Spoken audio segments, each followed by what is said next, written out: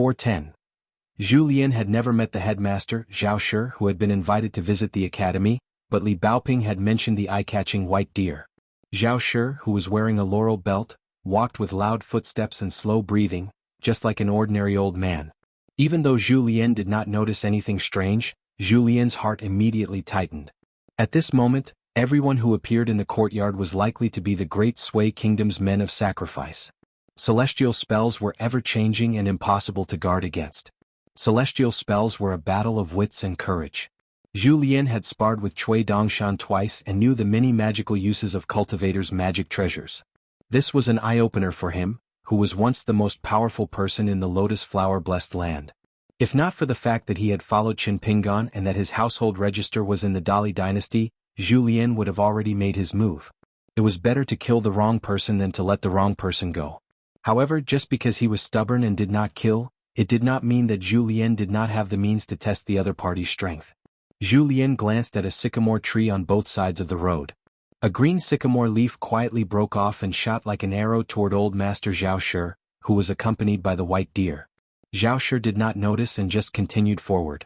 Just as the sycamore leaf was about to cut off the old master's head, it suddenly lost control and turned into an ordinary leaf. It fluttered and fell to the ground. Julien had been to 2 continents and knew the weight of a Confucian academy. Even if it was not one of the 72 academies, but a private academy set up by the Confucians of various countries, it was the best protective talisman. This kind of status was similar to that of a human monarch or a king of the imperial family. They would be protected by the Confucians.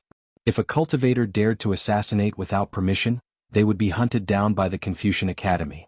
The entire world was under the control of the Confucians, so where could they run to? They could either hide in some unknown and broken blessed land through secret channels, or they could just stay away from the world. However, if the treacherous officials, eunuchs, or relatives of vassals killed the monarch, usurped the throne, or supported a puppet, the 72 academies would not interfere. If Julien really cut off the head of a hill master of a private academy, and if Zhao Shi was not a death warrior, but a genuine old Confucian who had come to visit Cui Dongshan on a whim, Julien would definitely be in deep trouble. However, Julien did not give up. He kicked a cobblestone on the side of the road towards Zhao Shi's calf. He had skillfully controlled his strength at the level of level 7 golden body. The pitiful old master cried out in pain. He looked down and saw a bloody groove on one side of his calf.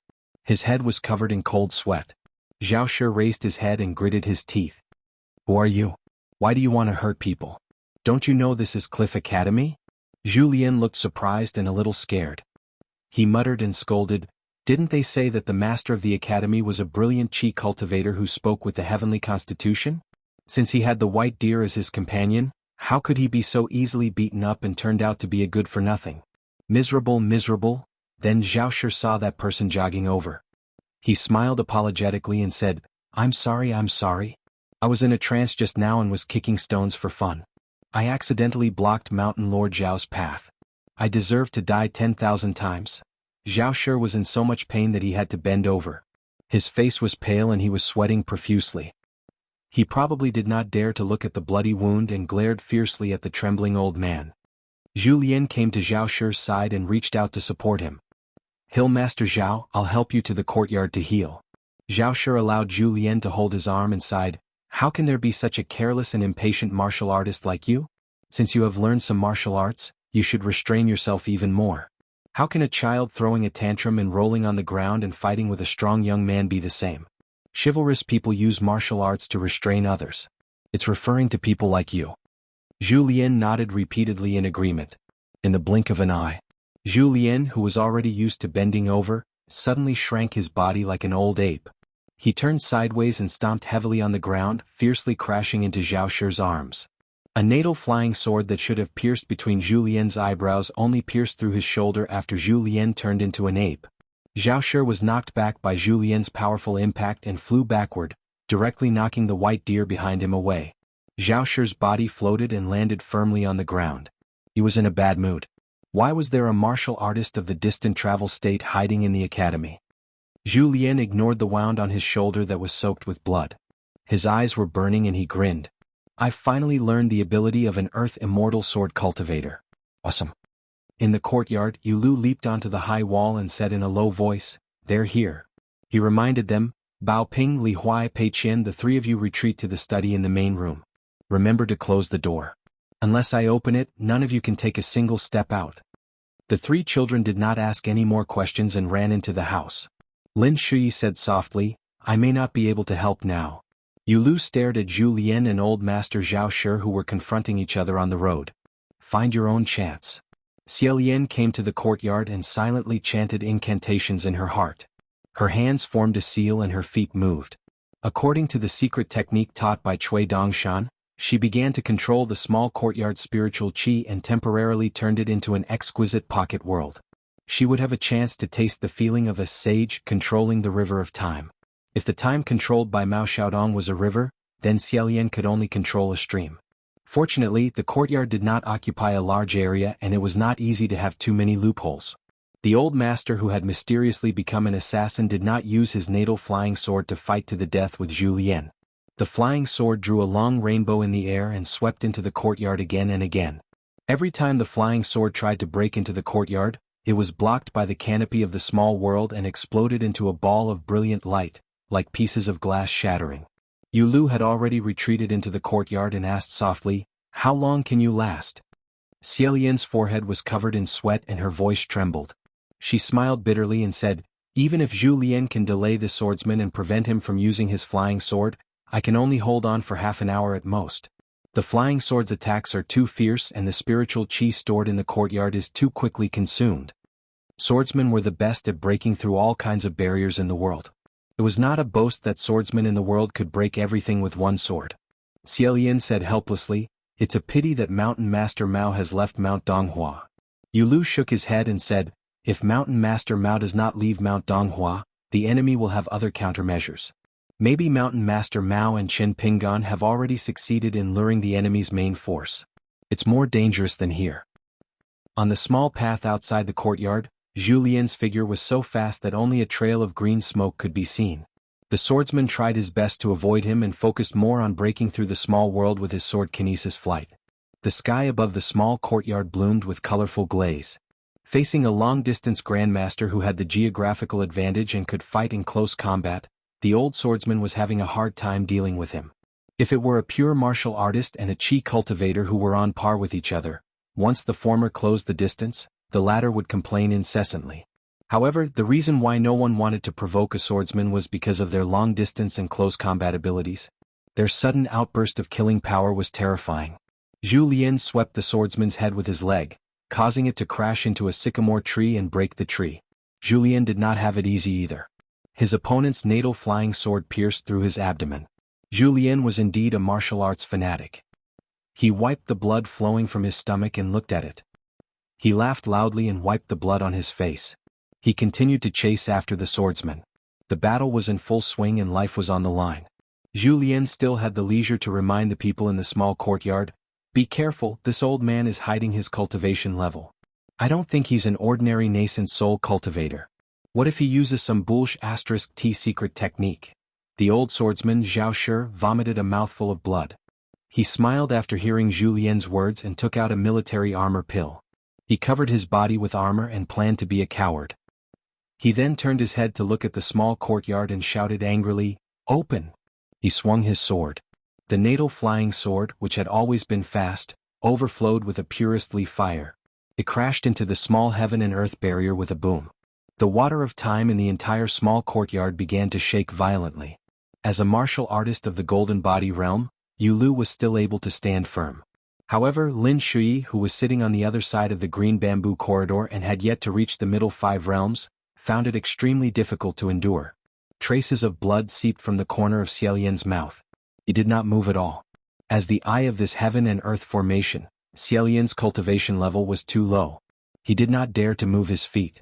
Otherwise, the entire small courtyard's heaven and earth would become unstable and more flaws would appear. Xie Lian formed a sword seal with both hands. A drop of blood began to flow from his eyes. The old swordsman Zhao Shi put on the military armor pill. In the process of fighting with Zhu Lian, he laughed and said, You've made up your mind to fight with me and let my flying sword break through the barrier. Aren't you going to save him? If his fire flying sword's intrinsic sword was cultivated to the extreme, it would not be difficult for him to burn rivers and boil lakes after he became a pure Jade Realm sword cultivator. What was a small world that did not live up to its name and was guarded by a little girl who had not even reached the Dragon Gate realm? Xiaolian's face was already covered in blood. He still persisted. However, there was a limit to one's strength. After spitting out a mouthful of blood, he fainted backwards and fell limp to the ground. Not only did the flying sword pierce into the small heaven and earth inch by inch, it seemed that the leaf fire contained within the sword could even tear out a dustpan-sized hole. Therefore, Xiaolian's small heaven and earth, whether he was awake or unconscious, did not have much meaning. Yulu leapt high and punched the flying sword. The fist aura exploded. The flying sword of an earth immortal of the nascent soul realm directly pierced through his finger and broke through the ground from the back of his hand. It directly swept towards the study room of the main house. Being in the flowing water of time was already suffering. The sudden withdrawal of the small heaven and earth caught one unprepared. Lin Shuyi's consciousness was blurred and he was on the verge of collapse.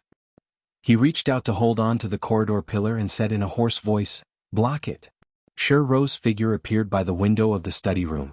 She closed her eyes and let the leaf fire flying sword pierce into the abdomen of the immortal's remains. A finger snap sounded softly but clearly in the ears of everyone in the small courtyard. At the foot of Mount Donghua, the old swordsman surnamed Liang handed over a jade token. He stared at the young man in white who had a golden flying sword circling around him and said sternly, "Cui Dongshan, I'll trust you this time. I'll temporarily leave the academy in your hands. If anything goes wrong..." The guy standing at the door clenched the jade token tightly and took a deep breath. He smiled and said, I know. You're the most talkative one." The flying sword shaped like a golden wheat ear and named Golden Autumn, was the flying sword that went to Mao Xiaodong's place to warn him of the changes in Mount Donghua. Cui Dongshan stepped over the gate of the academy. He closed his eyes and looked up with an intoxicated expression. "How many years has it been since I breathed in the great righteous qi as an immortal of the upper 5 realms?" Cui Dongshan opened his eyes and snapped his fingers. Mount Donghua instantly became a world of its own. First, close the door and beat the dog. Then he took a step forward and came to his own small courtyard. He rubbed his hands and laughed. Next, beat the dog. Senior sister's words are indeed wise. If you want to beat the wildest dog. Xiero had already fainted. Lin Shuyi, who was suddenly thrown into the small heaven and earth, also fainted. Even though Yu Lu was in the golden body realm, he could not move. Ro's current situation was the most comical. Because she had an immortal shed skin, it was relatively difficult for her soul to receive the cleansing of the river of time in the small heaven and earth. However, after eating the leaf fire flying sword in her stomach, the flying sword seemed to have entered a lightning cage. It flew around crazily like a headless fly. It caused Shi Ro, who was blocking outside the window, to fall back and forth in the air, tossing and turning. Seeing Shi Ro's behavior, Cui Dongshan rolled his eyes. He felt that it was too embarrassing for him. He stretched out a palm and gently patted the void. Shi Ro's entire immortal shed skin was slapped into the green bamboo corridor. The floor shattered into countless pieces. The seemingly casual slap directly knocked out Shi Ro's spirit and consciousness, who were hiding in the remains. Cui Dongshan stepped on Shi Ro's abdomen. The leaf fire flying sword, which was accidentally knocked into by Shi Ro, immediately stopped and quieted down. Cui Dongshan squatted down and was about to use a secret technique to pick up the flying sword of good quality from Shi Ro's abdomen. On the road outside the small courtyard, the nascent soul sword cultivator drew a long rainbow and fled towards the west of Mount Donghua. He actually saw that the situation was not good. After confirming that killing anyone had become an extravagant hope, he was even willing to abandon his natal flying sword. Cui Dongshan yawned and stood up. Fortunately, Mao Xiaodong is not in the academy. Otherwise, if he saw the next scene, he, as the saint of the academy, would be so ashamed that he would dig a hole and bury himself in it. At the edge of the small heaven and earth of the academy to the west of Mount Donghua, a golden body statue of a Confucian saint appeared. The sword cultivator was so frightened that he immediately flew towards the north. Another golden body Dharma idol that accompanied the saint stood between heaven and earth. Probably because Cui Dongshan's patience was not good today and did not want to play cat and mouse with the sword cultivator. In the east and south, 2 statues were erected at the same time. The sword cultivator gritted his teeth and suddenly rushed towards the sky dome of the small heaven and earth of the academy. At the peak of Mount Donghua, the tallest statue appeared. It was the image of the Dali imperial tutor Cui Dong. It stretched out a big golden hand and directly grabbed the nascent soul sword cultivator. After clenching it, There was a rumbling sound in the palm of the hand, as if thunder was rolling in the palm of the god. A young man in white stood on the shoulder of the old embroidered tiger statue. He was as handsome as jade. He rubbed the red mole between his eyebrows and slowly waited for the nascent soul sword cultivator's cultivation to be worn down by the abundant spiritual energy of Mount Donghua.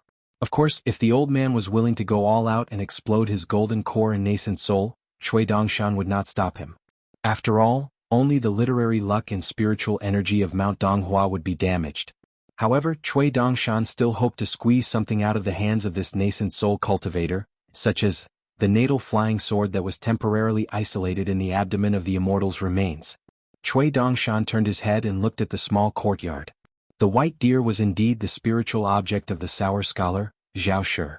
It was just that an expert had used a secret technique on it. As for the old man that was caught in the palm of the golden body, naturally it was not Zhao Shi. Although Zhao Shi was the mountain master of a secular academy, his body did not have the aptitude for cultivation, and his knowledge had not reached the level of heaven's perception. One day when he read to the point where he could connect with the saint, he could suddenly form a small cave. Therefore, how could he suddenly become an extremely rare nascent soul stage sword cultivator? In the Aquarius continent, there were only a few nascent soul sword cultivators. This poor earth immortal who failed the assassination, even if Cui Dongshan used his buttocks and knees to guess, he would know that he was not a native cultivator of the Aquarius continent. He was most likely the follower of the Great Sui Kingdom's new champion Zhang Dai. The direct descendants of the House of Zongheng traveled the world secretly with various identities. They usually had one or two great cultivators as their follower. Cui Dongshan sat down cross-legged and said, "You ran fast, killing two birds with one stone. It was a good plan. The Song clan and the Great Sui Kingdom's Gao clan were both tricked by you. You have my style back then. We should really have a good chat. Think about it, you almost ruined my big plan. If I don't stuff your spirit into a woman's body, I won't take your surname? Yes, and it has to be a virgin. I want you to know that a man who bleeds but does not cry is not a hero at all." Cui Dongshan seemed to be rambling, but in fact, half of his attention was on the palm of the golden body and the other half was on Shi Ro's stomach. For this kind of follower, there was no need to torture them. They would definitely not carry anything that could give them away. Cui Dongshan had to carefully keep an eye on the Li Fire flying sword. Although he had countless magic weapons, who in the world would complain about having more money? Even if the sword cultivator's nascent soul did not have a natal flying sword to control, his combat power was still very good. He used his yang spirit to break the golden body's fist and then used his yin spirit to escape. The three of them each chose a direction to escape. Among them, the body of the real body, which was seriously injured and seemed to be the slowest, suddenly drew an arc of lightning and hurriedly fell and landed in the small courtyard. He still did not give up on the assassination. Cui Dongshan, who was still sitting on the shoulder of the Dharma form, sighed. "You want to compete with me in scheming? This good grandson of yours has met his ancestor and will kowtow to me." The wandering Yin spirit was slapped into powder by a scholarly sage's Dharma form in the opposite direction. The surging spiritual energy was a compensation for Mount Donghua. The Yang spirit's body was thrown into the lake of the academy by another golden body of the sage. The Dharma form stepped down and splashed a huge wave, crushing the body into pieces. The old nascent soul, whose soul was incomplete and without a flying sword to control, was about to explode a golden elixir, wanting to drag the whole courtyard down with him. However, the old man suddenly froze. The immortal's flying sword Golden Autumn, that Cui Dongshan won from a chess bet years ago, was nailed into the old man's golden elixir and smashed. Then the old man's body was covered with strange black and gold characters. They were slightly different from the golden characters that were full of righteousness when Mao Xiaodong was in charge of the small world. Cui Dongshan stood in front of this Zhao Shi and wiped the old man's face. He took off a bloody face, made by the school of Moism, and peeled off the layer of flesh that originally belonged to the old man's original face with his fingertips. He shook it a few times to shake off the blood and pieces of flesh and put them into his sleeve. He looked up at the terrifying face with white bones visible and smiled. "Thank you for helping me make a small fortune." The old man could no longer speak. Not only was his skin broken like porcelain, even his eyeballs were full of cracks and broken. Only the depths of the old man's soul were violently agitated, full of hatred and unwillingness. Cui Dongshan widened his eyes and took a step forward, staring at the man. "What, do you want to kill me with your eyes? Come, I'll give you a chance." After a moment, Cui Dongshan flicked his finger on the man's forehead. The old man, who had completely lost his life, flew backward and turned into a rain of blood in the air. Cui Dongshan stood in the courtyard and walked to the main house. He passed by the unconscious Xie and said angrily, "Useless thing." He kicked Xie into the wall. Yulu stood where he was and smiled bitterly. Cui Dongshan brushed past him and said angrily, "I don't even want to talk about you." He approached the steps. Cui Dongshan slapped his head and remembered that his master was about to come with Mao Xiaodong. He quickly grabbed and placed Xie's body on the other side of the green bamboo corridor. Cui Dongshan even ran over, squatted in front of her and touched her face. In the end it became a thank you, sitting and smiling. Cui Dongshan looked and was satisfied with his handiwork. However, the more he looked, the angrier he became. He slapped Xie's face and woke her up. Before Xie could speak in a daze, he knocked her out again. The smiling face just now is more pleasing to the eye. He fiddled with her again. Xie continued to sit with a smile. Cui Dongshan confirmed that the unconscious Shi and the fleeting fire-flying sword in her stomach were crying sadly. There was no possibility of it breaking free for the time being. He raised his hands and clapped heavily. He withdrew from the small world of the academy on Donghua Mountain. Zhu Lian returned to the courtyard and sat beside the stone bench. He looked down at his stomach and felt a little regretful. The nascent soul sword cultivator was restrained and he was not injured enough. He guessed that both sides did not fight to their heart's content. Cui Dongshan ran into the main house and knocked on the door of the study. He said flatteringly, "Little treasure bottle, guess who I am?" Not to mention Kai Feng and Miao Rin, even the emperor of the Great Sui Kingdom was kept in the dark about the insidious assassination. After Mao Xiaodong told the deputy headmasters and the headmaster of the academy, everyone in the academy began to clean up the mess in an orderly manner. At the gate of the academy, Mao Xiaodong and Qin Pingan walked side by side on the hillside. Mao Xiaodong smiled and said, "One day you will be able to protect the people you care about and protect them in that courtyard. The wind and rain outside and the changes of the mountains and rivers will not hurt them at all. Of course, when they grow up and walk out of that courtyard, unless someone is too unreasonable, the younger generation will suffer by themselves. If they have to cry and bleed, then they will bleed. Otherwise, no matter how old they are, they will never truly grow up." Mao Xiaodong sighed and said, "As a parent and a teacher, I can take care of someone for a lifetime. Can someone as knowledgeable as the Holy Master take care of all the sentient beings in the world? He can't." Qin Pingan nodded and said, "That's true." Mao Xiaodong was furious at the thought of seeing Cui Dongshan soon. Mao Xiaodong was silent for a long time. As he walked on the broken road outside the courtyard, he suddenly said something that surprised Qin Pingan. "I think the most safe place in the world is not on the dragon throne or even on the mountain. It is in the classrooms of all the schools in the world. If there is a problem here, it will be difficult to save. Those poor scholars and teachers who have no hope of becoming scholars and who may hear the sound of chickens and dogs barking every day decide the future of the country." Cui Dong or Cui Dongshan did countless powerful and dirty things in the Dali dynasty. In my opinion, there is only one thing that even the Holy Master could not find fault with. The imperial tutor Cui Dong followed the principle of, when the country is about to rise, it must respect the teacher, in the Dali dynasty. For this reason he introduced many policies to treat teachers well and personally watched the local officials, including this into the local evaluation to determine the promotion of officials. The imperial tutor, this is what an imperial tutor should be like. The Great Sui Kingdom lost because most of the scholars were relatively empty. The so-called barbarian Dali was not only strong, but even the scholars were pragmatic. Finally Mao Xiaodong stopped and said, "Although I am suspicious, I still have to say something. Cui Dongshan is now tied to your Tao, but who in the world would harm themselves? In the end he wants to be closer to Cui Dong. Although it is destined that the two will not become one in the future, you still have to be careful. This old bastard and little brat are full of evil tricks. They are the kind that will feel uncomfortable if they don't scheme against others for a day." At the entrance of the courtyard, Cui Dongshan, who still had a red seal on his forehead, jumped and cursed, "Mao Xiaodong, did I dig up your ancestral grave or kidnap your wife?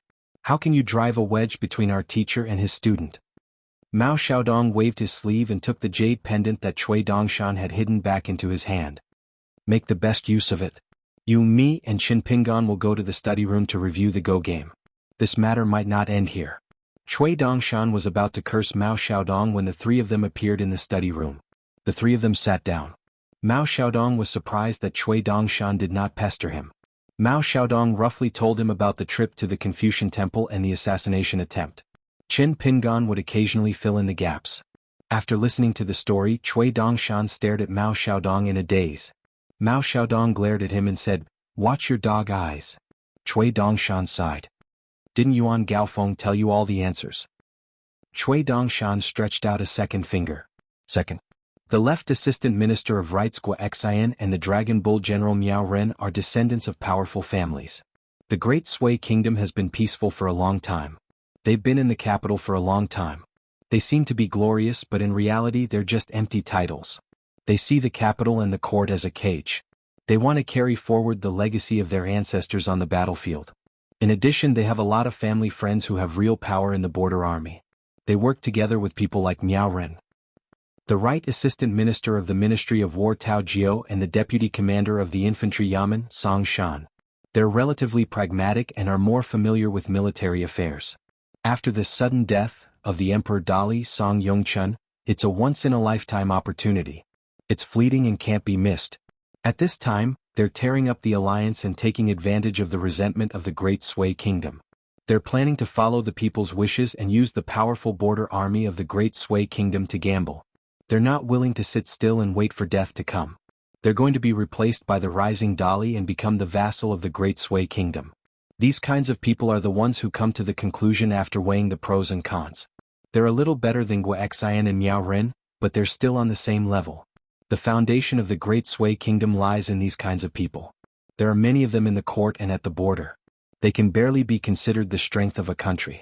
Cui Dongshan stretched out his third finger. Third, the next one is the pitiful emperor of the Great Sui Kingdom. This person's situation is the most awkward. He was prepared to bear the infamy. He stood his ground against the opinions of the masses and signed a shameful alliance. He even sent Prince Gao Xian, whom he had high hopes for, to the Deer Academy in the Cloud Forest as a hostage. In the end, he still underestimated the turbulent situation in the court. Kai Feng and his group assassinated Mao Xiaodong behind his back. Once they succeeded, they slandered him as a Dali spy and deceived the masses. They told the court of the Great Sui Kingdom that Mao Xiaodong was scheming to use the Cliff Academy to dig out the roots of the Great Sui Kingdom's literary fortune. The people of the Great Sui Kingdom have the right to punish such a literary monster with evil intentions. Mao Xiaodong didn't refute anything. Literary monster? Mao Xiaodong felt that it was a compliment. Who was the person who was once called the greatest literary monster in the world? He and Cui Dong's teacher. Cui Dongshan smiled. Of course, Emperor Dali may or may not know about Kai Feng and his group's actions. The latter is more likely. After all, he isn't very popular now. For 11. It was so quiet that the sound of a needle dropping could be heard in the study. Qin Pingan was thinking about these two questions. He subconsciously wanted to pick up the blade-strengthening gourd that contained the rice wine in the alley, but he quickly let go of it. Cui Dongshan did not urge him. Mao Xiaodong rubbed the ferrule with his fingers. Qin Pingan said, "I don't have an answer yet. I need to think about it." Cui Dongshan nodded and smiled brightly. "Well, there's no hurry. You can ask whatever you want and you can answer whatever you want." Qin Pingan got up and left. Cui Dongshan said that he wanted to chat with Mao Xiaodong about the situation in the capital city of the Great Sui Kingdom, so he stayed in the study. When Qin Pingan walked to the door, he turned around and pointed at Cui Dongshan's forehead. "Why don't you wipe it off?" Cui Dongshan suddenly understood and quickly wiped the red seal. He blushed and said, "I've been away from the academy for a while, so my relationship with Little Treasure Bottle is a little strange. In fact, it wasn't like this before. Every time Little Treasure Bottle saw me, he was very kind." Qin Pingan closed the door and walked away in the corridor. Cui Dongshan tiptoed to the door and put his ear on the door. He suddenly laughed. Cui Dongshan straightened up and stretched out his arms. He began to shake his two big sleeves like waves and said happily, "I don't need to be scolded or beaten." Mao Xiaodong looked at the smiling guy and wondered, "You were not like this when you were under Mr. Li's tutelage. When I was in Dali, Qi Jingchun told me how you were when he first met you. It sounded like you were very serious every day and liked to put on airs." Cui Dongshan leaped into the air and then leaned forward, assuming a paddling posture. He began to paddle around Mao Xiaodong's solemn study as he mumbled, "When I was tricked by old Xiucai, I was already in my early 20s. If I remember correctly, it took me 3 years to sneak out from my hometown in the Aquarius continent to the shabby alley where old Xiucai lived in the Central Plains. The journey was bumpy and full and I suffered a lot. Who would have thought that after 3 years, not only did I fail to achieve good results, I fell into the biggest pit. Every day I was filled with worry, eating one meal and starving the other, worrying that the two of them would starve to death one day. Can your mentality be compared to mine now? Can you imagine me and the old scholar sitting at the door with 2 small stools, our stomachs rumbling with hunger, basking in the sun, counting on our fingers to calculate when the Chui family would send us the money? Can you imagine that bleak scene? Can you imagine that one time when the ferry had a problem, we had to dig earthworms to fish by the river? Can you imagine the old Shio's famous sentence that made all the earthly bulls in the world feel grateful? That's why I said that the old Shio's knowledge came from starvation. This is called writing works that are hard to achieve. You see how many good articles old Shio wrote after he became famous? Of course there were good ones. But in fact, in terms of number and idea, they were not as good as before he became famous. He had no choice. He was busy later on. He participated in the debate between the 3 religions and was invited by the Grand Chancellor of the Academy. The mountain master of the Academy cried and shouted for him to preach and give lectures. He even crushed the golden body of a mountain deity with his natal characters. Then he ran to the sky screen and made a scene with the second Taoist brother, begging others to hack him to death.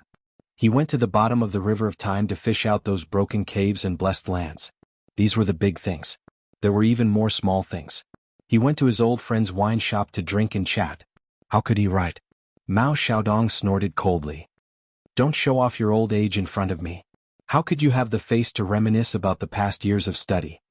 Hovering in the air, Cui Dongshan circled around Mao Xiaodong's chair, who was sitting upright. Xiaodong, you have a good heart. You were afraid that the old bastard and I would team up to plot against my husband, so you were busy with the matter of the Heart Lake. It's just that you're not very knowledgeable after all. But I still have to thank you. I, Cui Dongshan, am no longer a scholar with a sweet mouth and a sword in his heart. Because of your kindness, I really helped you kill that Yuanying sword practitioner. The buildings of the academy were not damaged much. If you were in charge of the academy, would you be able to do it? Could you let the literary talents of Mount Donghua not suffer any damage? Mao Xiaodong laughed. Then I have to thank your parents for giving birth to such a kind person like you. Cui Dongshan flipped his body and turned into a posture of paddling on his back. He said angrily, if you want to quarrel, just quarrel. If you want to scold, just scold. What's the point of involving your parents and ancestors? Mao Xiaodong clicked his tongue and said, after you betrayed your master Cui Dongshan, you traveled alone in the central divine continent. Don't you know what you did and what you said? I only learned a little from you. Cui Dongshan floated to the ground and said with a smile, Xiaodong, you are not my disciple. Why are you learning from me? If you are willing to spend money to learn, I don't mind teaching you. Otherwise, let me tell you, a scholar who steals knowledge is also stealing. Mao Xiaodong suddenly stood up and walked to the window. He frowned and disappeared in a flash. Cui Dongshan also disappeared. The two of them stood on the big tree at the top of Mount Donghua. Mao Xiaodong asked, I can only vaguely feel some erratic signs through the literary talents of the Great Sui Kingdom. But it is difficult to really find them. Do you know who is behind this? Can you name a name? Cui Dongshan sat on the high branch and took out the mask made by the mechanism master of the school of Mo with the help of the yin-yang technique. He loved it so much that he could not put it down. It was the best magic treasure for killing and robbing. It could definitely be sold at a high price. Cui Dongshan laughed at Mao Xiaodong's question and said, I advise you not to do anything unnecessary. They are already giving you face by not deliberately targeting anyone. Mao Xiaodong, you are not the emperor of the Great Sui Kingdom. Now the Cliff Academy does not have the title of one of the 72 anymore. If you meet a Tao Unification Stage big shot who belongs to the upper school of the 100 schools of thought and acts according to their own principles, you will be courting death. The Middle Earth Academy will not help you. It's not like there have never been such a tragedy in history. It should be fine now, but you guys still need to stay here for the time being. Don't be too formal when you're staying in someone else's house. Li Huai said, Qin Pingan, what are you talking about? Cui Dongshan is familiar with me. I'm Li Huai's friend, so your friend is Qin Pingan's friend. Since we're all friends, it's right not to be formal. Qin Pingan smiled and said, tell someone else your fallacious reasoning. Li Huai suddenly turned his head and said to Pei Qian, do you think my reasoning makes sense? Pei Qian said decisively, my master is right. It's fallacious reasoning. Li Huai said bitterly, Pei Qian, I didn't expect you to be this kind of person. Where's the morality of Jianghu? Didn't we agree to explore Jianghu together and dig for treasures? In the end, we haven't even started to make money in Jianghu and we have to break up? Pei Qian laughed and said, let's break up after we finish eating. Li Huai rubbed his chin and said, it seems quite reasonable. Qin Pingan came to Lin Shuyi and sat down. He asked softly, what do you think? Lin Shuyi sighed and said self-deprecatingly, when the gods fight, the ants suffer. Qin Pingan did not say anything. Lin Shuyi smiled and said, when Cui Dongshan comes back, you tell him that I will come here often in the future. Remember to pay attention to your words. It's your idea, Master Cui Dongshan. I can't go against my destiny, so I came here. Qin Pingan restrained himself. After all, Xie was present, so he did not tell the truth that it was Cui Dongshan who invited Lin Shuyi to cultivate here. He said, it's not a problem if you say so. Lin Shuyi lowered his voice and said, I owe Cui Dongshan a favor and I have to pay it back sooner or later. It's up to him to decide. It's better to owe you a favor, but at least it's up to me to decide. Qin Pingan said helplessly, are you bullying the weak and fearing the strong? Lin Shuyi shook his head and said, I'm bullying the weak and not the weak. Qin Pingan took off the blade-strengthening gourd and drank the sweet rice wine inside. Lin Shuyi asked, the library of the academy is not bad. I'm familiar with it. If you want to go there to look for books, I can help to lead the way. Qin Pingan said, I don't know how to go there. I can't eat so much knowledge. Lin Shuyi laughed angrily and said, at least you agreed to let me return a small favor. Why are you so ignorant of the ways of the world? Qin Pingan coughed and wiped the corner of his mouth. He turned his head and said, Lin Shuyi, you entered a fake cliff academy and studied fake books for several years, right? Lin Shuyi laughed. Pei Qian elbowed Li Huai and whispered, is my master so close to Lin Shuyi? Li Huai didn't even raise his head. He was busy playing with his painted puppet and said casually, no, Qin Pingan is only close to me. He doesn't have a good relationship with others. Li Baoping quietly came behind Li Huai and kicked Li Huai to the ground. Li Huai sat up and said with a sad face, Li Baoping, if you continue to be like this, I'll take Pei Qian and set up my own sect. I won't recognize you as the chief of Wulin anymore. Li Baoping curled his lips and looked at him with disdain. Li Huai and Pei Qian, Li Huai had gotten the position of the Donghua mountain branch under the Longquan County headquarters and was only expelled once. Later, when Qin Pingan came to the academy and Li Huai shamelessly promised that he wouldn't be at the bottom in the next class, Li Baoping showed mercy and restored Li Huai's Jianghu identity. As for Pei Qian, Li Baoping said that public and private matters must be separated. Pei Qian's experience was still shallow, so he could only temporarily rely on the position of a small branch in the lowest level of Jianghu as a nominal disciple. Pei Qian felt that it was good, but Li Huai felt that it was even better. Therefore, only Xie and Shi Rou were left in the courtyard. When Cui Dongshan returned to the courtyard with a smile, Xie and Shi Rou knew that something bad was going to happen. The fleeting fire-flying sword in Shi Rou's belly had been stripped of the immortal slew by Cui Dongshan using a secret technique. At first, Shi Rou felt like a woman who had just given birth. It was very difficult for her to bear and she suspected that Cui Dongshan did it on purpose. However, Shi Rou did not dare to question him. Cui Dongshan kicked off his boots and walked up the stairs. He lay down in the corridor and complained, capable people have more work to do. It must have been hard on your master. Xie and Shi Rou sat not far from the corridor. They did not even dare to breathe. Cui Dongshan sat up and said, go and get my 2 jars of colored cloud seeds and chessboard. Xie's heart tightened and his face paled. He and Shi Rou brought over the chessboard and 2 celadone jars. After opening the jar, Cui Dongshan picked up one of the jars. He exhaled and carefully wiped it. Suddenly his eyes widened. He pinched the colored cloud seed that he had obtained from White Emperor City's colored glass pavilion with 2 fingers and raised it high. It shone brightly under the sun. His 2 fingers gently twirled it.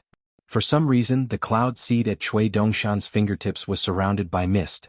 It was like a veritable cloud of White Emperor City. Cui Dongshan turned his head and stared at Xie. Xie was shocked. Could it be that Li Huai and Pei Qian had damaged this colored cloud seed? Cui Dongshan suddenly laughed heartily. Well done. You've given the young master quite a bit of face. Otherwise, based on your terrible performance as Xie overseeing the core of the array, I really wouldn't be able to resist kicking you out. After raising you for so long, how much better are you than Lin Shuyi? You're a once-in-a-century cultivation genius of the Liu dynasty? In my opinion, you're just an ordinary so-called genius. Xie timidly said, "Young master doesn't blame me for allowing Pei Qian and Li Huai to abuse the colored cloud seed?" Cui Dongshan slapped his forehead. "You're really stupid. Fortune favors fools." If Xie had been petty, wouldn't it have been Cui Dongshan's fault for not teaching him properly? Who would his master blame in the end?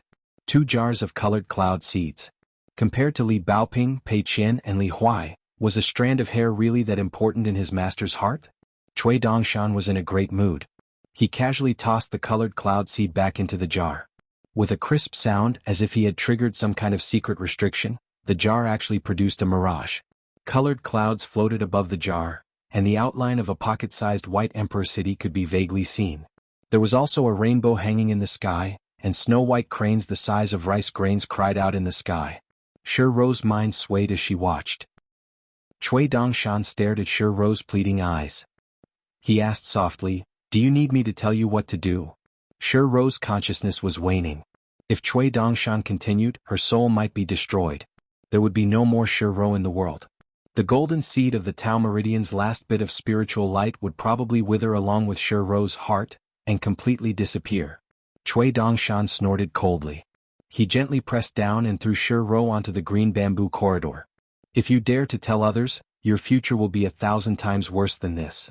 Shi Rou's body trembled and convulsed on the corridor.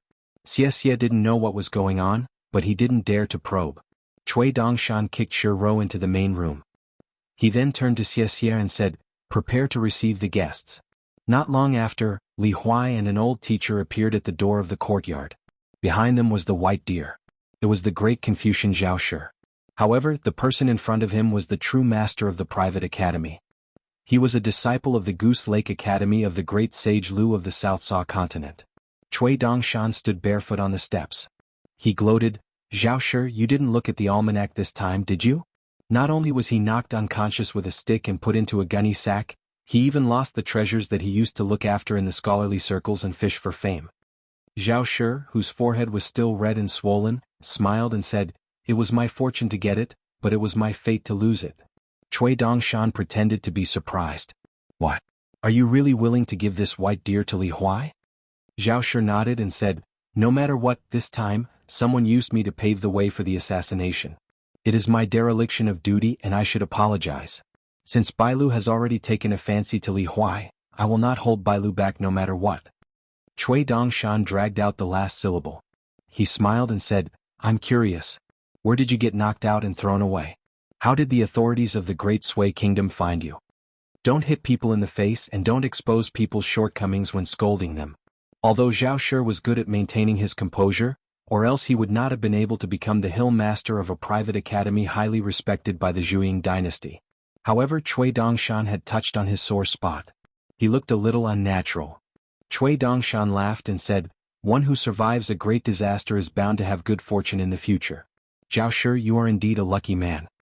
Li Huai could not bear to listen anymore. He stared and said, "Cui Dongshan, how can you talk to Hill Master Zhao like that? How can you call him by his name? Do you believe that I will complain to Qin Pingan later?" Cui Dongshan laughed angrily and said, "Li Huai, your conscience must have been eaten by a dog. Who helped you find this fortune? Besides, who are you closer to?" However, that time Qin Pingan rummaged through the entire Dragon Whisker River, wishing that he could scour it clean. Of course, his harvest was bountiful. In reality, Ma Kushuan only went into the water once before he found the most valuable snake gall stone. When he came out of the water with it, the stone was like a bright moon rising into the sky. Song Jisun stopped in his tracks. "Do you hate me?" Qin Pingan shook his head. "I don't hate you. I just want to keep a respectful distance from you." Song Jisun was puzzled. "That empress has already sent people to kill you. You still don't hate me?" Qin Pingan asked, "Was it you who convinced her to kill me?" Song Jisun said self-deprecatingly, "I don't have that kind of ability. This so-called mother-son relationship, after I changed my name to Song Mu in the archives of the imperial clan court, of course there is. However, there are differences between those who are close and those who are distant. Still, it's nothing to be surprised about. Only now do I know that although the matters of the imperial family are relatively big, they are essentially no different from those of our neighbors in the early days. As long as a family has more than one child, the parents will always favor them in some way or another." Qin Pingan said, "Isn't that enough?" If there's a chance in the future, I'll just look for her.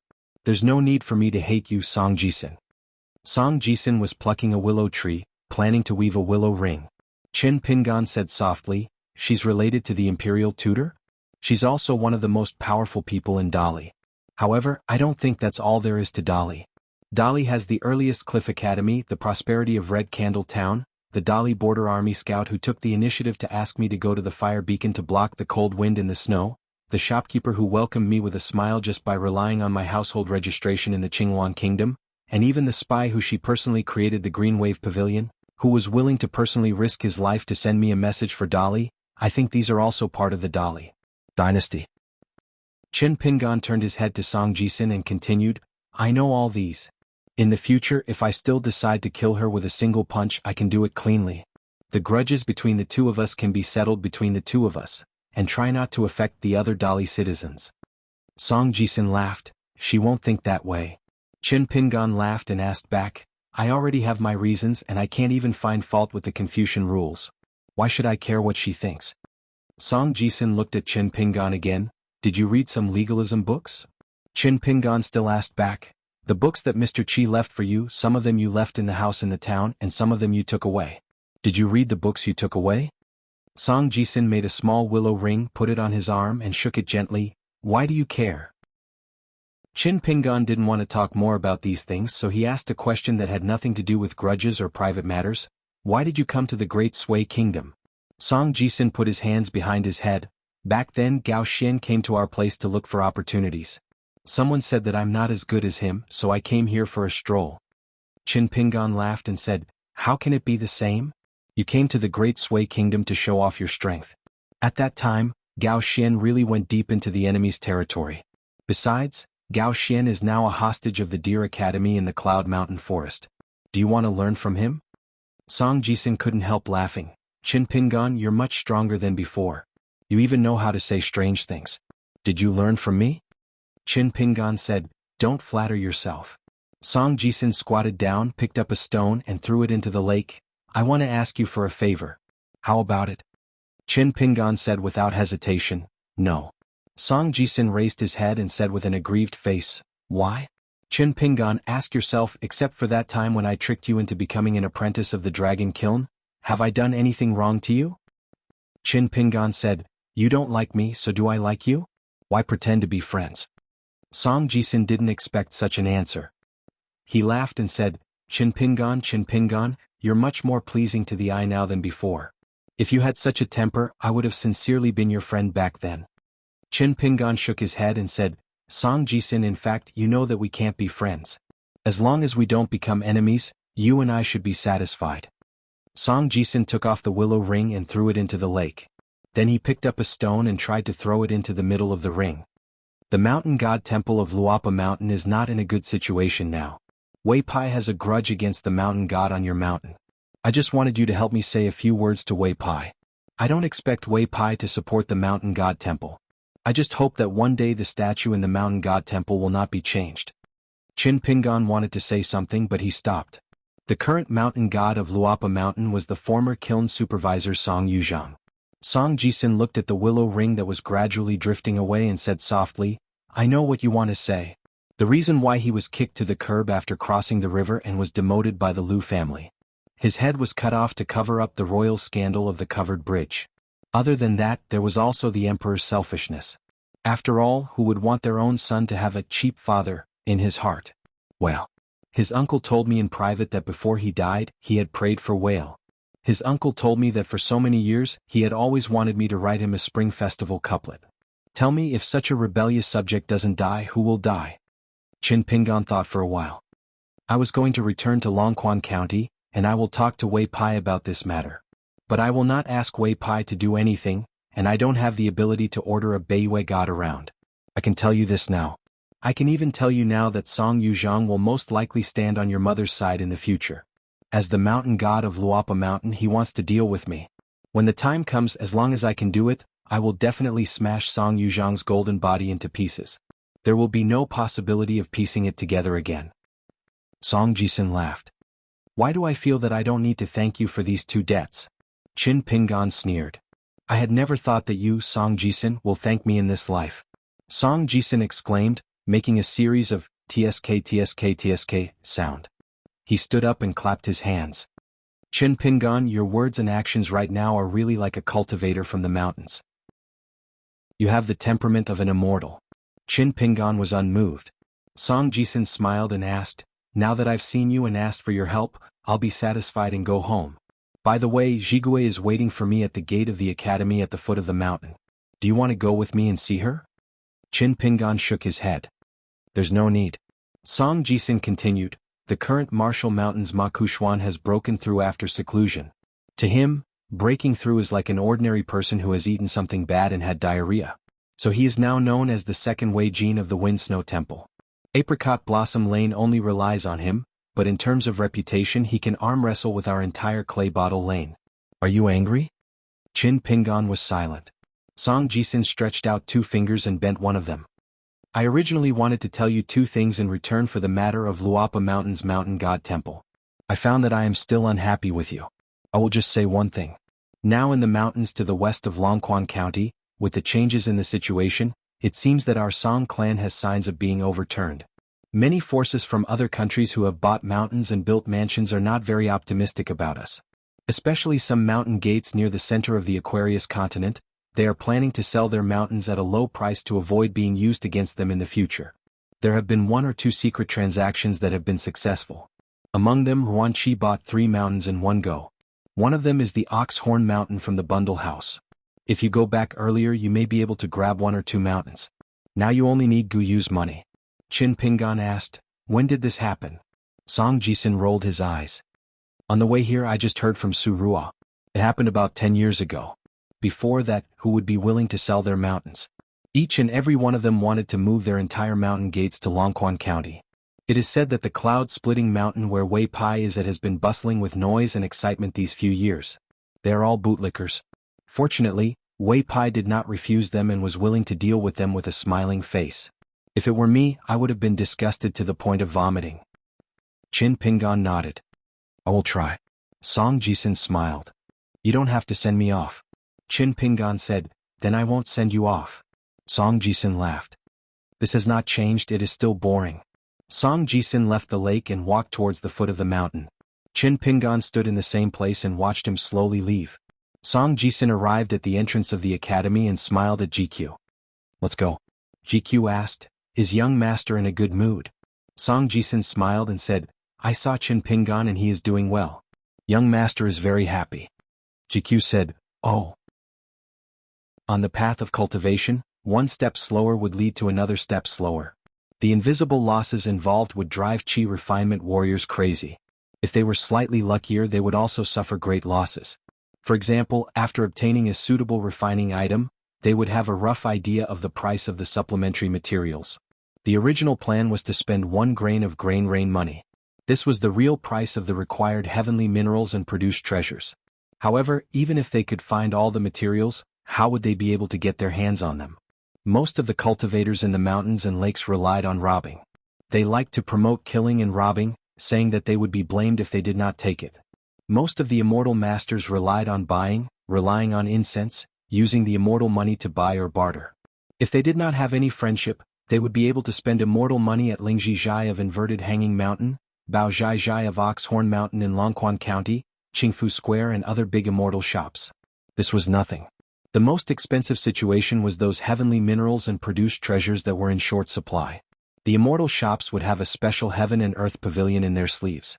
They would call in some potential buyers and bid for them. They had their own set of business methods that made people cut their flesh and their hearts bleed. Once they reached this step, it was normal for the final transaction price to double the initial estimate of a Qi trainer. There were even people who liked to deliberately undermine others. Once they saw that someone was determined to get it, they would deliberately do bad things to disgust him. They would forcibly raise the price of an item from 1 grain of grain to 3 or 4 grains of grain. Should the victim buy it or not? If he did not buy it, many good things would pass by. There would be no such shop in this village. What would he do if he delayed the refinement of his natal item? Not to mention that between immortal mountains, the closer they were to each other, the more they would scheme against each other. Who would be willing to look on helplessly as another Middle 5 Realms cultivator, especially an earthly immortal cultivator that could summon the wind and rain? There might not be a fight to the death, but there would definitely be endless obstructions in the dark.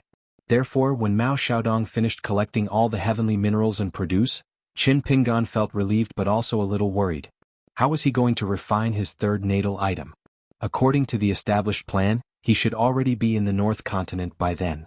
Could it be that he had changed his mind and wanted to collect the remaining Dali artifacts from the Battle of Old Dragon City, sell them all, and refine the third artifact in Luapa Mountain before traveling to the North Continent where swordsmen were as common as clouds? Qin Pingan sighed slightly and could only tell himself that he would worry about it tomorrow.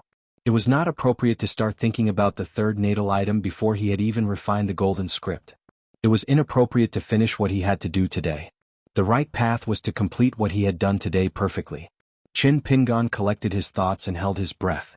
Finally, he took out the artifact refinement tool from the Green Tiger Palace of the Tongye continent, the 5-colored golden stove.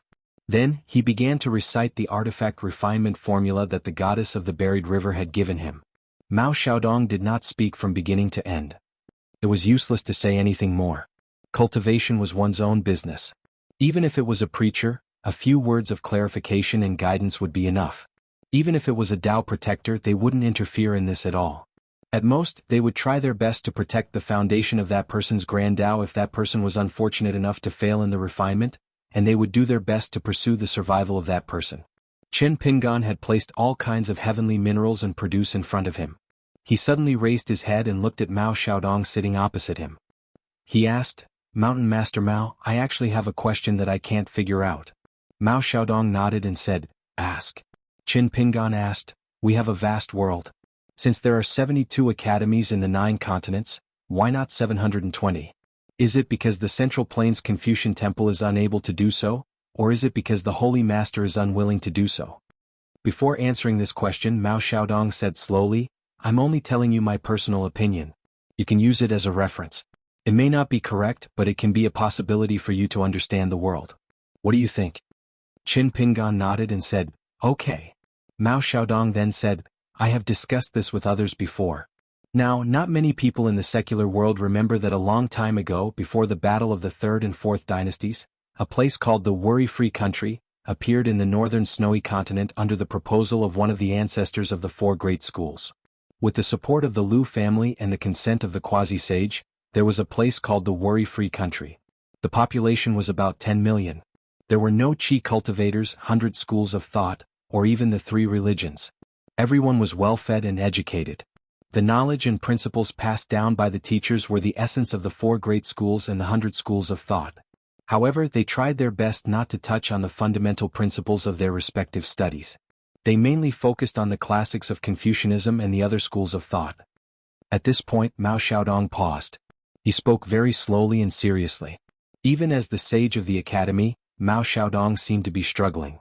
Qin Pingan asked, "Mr. School, are you the sage of the academy that was carefully selected?" Mao Xiaodong shook his head and said, "Of course not. Otherwise it would be meaningless. Because even if it succeeded, the customs of a country would at most evolve into a continent. However, the other 8 continents would starve to death. What is the point of using the culture of the 8 continents to support the peace of one continent?" Therefore, the Lu family of the snowy continent secretly prepared for this for nearly 40 years under the supervision of various parties.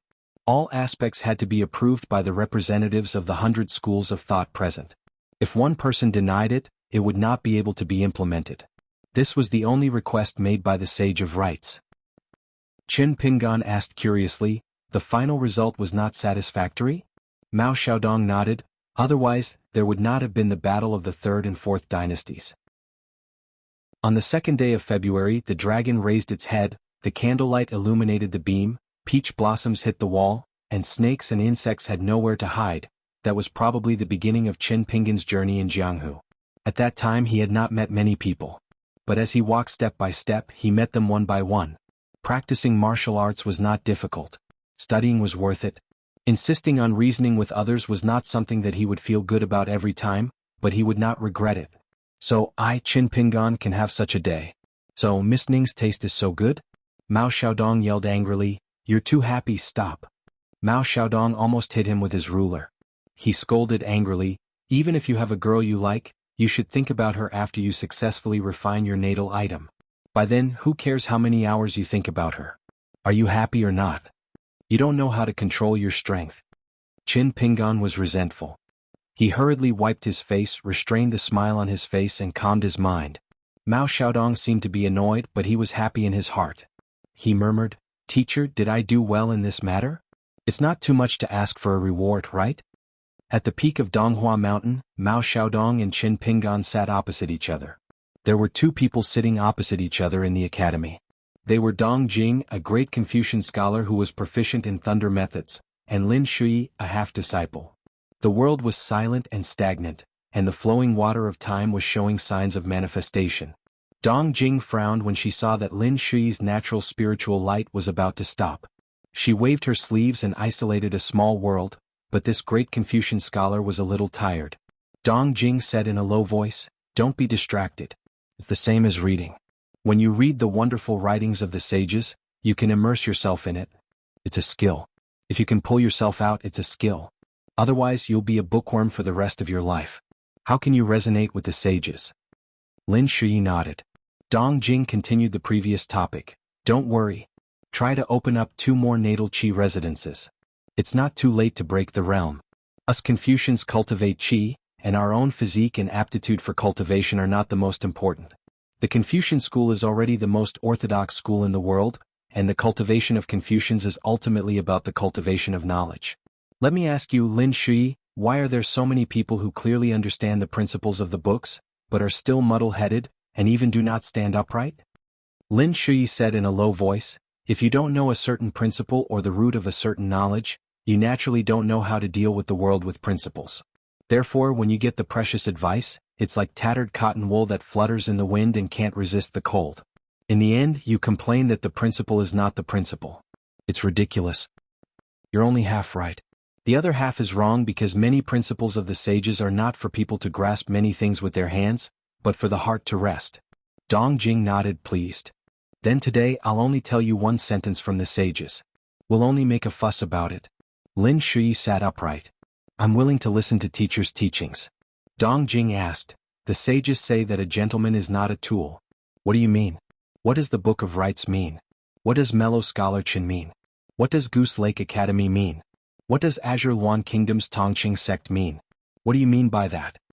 Lin Shui was confident and was about to answer this series of questions.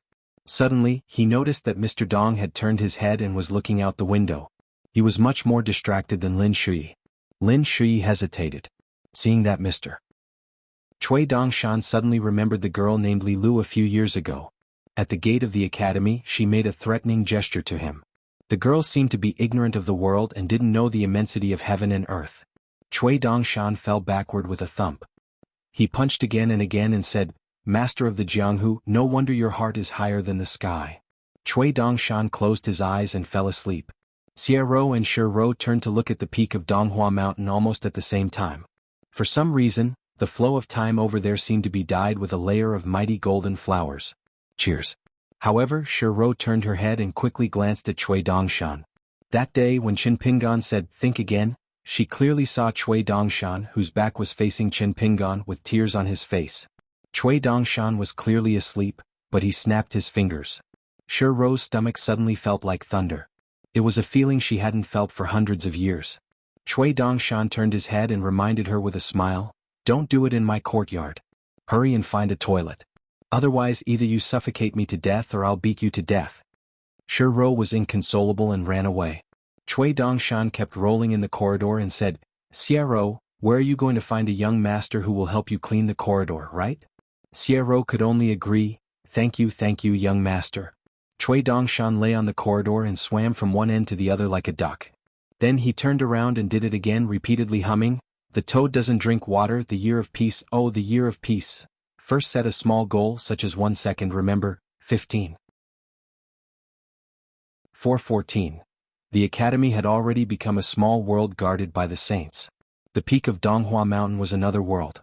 After Mao Xiaodong activated his great supernatural power, it was already autumn at the peak of the mountain. The autumn air was refreshing. Qin Pingan sat in the west, with a colorful golden stove placed in front of him. He used the spiritual energy in the water mansion to fan the wind, and a pure martial artist's genuine qi to ignite the fire, causing the elixir furnace to burn with the true fire of refinement. The elixir furnace suddenly shone brightly, like a sun in the human world. The golden gall floated above the elixir furnace and slowly descended. Qin Pingan was no stranger to this. He followed the steps and used the celestial art of refinement that originated from the celestial art of rain prayer tablet in front of the buried river temple. He controlled a palm-sized jar of golden sand and sprinkled it into the elixir furnace. The fire became fiercer and fiercer, illuminating Qin Pingan's entire face bright red. Especially his clear eyes that had seen thousands of mountains and rivers, they became more beautiful. The pair of hands that had burned porcelain countless times did not tremble at all. His heart was like a mirror, and there was also an ancient well that did not have any ripples. The golden gall that was cut out from the heart of city god Shenwen rose and fell in the elixir furnace, slowly rotating and flipping. There were the hundreds of years of good men and women in the colorful clothes country that were soaked in incense year after year. There was also the righteous spirit that did not disperse after the death of the civil official, Shenwen. There was also the divine spiritual light that was nurtured after interacting with the seal personally carved by the great celestial master of the Dragon Tiger Mountain. It was like the stars in the sky on the first night. Among the many heavenly materials and earthly treasures, the saber that was left behind by the martial saint in the martial temple of a country in the Aquarius continent and the 5-foot-long 1,000-year-old bullhorn were the most difficult to refine. Qin Pingan's mind was at peace, and he only cared about taking steady steps without making any mistakes as he utilized the myriad of refinement's immortal technique to slowly refine it. The saber that had once followed the martial saint throughout his life hovered above the cauldron and gradually melted. Starting from the tip of the saber, a drop of golden water was melted and fell into the cauldron. The further it went, the faster the water droplets fell, until they formed a line. If someone could use the inner vision technique to stay in the small world of the cauldron and look up, the string of water droplets would be like a golden waterfall that came to the human world. Gold was good for the lungs. And to nourish the lungs, cultivators had already discovered a rule. The Sea of Qi, Shanzhong and Feishu acupoints were of utmost importance. When Qin Pingan breathed, he intentionally or unintentionally used the 18 halting sword qi to circulate his qi through these 3 acupoints. Instantly, the sword qi was like a rainbow, and Qin Pingan's exposed skin rose and fell slightly, like the beating of a drum on the battlefield. The peak of Mount Donghua was silent, but it was actually the small world in the human body. The 3 battlefields were filled with the killing intent of the sword qi, as if the ruins of the 3 huge battlefields still contained the souls of the sword immortals who were unwilling to rest in peace. There was a sequence to the refining of the 30 heavenly materials and earthly treasures. They had to be put into the cauldron on time, and there could not be any deviation in the heat of the cauldron. Mao Xiaodong was currently the scholarly sage in charge of the academy, and he could use a profound secret technique to remind Qin Pingan without worrying that he would be distracted and lose his mind. It was just that Qin Pingan did not give him the chance. From beginning to end, Qin Pingan had been concentrating all his attention without any distractions.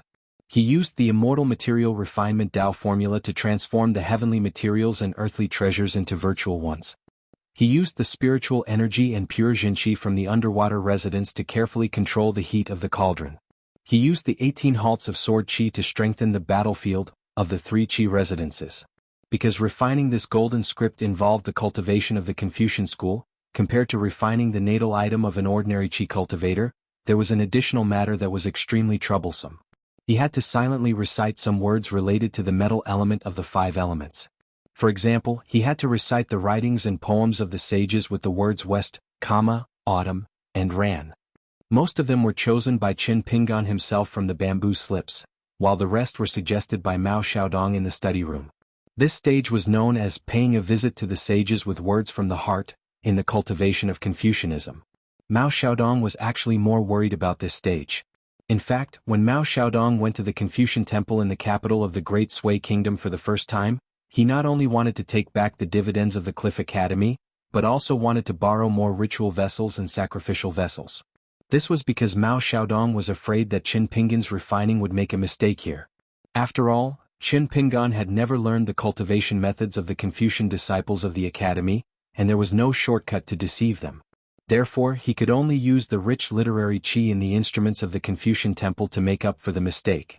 Fortunately, Qin Pingan did a better job than Mao Xiaodong expected. This meant that Qin Pingan was really absorbed in the study. Scholars recognized the principles in the books, and it became the foundation of Qin Pingan's life. Just like what Mao Xiaodong said on the way to the Confucian temple with Qin Pingan, the words in the books would not grow legs. Whether they could run into the stomach and fly into the heart, they had to rely on themselves to break. The one who had read more than 10,000 books. There were many principles in the Confucian school, but it was not a cage that restrained people. It was the foundation of doing whatever one wanted without breaking the rules. Mao Xiaodong was filled with emotions. In the authentic Confucian temple in the Central Plains, there was a secret hall of learning.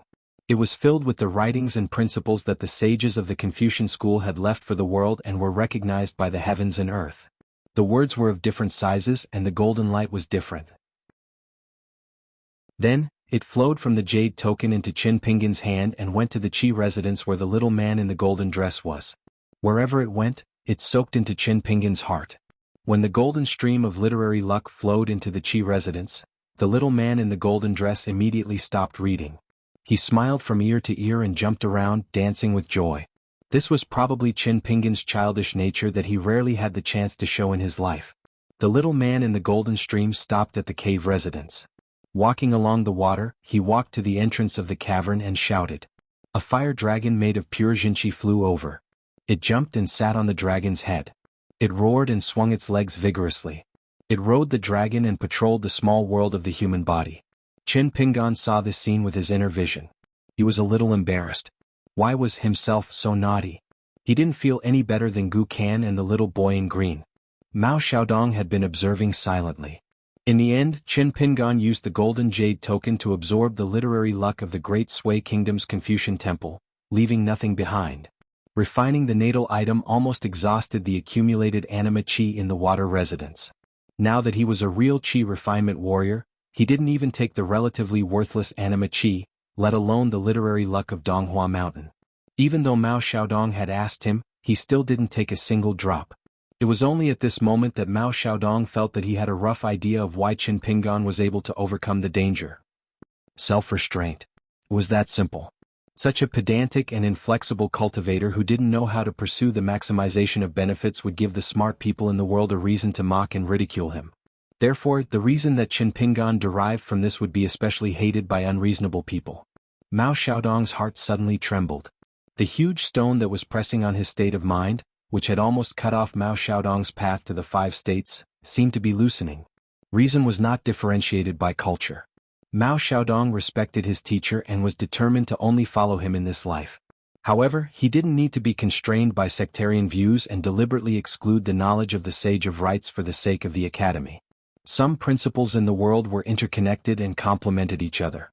Mao Xiaodong sat in the study room and gently took off the ruler. He placed it on the desk and began to close his eyes to rest. Once he was enlightened, the world changed and the wind and the moon were bright. Shui Dongshan sat up in the corridor of the small courtyard and said in surprise, Mao Xiaodong, this blockhead, is about to merge with the Tao. At that time, many sharp-eyed onlookers noticed a fairy from a certain third-rate celestial sect at a glance. Their facial expression changed greatly and for a time they mocked and ridiculed her. That fairy was ashamed and resentful, but she did not dare to say anything back. She just apologized and kept apologizing. As a result, there was more and more ridicule and abuse, and they became unscrupulous. Who would have thought that jade-faced young master would suddenly throw money and speak up for justice? He scolded those onlookers and the 1-foot spear followed suit. For the first time ever, these two sworn enemies had a common enemy. In the end, after the Langjun threw away all his immortal money, he continued to scold, "It's not easy to earn money and cultivate. Does the little girl have a Tao competition with you, or does she want to kill your whole family? Why do you have to insult her endlessly? You bunch of little bastards shouldn't have given birth to your parents. If I had such a great ability, I would have gone upstream along the river of time. When your parents were fighting on their beds, I would have smashed the bed with one slap." In the end, the Langjun said to 1-foot spear, "You are a capable guy but your taste is a little bad. You actually like He Xiaoyang more than Su Jia. At first glance, I can tell that you are not a promising cultivator." After that, 1-foot spear became jade-faced Langjuan's sidekick. Whenever they met, 1-foot spear would be very obedient. Before Gao Mian and Sun Yuan threw in money, there were already people who began to flirt with the fairy. In the mirror's image, no one knew who the other was, so they were often unscrupulous. They were used to walking down the street. Often, there would be people admiring the scrolls and water bowls, and there would be a few erotic novels that were popular in the world beside them. Probably because they were implicated, the maidservant who was grinding for the fairy was also implicated. The maidservant's name was Shirchio. She was a new registered disciple of the Mountain Gate. Whenever the master showed up, she would occasionally appear in the scrolls. If she was not serving tea, she would deliver things, and she would do menial chores like serving people. In fact, her figure was better than the fairies, but cultivation on the mountain was always based on talent and realm to determine one's status. Gao Mian and Sun Yuan were experienced and used to such things. Generally speaking, as long as it was not too excessive, they would not say anything. However, the maidservant named Shirchio was probably not used to such unbearable humiliation. Her eyes were slightly red and she bit her lips. Misfortunes never come singly. From the angle of the scroll, Gao Mian could see that under the table, the fairy was probably annoyed by the maidservants ruining the scenery. She quickly stepped on the maidservant's foot. Gao Mian originally wanted to start throwing money, but after seeing this scene he threw a handful of snow money back into the pile. Gao Mian picked up the wine pot and drank a mouthful of wine. He snorted coldly and said, "It's this kind of woman again. What a waste of the scholarly aura she brought from the secular world." Sun Yuan smiled. Gao Mian felt somewhat disappointed and continued to drink. Lu Laocheng reminded him, "Old Gao, take it easy. You are not drinking. You are from the Aquarius continent. If you drink, the entire Aquarius continent is yours. This is my ancestral home, it can't withstand your drunken madness."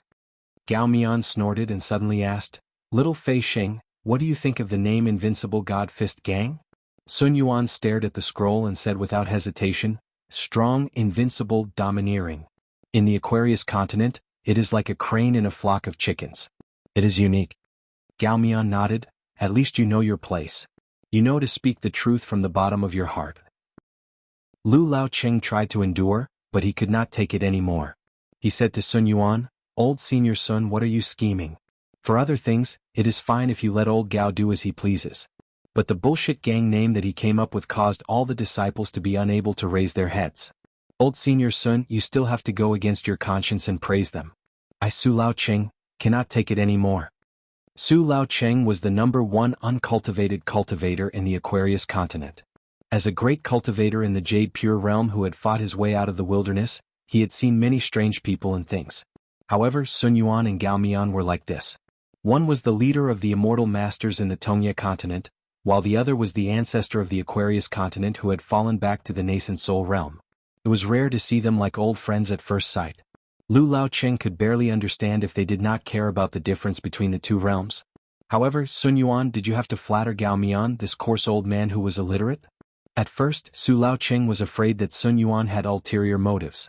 However, Sun Yuan did not hesitate to confront the Taoist heavenly monarch Qi Zhen, and little Fei Xing went to the sky screen to discuss the ownership of the broken grotto heaven with the sage in charge.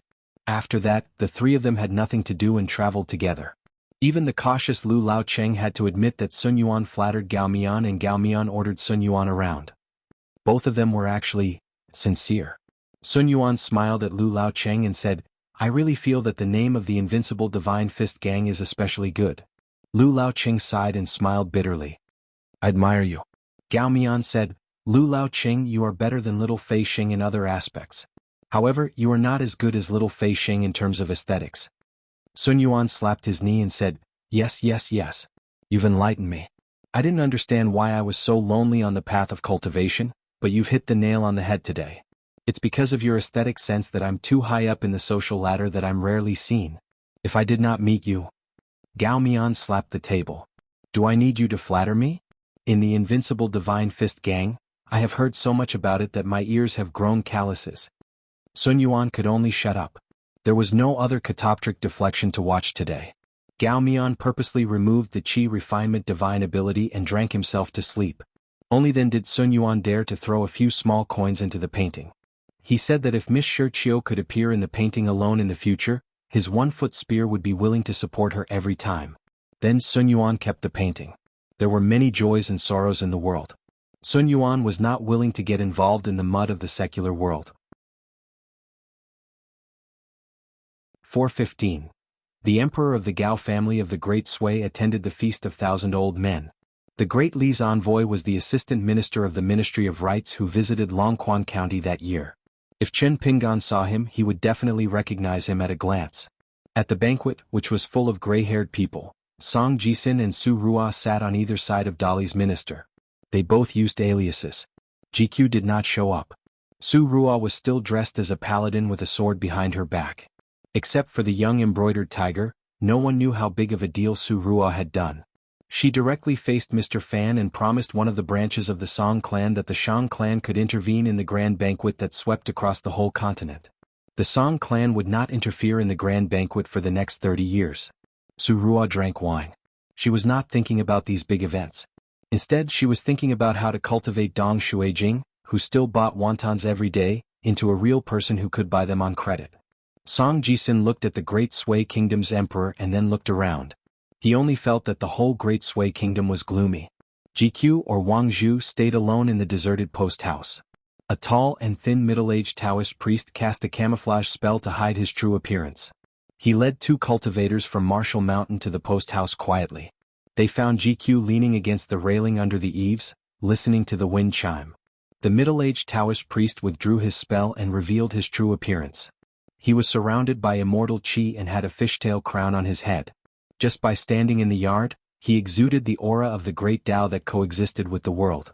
He stood between heaven and earth like a great mountain. GQ just glanced at the Taoist priest of the Divine Advice sect, Qi Zhen, the master of the orthodoxy of the Aquarius continent. As for the cultivator with a sword on his back, she did not even look at him. She paid more attention to the young man with a black cat on his shoulder. He was quiet and gentle, similar to the fool in Apricot Blossom Lane in her memory. He was more delicate. His face was slightly pale. He looked at her with a warm smile and a burning possessiveness hidden in the depths of his eyes. Goodbye. Jigui didn't like this guy very much. It wasn't that she had any prejudice against him, but that Ma Kuxuan's grandmother really made her loathe him too much. All the bad habits that common women in the world should not have seemed to have all been taken up by that old woman. Every time she went to the Iron Lock well to fetch water, as long as she ran into that old woman, she would inevitably have to listen to some sarcastic remarks.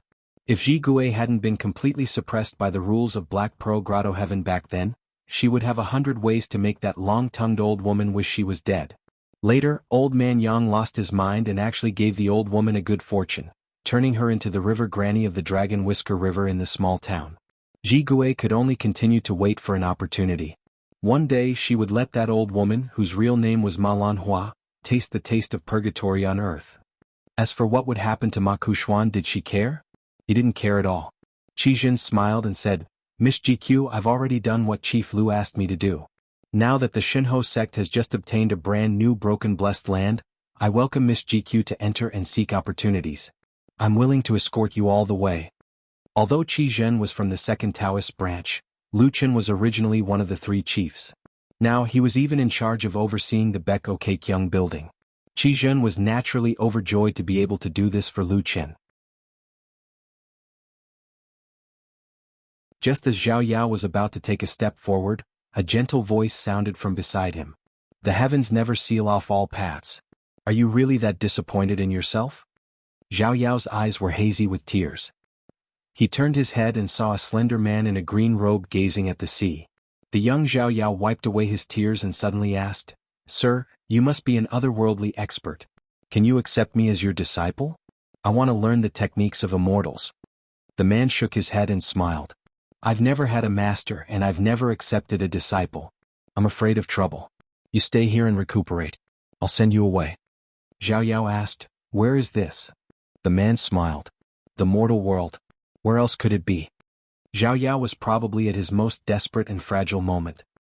He asked bluntly, I want to know where in the mortal world this is. The man didn't get angry. He smiled and said, I'm not trying to pick on you. This is just an ordinary place without a name. It's not some immortal's residence. The spiritual qi is thin, and it's not far from the central divine continent. If you're lucky, you might even encounter fishermen or pearl divers. After that, Zhao Yao stayed here to recuperate. After interacting with him for a long time, he realized that the man was actually very ordinary. Even though there were many books in the thatched cottages at the top of the mountain, the man didn't say anything profound. He had to eat every day and would often walk down the mountain to the beach. Zhao Yao spent his days reading books or sitting by the cliff in a daze. Only one day, when Zhao Yao was bored out of his wits and wanted to pull out the sword from the ground, did the man stand by his cottage and remind Zhao Yao not to touch it. Zhao Yao asked curiously, "Does this sword have a name?" The man in green shook his head. "It doesn't." Zhao Yao asked again, "Sir, are you someone who failed in the imperial examinations? Or did you leave the mainland to live here in seclusion to escape from your enemies?" The man shook his head again. "Neither. It's not as complicated as you think. I just agree with the saying, life is difficult and the great Tao is complicated. Since the path is difficult, then stop, be lazy and think about it." Zhao Yao probed, "Sir, are you really not some otherworldly expert? Like a Jindan or Yuanying realm land immortal?" The man smiled and asked, "Of course I'm not an earth immortal. Besides, what does it have to do with you, Zhao Yao?" Zhao Yao had lived here for almost 2 years. The island wasn't too big, and Zhao Yao could already explore the entire island alone.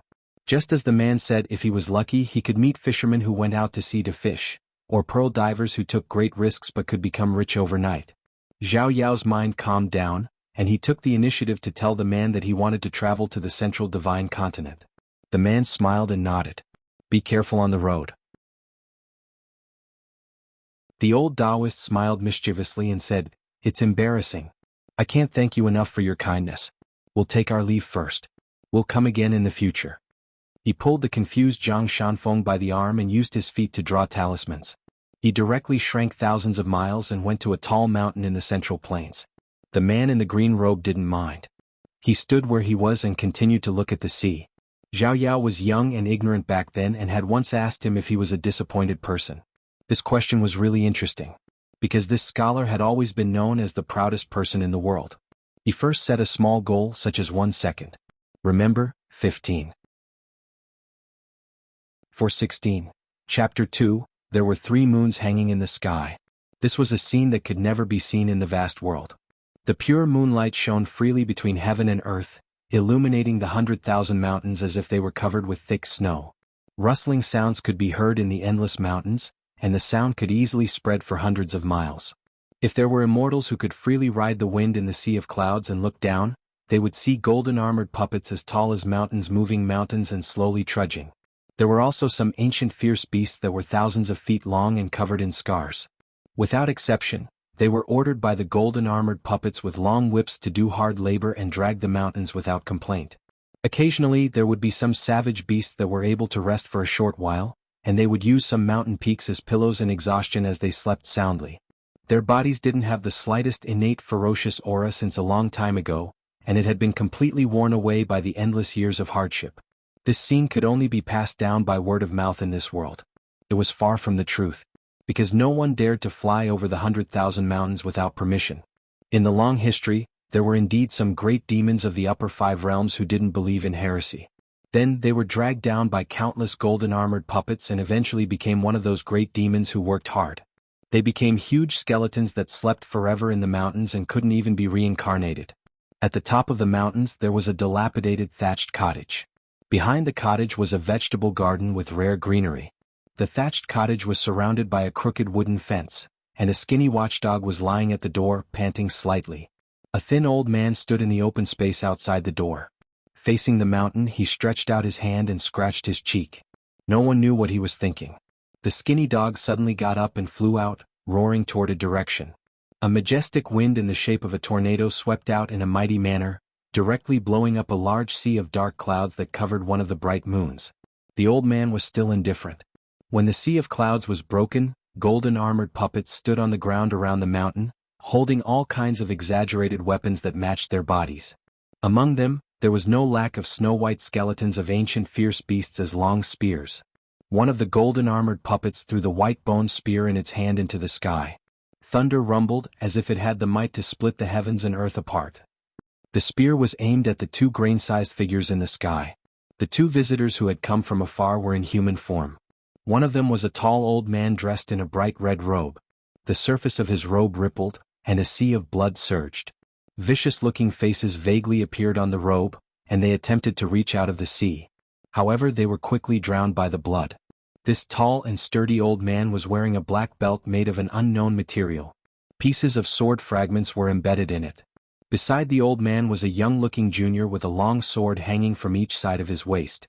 On his back was a snow-white sword case, revealing the hilts of 3 long swords. Seeing that the spear was about to pierce through the air, the young man's eyes were burning.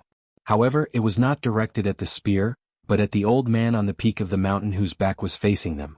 With just a glance from the red-robed old man, the spear turned into dust and scattered in all directions.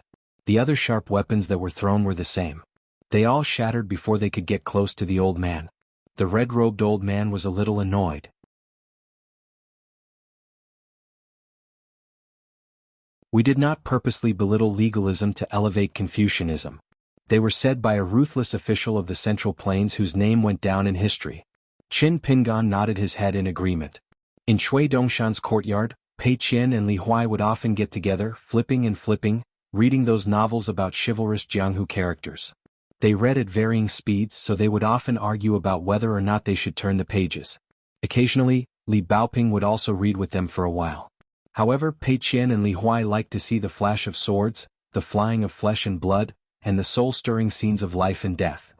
Li Baoping also read these, but she preferred to read those characters who might not even have a name. She would blindly ponder why these people would write about these places, say these things, and do these things in the books. One day Julien took out a stack of his own manuscripts. He wrote about the scenes in the novels where various chivalrous women met with misfortune and were tragically bullied by the famous Jianghu characters and nameless juniors. After Yu Lu secretly read it, he was shocked. Julien felt that Yu Lu was indeed his confidant. They hit it off very well. Over at Chui Dongshan's study, there were piles of ethereal ancient paintings. There were paintings of birds chirping and flowers fragrant, of empty mountains and fresh rain, and of the old man fishing in the cold river. As a result, that night, Li Huai and Pei Qian painted a snake with feet. They drew on these famous paintings without permission, spoiling the scenery. For example, Pei Qian drew a bird cage for a bird, crooked and crooked. The inspiration came from Qingwan country's Lu Xiao, Jiezuan cage. Li Huai drew a strange fish that was even bigger than a small boat on the side of the lone boat fisherman's boat. After Chui Dongshan saw it, he did not get angry. One day Chui Dongshan took out an eccentric palace painting. It was a painting of skeletons and ghosts. He was pleased with himself, saying that he wanted to show it to Pei Qian to broaden his horizons. Pei Qian looked at it carefully. As a result, a skeleton suddenly grew bigger, almost breaking out of the painting. Pei Qian was so scared that his soul almost flew away. He only dared to sit still and cry silently. Even when he saw Qin Pingan, he only pursed his lips. In the end, Chui Dongshan was chased and beaten by Qin Pingan. He threw punches and kicks, cursing and swearing. Even the dialect of Longquan County jumped out of his mouth. He grabbed a broom and smashed it on the back of Chui Dongshan's head. Chui Dongshan flew out and fell to the ground, pretending to be dead. Only then did he barely escape. Chui Dongshan would occasionally talk about some serious matters. One day, a group of people suddenly talked about the matter of human lifespan. Chui Dongshan smiled and said, "You should know that snakes shed their skin, right?"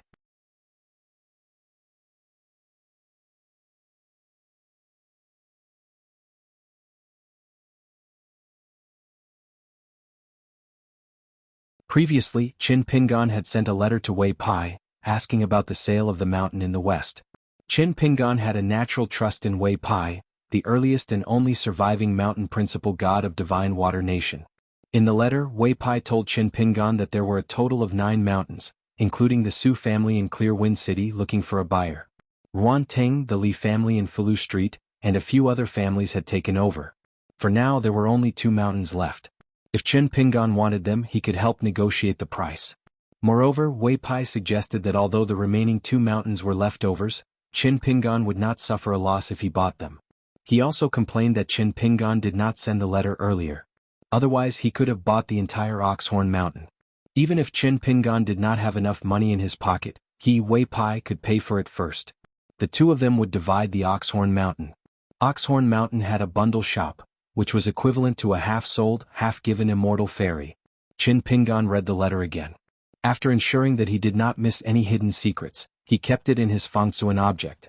In the mountains to the west of Longquan County, there were many top immortal residences with abundant spiritual energy that did not lose out to the Aquarius continent. This was true, but the fate of the mountains and rivers were severely divided. Moreover, the territory was still too small. For those immortal sects and clans that could easily cover a radius of 100 miles, or even 1,000 miles, Those Longquan mountains that covered a radius of more than 10 miles were difficult to achieve. Of course, it was more than enough to worship a golden core earth immortal. Qin Pingan felt that buying the mountain was feasible. He went to Mao Xiaodong's study and wrote a letter, asking Wei Pai to discuss the price first. He asked Pei Qian to run an errand and pass it to an old teacher in the academy who was in charge of this matter.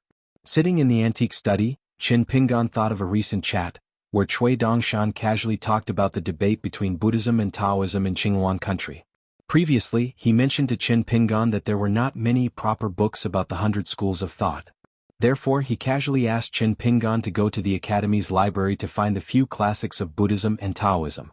Qin Pingan hesitated for a moment and left the study. After waiting for Lin Shui to finish his qi refinement, he pulled him to the library. On the way, Lin Shui asked with a smile, "That matter, you still haven't thought of an answer?" Qin Pingan was stunned for a moment. Then he remembered that it was the first time he visited Lin Shui in the academy, and the latter said that he was grateful. Qin Pingan smiled bitterly, "I really can't guess. I'm very curious. Don't play riddles with me. If you don't tell me, I'll definitely ask you directly before I leave the academy." Lin Shui smiled. "Do you still remember that time when the mountain path was muddy and Li Huai was rolling on the ground and everyone was annoyed?" Qin Pingan thought for a moment. "I vaguely remember. Later I promised to make Li Huai a bookcase. Only then did he stop crying and stop making trouble. Otherwise we probably wouldn't be able to travel for a while. But in these few years, Li Huai has become much more sensible." Lin Shui asked, "Then do you still remember what you said to me at that time?" Qin Pingan hesitated for a moment. Lin Shui smiled, "I know you definitely remember." Qin Pingan sighed, "You really care about such a small thing?" Lin Shui nodded, "At that time I was the most unsociable. Li Baoping called you youngest uncle. Li Huai was the closest to you. Even Alliance liked to chat with them. Zhu Lu and Zhu He were father and daughter. Only I, Lin Shui, seemed to be the most unsociable."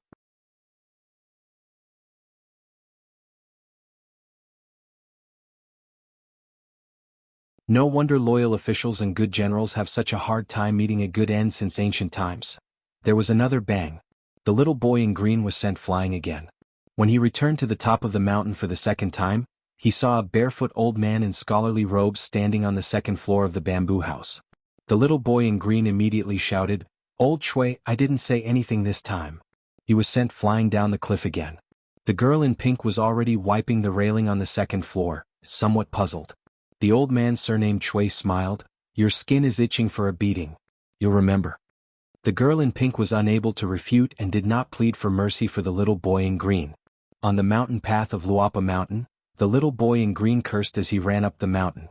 On that isolated island in the sea near the central divine continent.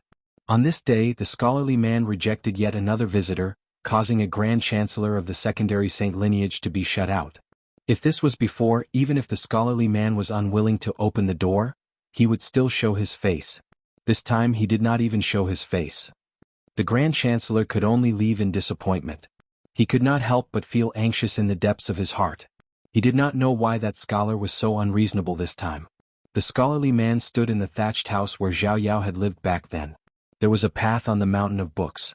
He stood in one corner, flipping through a Confucian book that he had casually pulled out. The Confucian sage who wrote this book had already lost his literary vein. As he had died in the river of time at a young age without any warning, his disciple had yet to truly grasp the essence of the literary vein. In less than 100 years his literary legacy was severed. He put down the book and walked out of the thatched house. He came to the top of the mountain and continued to gaze at the sea. How did Zhao Yao come here back then? It was because of the protection of a remnant soul. Otherwise, even a grand heavenly master of Mount Longhu and a grand chancellor of the academia had to first knock on the door before entering.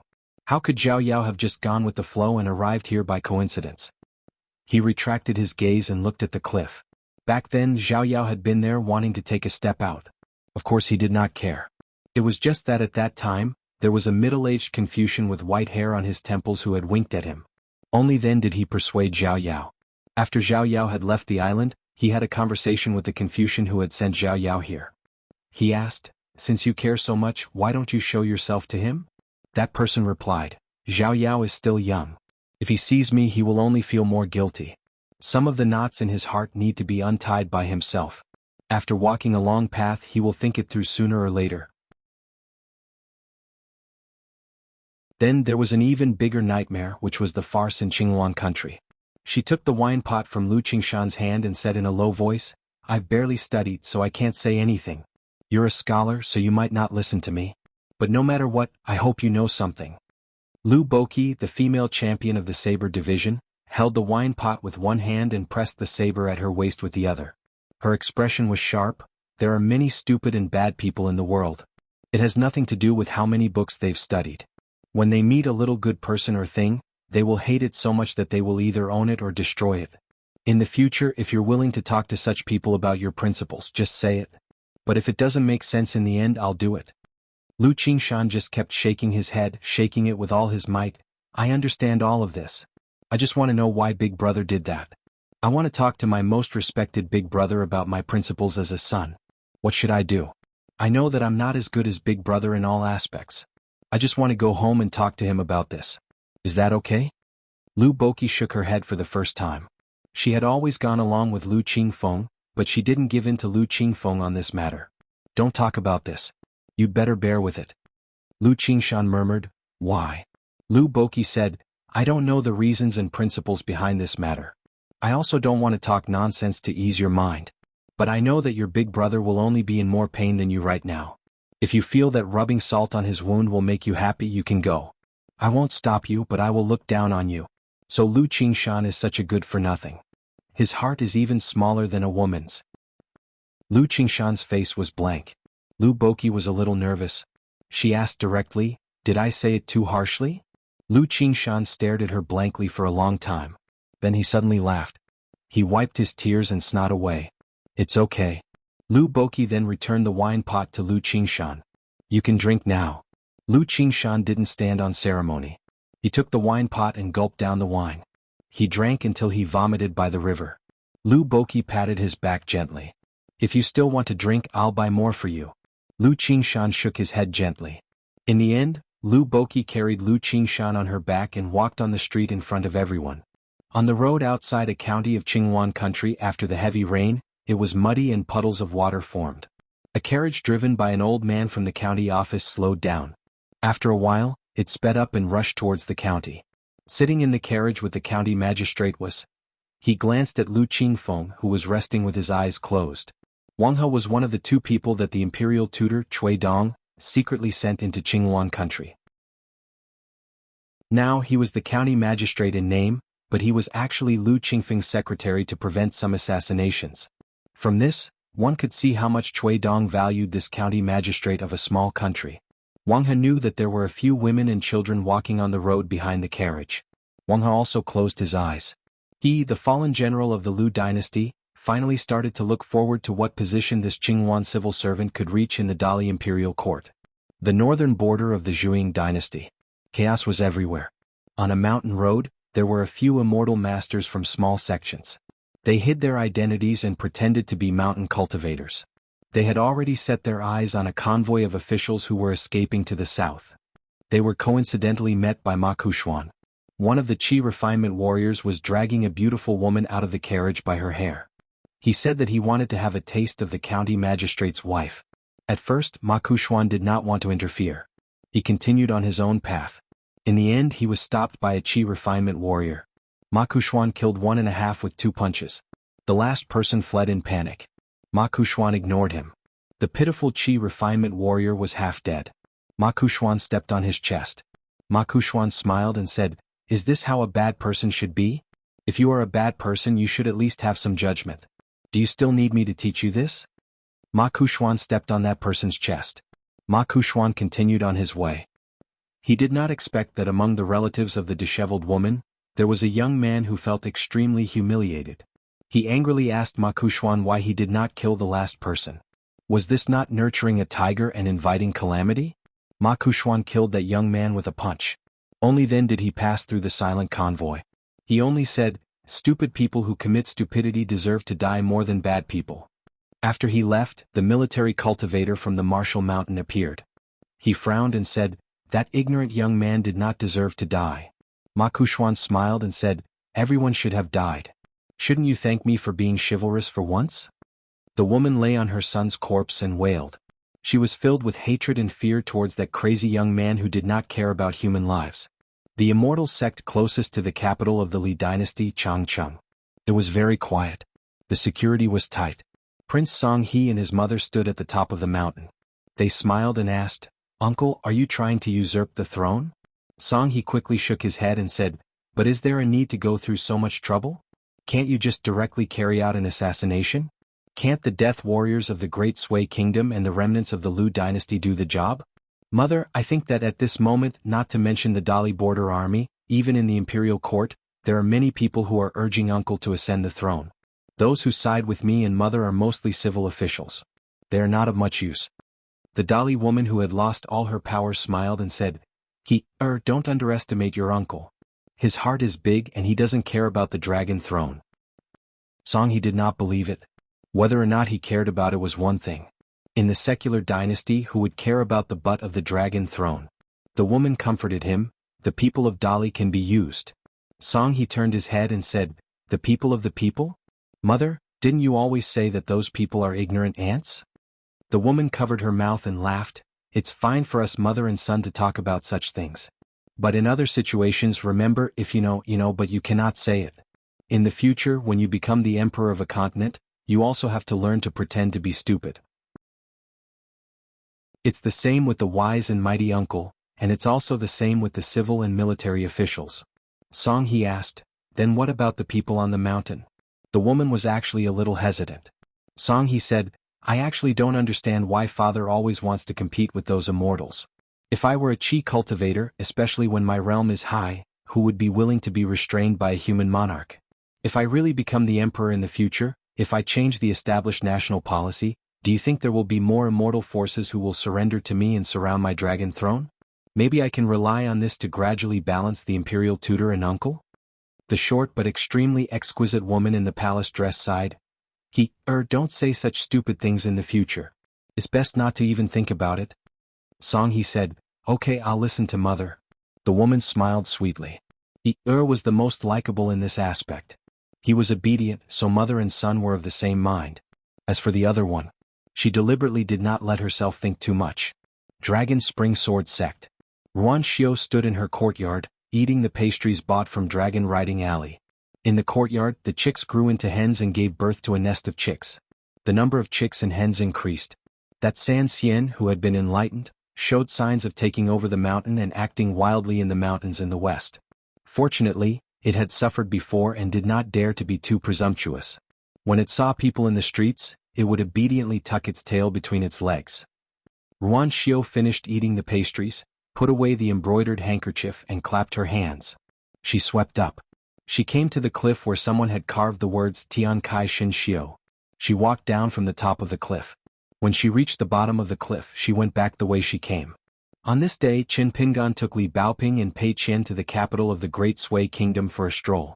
Cui Dongshan stood in his study and glanced at the immortal scrolls that were casually piled up. Then he looked at the books that Qin Pingan had borrowed from the library. There were also Qin Pingan's carving knife and a few bamboo slips on the desk. They were all for the convenience of copying the words on the books. They were not put away. Cui Dongshan was a little happy. Li Baoping, Pei Qian and Li Huai treated this place as their own territory. Didn't Qin Pingan have such signs? However, Cui Dongshan was still in a bad mood today. For no reason, Cui Dongshan was even more helpless. Whatever he could do, he had done it both openly and secretly. But it still seemed very difficult. He left the study and sat cross-legged on the green bamboo corridor.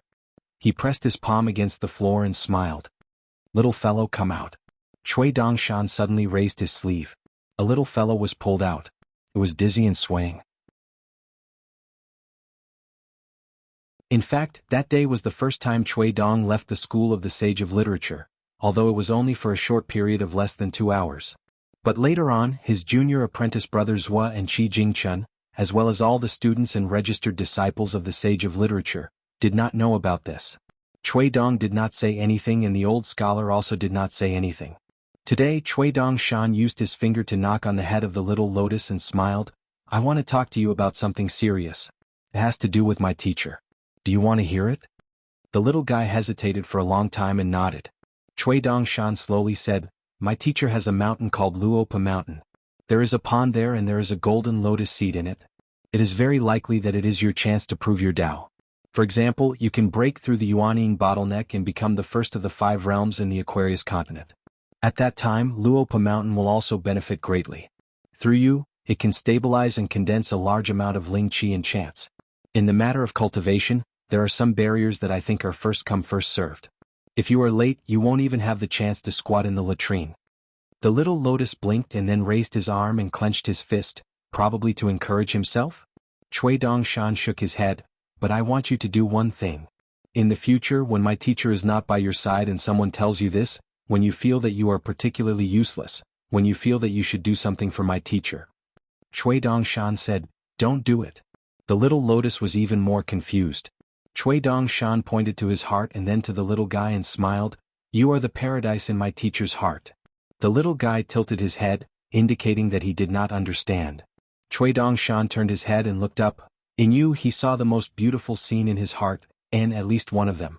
How should I say it? You are like my teacher looking back at all the hardships he suffered when he was young, and produced a flower.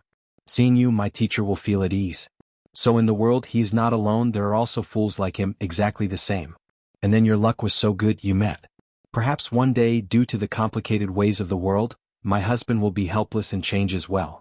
At that time, if you haven't changed, my husband will be slightly more at ease. You will change less and slower. Cui Dongshan retracted his gaze, but if you do as I say, you will lose a huge chance. The little lotus shook his head, as if to say that it was fine. Cui Dongshan smiled brightly, he leaned forward and extended his little finger, then let's make a pinky promise. The little lotus with only one arm raised that arm and made a pinky promise with Cui Dongshan. The difference in the size of their fingers was very interesting. Cui Dongshan bent over and smiled, hang for 100 years, yes if possible, 1,000 years, 10,000 years. The little guy nodded vigorously. Cui Dongshan suddenly said fiercely, if you go back on your word one day I will beat you to death, put you on the chopping board, kacha, cut you into 8 pieces, boil soup, add onions and garlic, sprinkle oil and salt. Halfway through, Cui Dongshan laughed to himself and made a funny face. As if he was not satisfied, he stretched out his hands, opened his mouth and made a strange face. The little lotus chuckled and simply lay on the ground, dancing with joy. Cui Dongshan also laughed heartily. In the long years after, there had always been such a little demon in Luopa Mountain. It was carefree, naive and innocent. No matter how high Qin Pingan's achievements were in the future, every time he went out to travel and returned to his hometown, he would spend some time alone with the little guy, simply and confide in him. For 18. He probably sensed that Qin Pingan's state of mind was fluctuating. Mao Xiaodong did not call Qin Pingan to the study room. Instead, he chose a quiet night and took Qin Pingan to walk around the academy. Mao Xiaodong was always like this. No matter how he acted or how he taught people, he always abided by one thing. What he taught you was his own principles. Be it the students of the academy or younger brother Qin Pingan, you should listen to it first and take it as a suggestion. It might not be suitable for you, but at least you can use it to broaden your horizons. Qin Pingan and Mao Xiaodong walked through the headmaster's hall, where the statues of the 3 sages were hung, the library where the occasional candlelight shone, and the houses where people were either snoring or talking in their sleep. Finally, they walked to the peak of Mount Donghua and looked down at the night view of the capital city of the Great Sui Kingdom. Rich places were brightly lit and continuous. It was as if they could feel the singing and dancing even from a distance. Even in a poor and cold place, there was still moonlight to accompany them, as well as daily necessities. Qin Pingan suddenly said, Mountain Master Mao, I've thought it through. Refining the 5 natal items to gather the 5 elements is to rebuild the longevity bridge. But I still want to practice martial arts. After all, practicing martial arts is also practicing swordsmanship. As for whether I can nurture my natal flying sword and become a swordsman, let's not think about it first.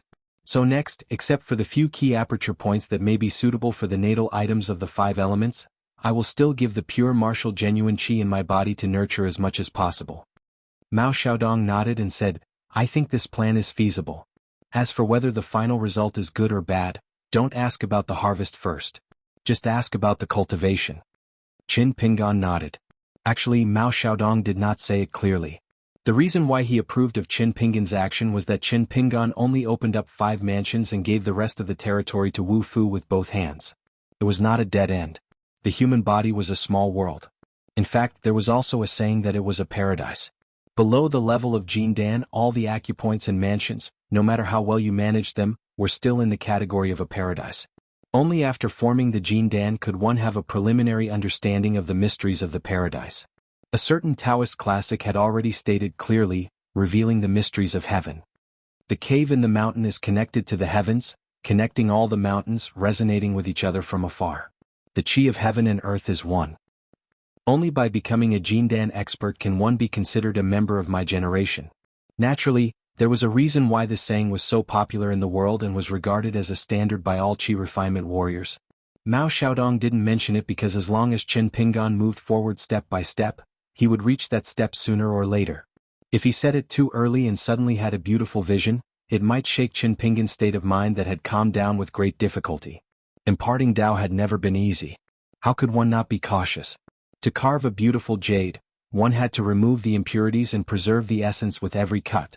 One must not hurt the tendons, bones, and spirit. How difficult was it? How could one not consider it carefully?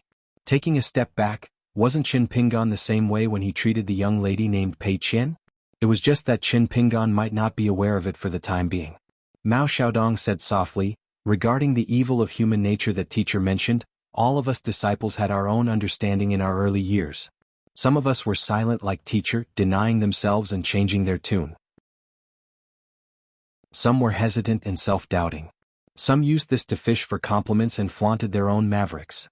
They claimed that they wanted to go against the trend and never wallow in the mire, inheriting teacher's literary vein.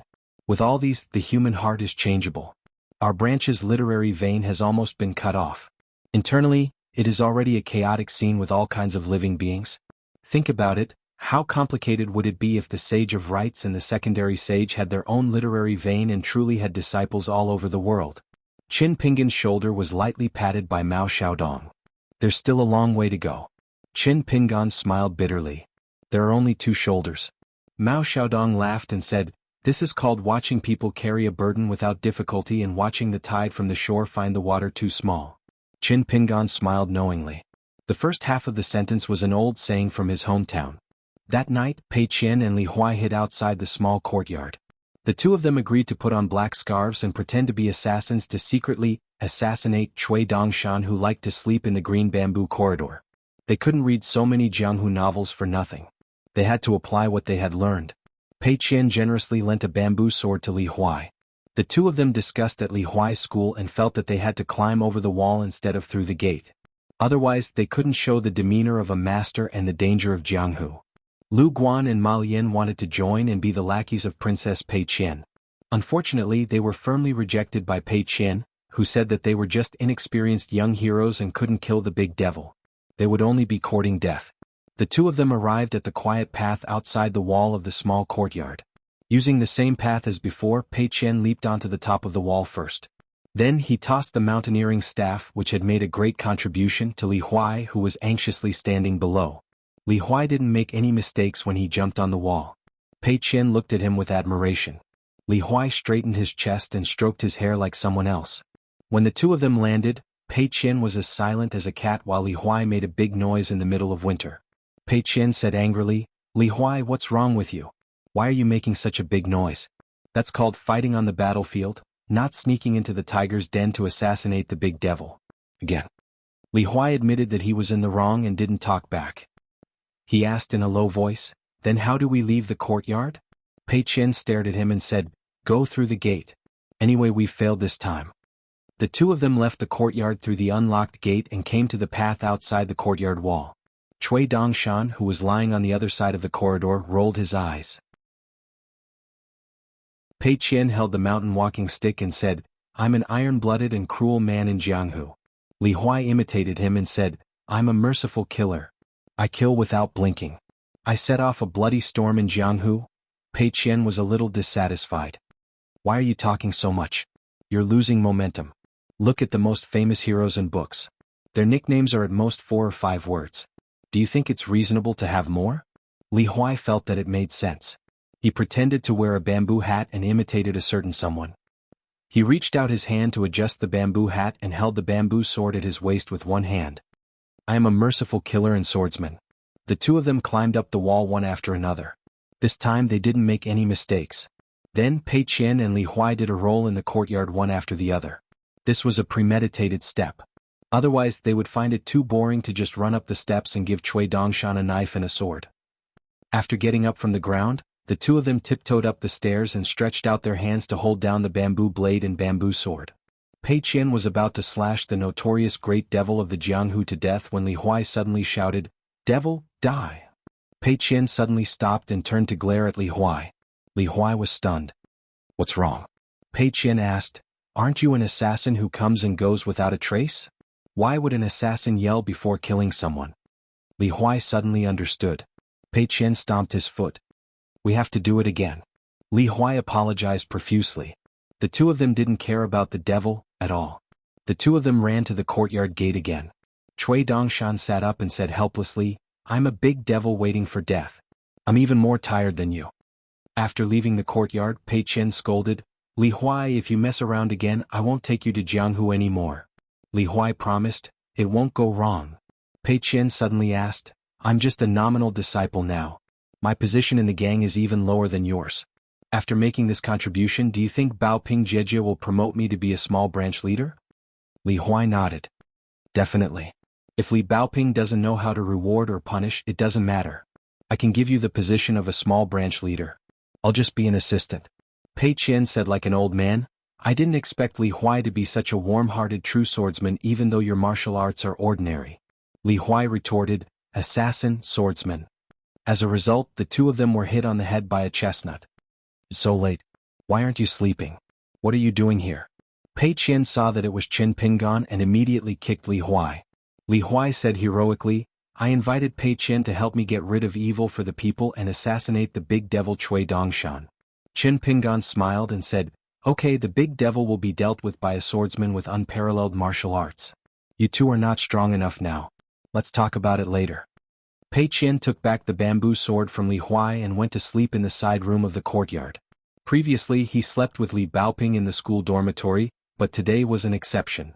Qin Pingan brought Li Huai back to the school dormitory. Qin Pingan met a teacher who was patrolling the academy at night. Coincidentally, he was familiar with him. He was actually the gatekeeper with the surname Liang, a nameless nascent soul cultivator. Thus, Qin Pingan exonerated Li Huai and found a reason to avoid punishment. The old teacher was easy to talk to and didn't mind at all. Instead, he pulled Qin Pingan and chatted for a while. Li Huai felt very proud and wished that everyone in the academy could see this scene and envy him for having such a friend. After Qin Pingan said goodbye to the old teacher, he touched Li Huai's head and said something that Li Huai didn't understand at that time. "I can do this kind of thing, but you can't think that you can do it often." Li Huai said, "Don't worry, I will study hard in the future."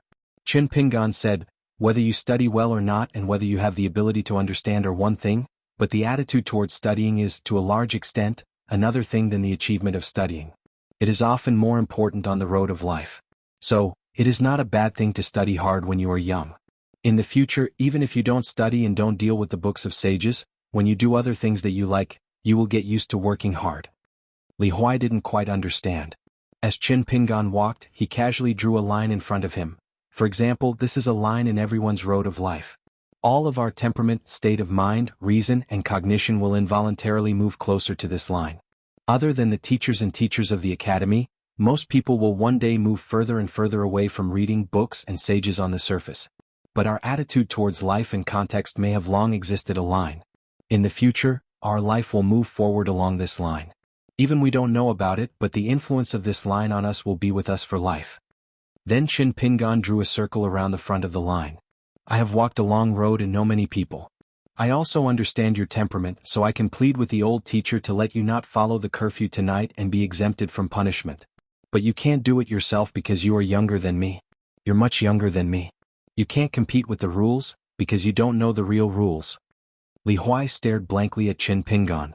Suddenly he pulled a long face and said, "I don't really understand what you're saying. I can only barely remember it. Qin Pingan, why do I feel like you're leaving the academy? It sounds like you are saying your last words?" The two of them had already walked near Li Huai's school. Qin Pingan kicked Li Huai's butt and laughed angrily, "Get lost." Li Huai rubbed his butt and walked to the door of the school. He turned his head to look. Qin Pingan was still standing at the same spot and waved at him. It was always like this. Qin Pingan returned to Cui Dongshan's courtyard. Lin Shuyi and Xie were cultivating. Once a qi cultivator embarked on the path of cultivation, before becoming an earth immortal of golden core, they would not differentiate between day and night. A cultivator could not help but cut off the mortal world and be pure of heart and few desires. Qin Pingan sighed softly. He began to practice the heaven and earth pillar and walking upside down in the courtyard. He used a breath of pure vital qi to nourish his internal organs, meridians, and bones. Legend had it that after becoming the seventh golden body of a martial artist, one's qi would be channeled to the ninth level and could reach the perfect state where no qi could enter or exit the nose. When one reached the 10th level of a martial artist, which was the final stage of the level of the old man surnamed Cui, Li Er and Song Zhangqiang, one could truly form a small world of their own, like an ancient god descending to the mortal world. Those who were good at using qi could make the river flow against the current. They could burn the lake and boil the sea. They could also be in the midst of a great plague and remain untainted. That was the principle. Qin Pingan suddenly remembered the trip to the inverted mountain and the tall woman he met on the street. At that time, Qin Pingan's eyesight was shallow and he could not see much. Now that he thought about it, she was most likely a 10th level martial artist. Martial artist Dao, heaven and earth as one. Cui Dongshan was not in the courtyard. He appeared at the peak of Mount Donghua. He stood together with Mao Xiaodong. Cui Dongshan said some words that were not very polite. When it comes to teaching and preaching, you are far inferior to Qi Jingchen. You are only mending the walls and windows of the house, but Qi Jingchen is helping the students build houses. It was rare that Mao Xiaodong did not argue with Cui Dongshan. Cui Dongshan said slowly, Zhao Yao has never had to worry about food and clothing since he was young. He is naturally intelligent and has a gentle temperament. We have to teach him to give up some things and understand the difficulties and hardships of this world. Only then can he truly understand what is in his heart and what is in his hands. Song Jisun seems domineering and sharp, but he is actually inferior and timid. We have to teach him some legalism knowledge similar to Confucianism to strengthen his heart and make him understand the rules clearly. When it comes to governing a country, we have to abandon petty cleverness and obtain great wisdom. We will not deviate too far from Confucianism and will ultimately walk the right path. As for my master, he is used to having nothing. His heart is extremely hard, but he has no one to rely on. He has to learn to pick up some things and then constantly read and understand people. Then, he will use the principles that he constantly ponders as the ballast of a small boat drifting in the sea of bitterness. This is called teaching according to one's aptitude. There is no discrimination in education. Mao Xiaodong finally opened his mouth and said, I do not deny that I am inferior to Qi Jingchen, but this is not a reason why I am inferior to you, Cui Dong. Cui Dongshan laughed and said, compared to someone like me, don't you think you are too shabby? Mao Xiaodong twitched the corner of his mouth and disdained to speak. Cui Dongshan laughed and said, when will you officially enter the upper 5 realms? I will prepare a congratulatory gift for you when the time comes. Mao Xiaodong was unwilling to answer this question. His heart was heavy. Will there be a big problem over at the Great Wall of Sword Qi? The 100 schools of thought are so active now. They are betting on the various dynasties of the 9 great continents. This greatly violates common sense. Why do I feel that? Mao Xiaodong did not continue speaking. Cui Dongshan sighed and said, the whole world feels that the felons resisting the demon race is something that the 9 great continents are used to. It is the responsibility of the sword cultivators. As for the truth and the result, let's wait and see. Mao Xiaodong turned to look at him. Cui Dongshan looked into the distance. Put yourself in their shoes. If you are a remnant of the demon race that left behind the great continent, do you want to return to your roots? If you are a remnant of the felons who are confined to a circle, do you want to turn around and tell the great continent what you have been holding in your heart for countless years? Mao Xiaodong frowned and said, the Great Wall of Sword Qi has always been guarded by the saints of the 3 sects. Cui Dongshan laughed.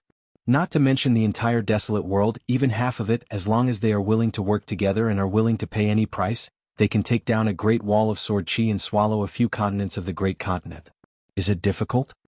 Mao Xiaodong said, I don't think it is easy. Cui Dongshan did not deny it. He only said, you will know the answer if you read more history books. Mao Xiaodong hesitated for a moment. In the South Swirl continent closest to the inverted hanging mountain, there is a Chen Chunan who can carry the sun and moon on his shoulders. Cui Dongshan said slowly, there are also some people in the history books. If they die early, their names will be passed down through the ages. If they die late, their names will go down in infamy for 10,000 years. Mao Xiaodong was about to say something when Cui Dongshan turned to him and said with a smile, "I am talking nonsense here. Are you taking it seriously?" Mao Xiaodong said, "If it turns out that you are talking nonsense, then I will treat you to a drink." Cui Dongshan laughed. As expected of a scholar who is about to enter the pure jade realm. The higher your cultivation, the more magnanimous you become. Mao Xiaodong looked around. In the vast world, the territory was vast. Naturally, there were wars and chaos in every continent. However, on the whole, it was still like the capital of the Great Sui dynasty. Singing and dancing were peaceful. Children could only read about the rivers of blood flowing through the rivers and the thousands of li of starvation. Every day the adults would haggle over every ounce of firewood, rice oil, and salt. The scholars who studied bitterly all thought about becoming field servants in the imperial court and ascending to the emperor's hall in the evening. Many scholars who had already become officials, even if they were already in the large vat of officialdom, things remained the same but people had changed. Occasionally, when they flipped through books in the dead of night, perhaps they would still feel ashamed to face the teachings of those sages and virtuous men. They yearned for those high mountains and bright moonlight, the bright universe. Cui Dongshan looked at the nominal disciple of the sage of literature who he used to look down on. He suddenly stood on tiptoe and patted Mao Xiaodong on the shoulder. "Don't worry. In the vast world there are still people like my master and your junior brother. Besides, there is still some time. For example, Little Treasure Bottle, Li Huai, Lin Shi, they will all grow up. By the way, what's the saying?" Mao Xiaodong said one of his teacher's famous sayings, "The student surpasses the master." Cui Dongshan coughed and said, "To tell you the truth, the reason why old Xiao was able to say these words was because of me. I might as well tell you the reason for this. At that time old Xiao and I were passing by a dye house and met a beautiful young lady." Mao Xiaodong grabbed Cui Dongshan's shoulder and threw him off the peak of Mount Donghua. He scolded, "Little bastard, are you addicted to talking nonsense?" In the wilderness, 3 moons hung in the sky. It was a huge abyss shaped like an ancient well. It was known as the Hall of Martyrs. It was said that this place was once the battlefield site of a great demon ancestor in ancient times. He had a great battle with a young Taoist who rode a bull from afar. In this world, the battle was described in a soul-stirring way. Only a handful of demons knew the truth. In fact, the battle was real, but it wasn't between the demon and the young Taoist who rode a bull. It was an even more tragic battle from a long time ago. However, at that time, an extremely senior demon had climbed up the well for thousands of years and finally broke free with great difficulty. After going through untold hardships, he climbed out of the well and reached the mouth of the well. Then, the Taoist stood on the mouth of the well and gently pressed down with a finger, knocking him back to the bottom of the well. Now, above the 4 walls of this well, there were huge seats arranged in a circle. There were a total of 14 seats and the seats were uneven. There was a broken mountain that hung upside down like a high platform. There was also a bejeweled jade palace that seemed to be part of the legendary ancient celestial court. There was also a huge corpse floating in the endless void. There was a huge skeleton throne made of white bones. There was a white bone demon that was as white as jade. It was holding a cup of wine, and beneath its feet was a head that it gently twisted. There was a pillar that was thousands of feet tall, carved with ancient runes. It towered in the void, and there was a long scarlet snake coiled around it. Dim dragon pearls slowly rotated. There was nothing on a tattered gray robe that fluttered in the windless air. There was a tall and sturdy figure wearing golden armor and a visor. Golden light constantly flowed out from the gaps of the armor like flowing water. It was like a blazing sun that had been restrained in a deep well. There was a woman wearing an imperial crown and a black dragon robe. She had the head of a human and the body of a flood dragon. Her long tail dragged straight into the abyss. There were countless ethereal women that were the size of rice grains compared to her enormous figure.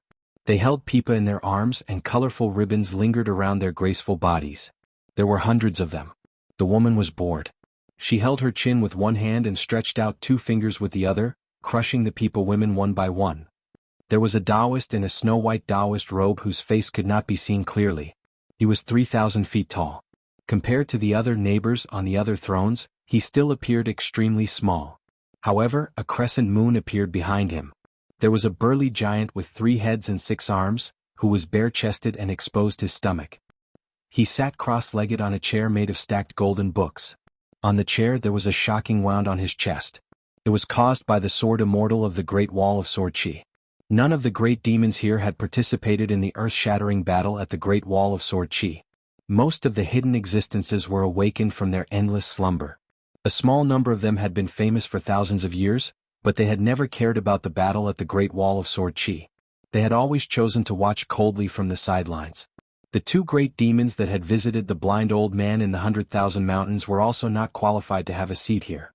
The 14 seats surrounded a hovering stone in the middle.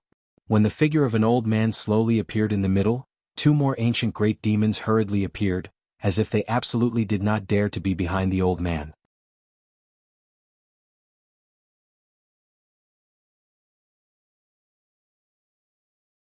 "419. 3 days later, Qin Pingan was leaving the Cliff Academy in the morning. Li Baoping found that Li Huai, Pei Qian, and the others had been sneaking together recently. Even youngest uncle was missing from time to time, which made Li Baoping a little disappointed. One day, Li Baoping came to Cui Dongshan's yard early in the morning to see youngest uncle off. Pei Qian didn't sleep with her yesterday, but borrowed the auspicious symbol and the small silver gourd from her. Li Baoping found that the whole yard was empty. Did youngest uncle sneak away again? Li Baoping turned around and was about to run to the foot of the mountain. But she found Cui Dongshan yawning and walking from a distant path. Li Baoping walked quickly in the same place, as if she could fly out like an arrow at any time. She asked anxiously, "Where is youngest uncle? How long has he been gone?" Cui Dongshan looked confused. "He left a long time ago. Don't you know what happened in the middle of the night last night?" Li Baoping stopped in his tracks and frowned. His face was still round, but his chin was starting to sharpen. Cui Dongshan sighed. Seeing that the little girl was about to burst the dam, he quickly comforted her. "Don't think too much. It must be that my master is afraid to see you like this. It was the same last time. Your youngest uncle had changed into new clothes and boots, but he still didn't go to the academy. I was the only one with him at that time and he kept looking back at me." Li Baoping sniffled. Cui Dongshan asked tentatively, "How about I accompany you to the lake to relax and talk about my master?" Li Baoping thought for a while and nodded. The two went to the lake. The sky was just beginning to brighten, and there was no one around. If it was in the past, there would be some students of the academy reciting the sage poems here. Today it was especially quiet. Cui Dongshan led Li Baoping to a high platform by the lake. Cui Dongshan suddenly asked, "Little Baoping, I think your youngest martial uncle left without saying goodbye. Don't worry. As long as you don't recognize him as your youngest martial uncle, I will accompany you and don't recognize this teacher. Don't you think I'm very loyal?" Li Baoping glared at him and said, "What are you talking about? In this world there are only youngest martial uncles who don't want Li Baoping. There is no Li Baoping who doesn't want youngest martial uncles." Cui Dongshan pretended to be enlightened and said, "Oh, I see." Cui Dongshan snapped his fingers. All of a sudden, a brilliant golden halo lit up on the small paths around the lake. It was a lightning pool drawn by the immortal flying sword Jin Sui. At that moment, Cui Dongshan removed a portion of the camouflage. Li Huai suddenly appeared on the small path by the lake in the distance. She saw this guy holding a white deer. Imitating someone, he wore a bamboo hat and a narrow saber with the auspicious symbol hanging from his waist. A small silver gourd swayed around his waist. Li Baoping stared blankly. After walking for a while, Li Huai opened his mouth in a clear voice. "I, Li Huai, have been in closed-door training for 3 days. I finally learned a good martial art. This time I'm going down the mountain to roam the Jianghu. I want to properly experience the abilities of heroes from all over the world." Cui Dongshan snapped his fingers again. Not far from the high platform, two figures appeared. Poor Zhu Lian and Shi Rou playing the role of bandits. They were violently beating up the two weak scholars Yu Lu and Lin Shui. Li Huai shouted, "Stop." Zhu Lian blocked Li Huai's path and shouted, "You also have to leave the passage money and hand over the money to buy your life." Li Huai laughed loudly, "Little thief without eyes, you dare to rob me, Hero Li? Today I will roar when I see injustice. If you have the ability, then feel free to come and take it." Zhu Lian floated out a series of small steps as if he was treading water. His fists lightly landed on Li Huai's chest. Li Huai didn't move, he looked up to the sky and laughed.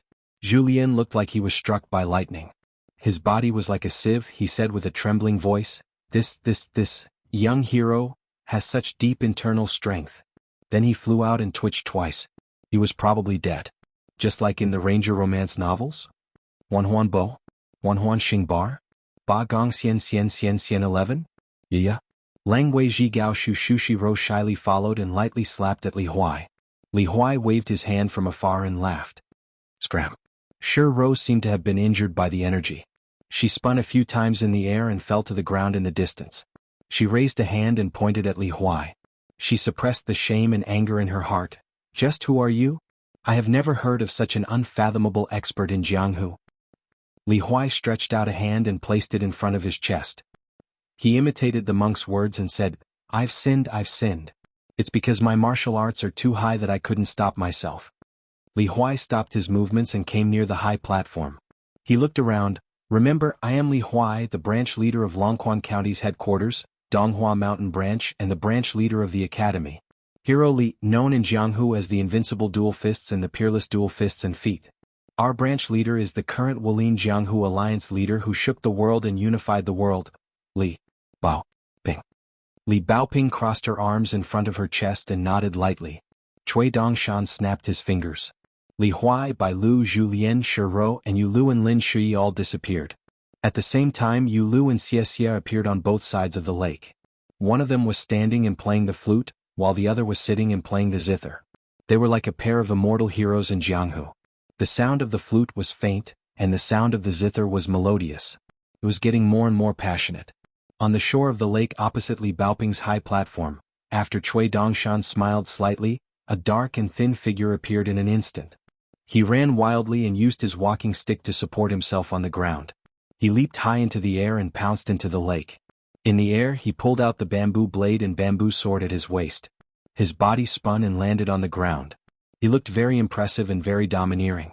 Every time Pei Qian landed on the surface of the lake, a golden flower would appear under his feet. Therefore he didn't have to worry about falling into the water. Pei Qian first performed the white ape dragging blade style with the bamboo blade. His momentum was as strong as a tiger's. He ran straight in a straight line. After running for more than 100 feet, he shouted loudly towards Cui Dongshan's high platform and slashed down heavily with his saber.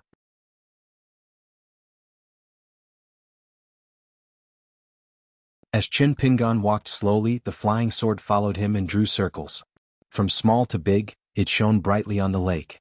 Visiting the water deity temple at night, visiting the city god's pavilion in the day, a small boat in the flood dragon ditch, immortals carrying swords on their backs. People say that reason is the most useless. But I say that the book contains the sword immortals will.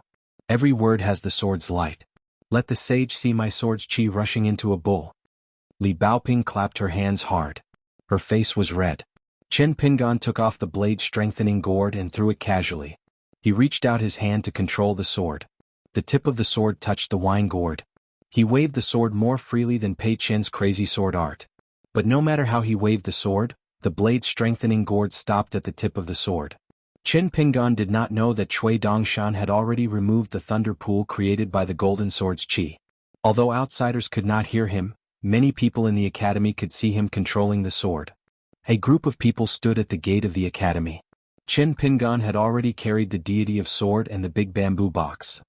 Pei Qian had a bag slung over his shoulder. He held the mountain walking staff in his hand and the sword at his waist. Zhu Lian and Shi Ro stood at the side. After Li Huai and Pei Qian whispered to each other for a while and agreed that they would definitely roam the Jianghu together in the future, Li Huai whispered to Chen Pingan, when you arrive at Longquan County, you must remember to take a look at my house. Chen Pingan nodded and smiled. No problem. Then he said to Li Baoping, Lin Shui, Li Huai and the others, you can all go to school. You don't have to see me off. I've already wasted a lot of time. I don't think the teachers want to see me in the future. Li Baoping did not insist on seeing her youngest uncle to the gate of the capital of the Great Sui Kingdom. She nodded. Be careful, youngest uncle. Chen Pingan rubbed her head. You don't have to remind me. Li Baoping smiled. Chen Pingan bowed to Mao Xiaodong. Mao Xiaodong nodded and smiled. Come here often. In the end, it was Cui Dongshan who said he would see Mr. to the end of White Thatch Street.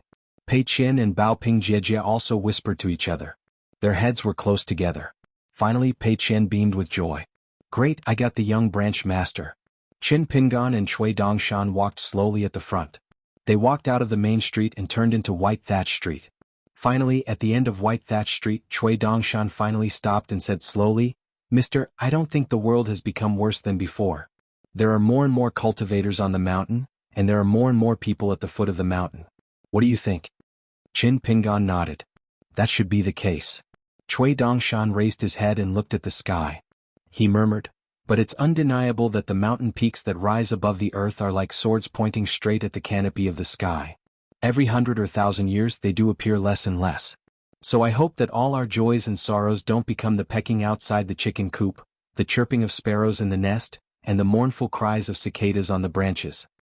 Cui Dongshan pointed to the sky. Higher up in the sky there will always be one or two cries of cranes. It's far from the ground but it makes people feel sad. After looking up and hearing it, it's hard to forget. Qin Pingan smiled. I think it's good that you can think this way. Qin Pingan hesitated. Mister, you haven't read much and your knowledge is shallow. I can't give you an answer for now, but I will think about it. Even if I can't give you an answer in the end, I will tell you. Mister, you can't understand it, but I've stumped you. When that happens, I won't laugh at you.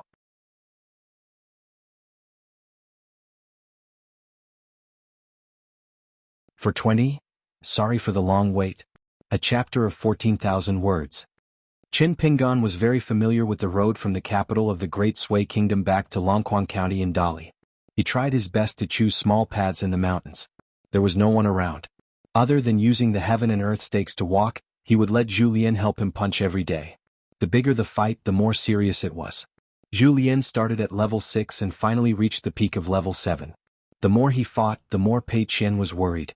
If Master did not wear that robe, how much more money would he have to spend on clothes? The first time they sparred, Qin Pingan called for a halt halfway through the fight. It turned out that his boots were torn, so he had no choice but to take off his boots and fight with Julien barefoot. After leaving the border of the Great Sui Kingdom, Qin Pingan changed into a pair of straw sandals. Pei Qian was overjoyed. Then Qin Pingan made a pair for her. Little Charcoal could not smile anymore. The straw sandals were sturdy. They were more reliable than ordinary boots when going up and down mountains. However, they still hurt his feet. Fortunately, Qin Pingan did not insist that Pei Qian wear them all the time. When Pei Qian used a needle to prick the blisters on the soles of his feet, Julien was making sarcastic remarks. The old and the young were used to fighting with words every day. At that time, Qin Pingan sat by the stream. He took off his straw sandals and stepped into the water. His thoughts drifted far away. He was not homesick, but compared to his first trip home, there were many more things he missed. The ancestral house in Mud Bottle Alley, the bamboo house in Luopa Mountain, the purchase of the mountain that Wei Pai mentioned, the business of the 2 shops in Dragon Riding Alley, the repair of the clay bodhisattva and the heavenly official statues in the Tomb of the Immortals. There were many things that Qin Pingan had never thought about before. After returning to the Longquan County, he would first go to the Lake of Letters to see Gu Kan. Then he would go to the Tsai Nation to visit the couple and the old nanny who was good at cooking. He also had to see the Shushui Nation's sword Saint Song Yuxiao. He still owed the old senior a hot pot. Qin Pingan also wanted to show off to the old senior that his beloved girl also liked him. It was not as scary as the old senior song made it out to be. Cui Dongshan, Lu Tai, and even Lu Qingshan of the Lion Garden. Qin Pingan naturally yearned for their scholarly elegance, but it was not enough for Qin Pingan to blindly lean towards them. This was called liking the new but never wearying the old. Therefore, the more he accumulated, the more money he had. Qin Pingan felt that it was a good habit. Just like his talent for naming, it was one of the few things that could make Qin Pingan a little proud. Qin Pingan suddenly turned to Pei Qian and said, "In the future, you and Li Huai can roam the pugilistic world together. You don't have to be too restrained and you don't have to learn from me." Pei Qian blushed and said, "I want to learn from Master, but I can't do it even if I want to." Julien smiled and said, "Pei Qian, in the future I will compile a book of flattery. It will definitely sell well in the pugilistic world. When the time comes, the money that I earn will be split equally with you." Pei Qian said seriously, "You can't go back on your word. We will split the money 50-50. Julien stretched out his hand and pointed at Pei Qian. In this life you only care about money. You won't be able to climb out of it." Pei Qian imitated Li Huai, shook his head and made a face. I won't listen. Tortoise chanting scriptures. Qin Pingan smiled knowingly. "I heard from Li Huai that the two of you have decided to go around searching for treasures in the future?" Julien teased. "Oh, what a celestial couple. You're so young and you've already decided to be together?" Pei Qian said angrily, I am Li Huai's pugilistic friends. There's no love involved. Old chef, don't talk nonsense here. Then Pei Qian immediately changed his attitude and said to Qin Pingan with a smile, Master, you don't have to worry about me siding with an outsider in the future. I'm not one of those pugilistic women who will faint at the sight of a man in the books. I've dug up all the valuable treasures with Li Huai and made an agreement with him to split them equally. When the time comes, I will definitely put my share into Master's pocket. Qin Pingan dismissed it with a smile. Afterwards, the group of people smoothly walked to the Yellow Ting Country's county city. It was located on the banks of the Imperial River. When Qin Pingan and Cui Dongshan came here together, they saw several sword cultivators crossing the streets on their swords. It was a mess. At that time, Qin Pingan did not stop them. Based on his own strength at that time, he was unable to do anything and could only watch from the side. As the old saying goes, a small temple has a big evil wind. Not to mention the southern territories of Dali, even the Great Sui Kingdom's borders and Qinghuan Country's capital city seemed like even Qi cultivators did not dare to be so unscrupulous. On the other hand, the immortal genealogists and wild cultivators of these small vassal states were very indulgent. Even the common people who were affected by the disaster could only blame their bad luck afterwards. This was because there was nowhere to seek justice. The imperial court was unwilling to intervene as it was a strenuous and unrewarding task. The local government did not dare to intervene. Even if there were chivalrous people who were indignant, they were powerless. In this county city, Cui Dongshan had subdued the little girl in pink in the Chao family's library, who had given birth to her true form as a fire python, and the green-robed child who was acting like a tyrant in the Imperial River Water God's territory. The little girl in pink was a literary spirit that was born from the world's famous essays and popular poems. As for the green-robed child, according to what Wei Pai said in the letter, he seemed to have some connection with Lu Qin. As a result, this Taoist sect leader who was currently in charge of the Baek Okekyung building wanted to bring the green-robed child to the Qingming world. However, the green-robed child did not agree. Lu Qin left behind the golden lotus seed. At the same time, he requested that Qin Pingan help the green-robed child, a water snake, to walk the river and become a dragon in the North Continent in the future. Qin Pingan did not object to this. He did not even have much doubt about it. The county city was still bustling. It seemed that the people of the Huang Ting Kingdom did not feel much about the tribute from the Gao family of the Great Sui Kingdom to the Song clan. Their days were still leisurely. However, it was said that the Dali cavalry had been on a southern expedition. One of the cavalry troops had traveled south along the border between the Great Sui Kingdom and the Huang Ting Kingdom. It was not a serious offense, but it did not cause too much of a stir in the imperial court of the Huang Ting Kingdom.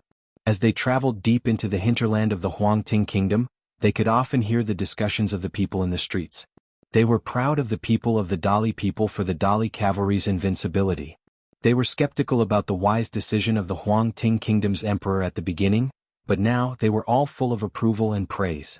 At the same time, the Purple Sun residents of the Huang Ting Kingdom, the Imperial River, the Hanxi River, and the Five Peaks became the first to be recognized by the Dali imperial court as immortal residences and landscape gods. As dusk approached, Pei Qian was undoubtedly the happiest when they entered the city. Although there was still a long way to go before they reached the Dali border, they were getting closer and closer to the Longquan County. It was as if every step she took was returning home. Recently, she was glowing with a cheerful aura. Julien did not feel too much. He probably still saw himself as a rootless duckweed, drifting here and there, never landing on the ground. He was just changing the scenery to see. However, Julien was still curious about the Longquan County, which had once been a small grotto heaven. Especially after learning that there was a limitless grandmaster in Luopa Mountain, Julien wanted to see it. Only Shiro was filled with apprehension. Chen Pingan's intermittent chatter, coupled with Cui Dongshan's description of the Longquan County as a place of crouching tigers and hidden dragons, made Shiro feel that she would be a lamb walking into a tiger's mouth if she brought the remains of an immortal there. In particular, Cui Dongshan deliberately teased that it was not easy to live in the remains of an immortal, which made Shiro even more worried.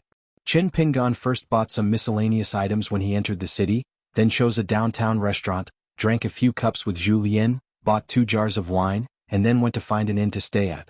When Chen Pingan once again walked on the bustling streets of this county, he did not encounter the free and easy sword cultivators who played games in the mortal world.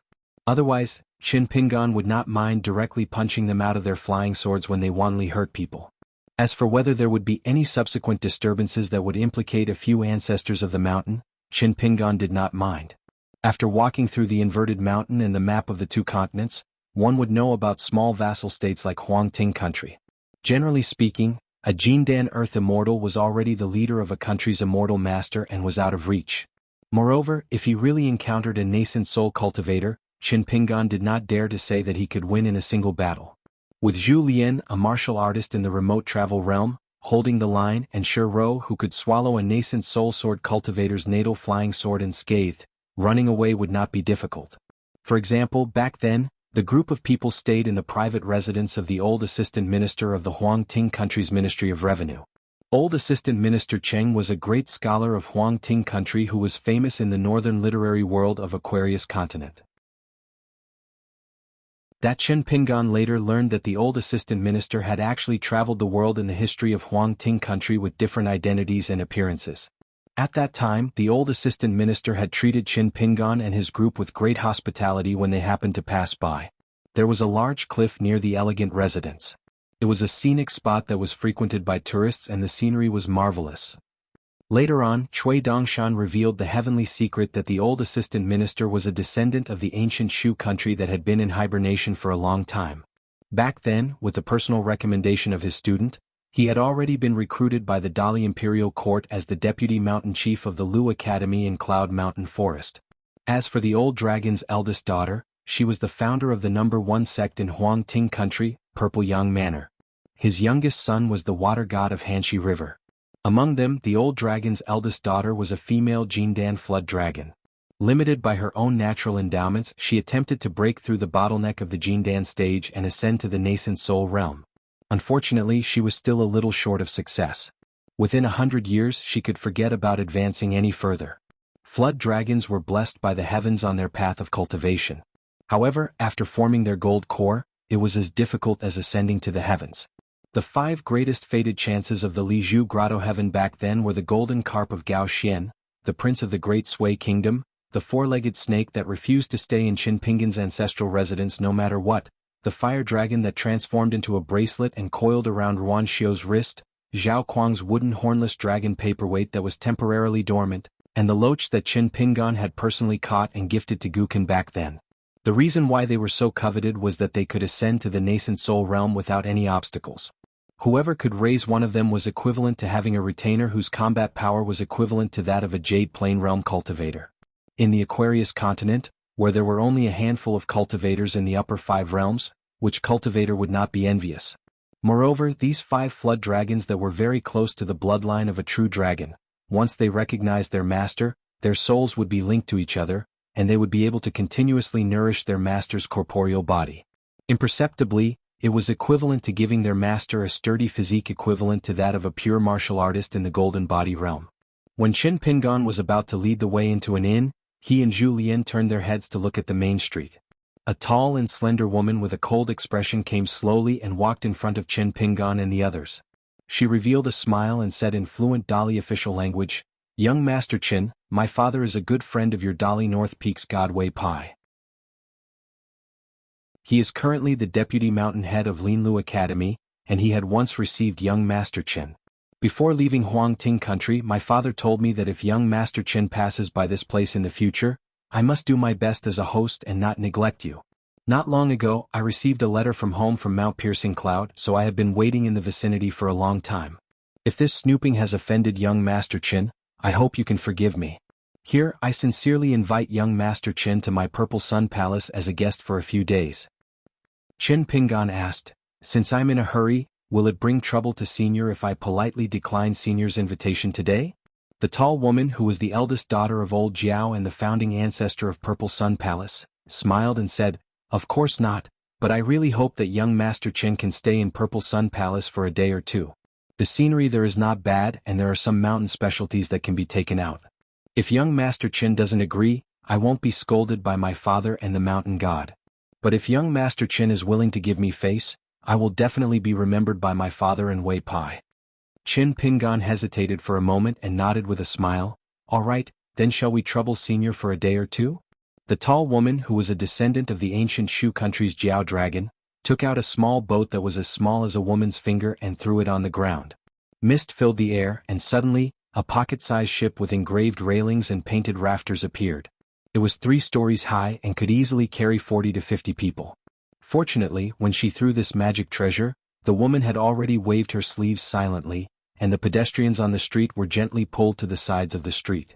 At the same time, she took out a stack of talisman papers of different colors from her sleeves. After she let go, the talisman papers floated to the ground, and slender and beautiful girls appeared.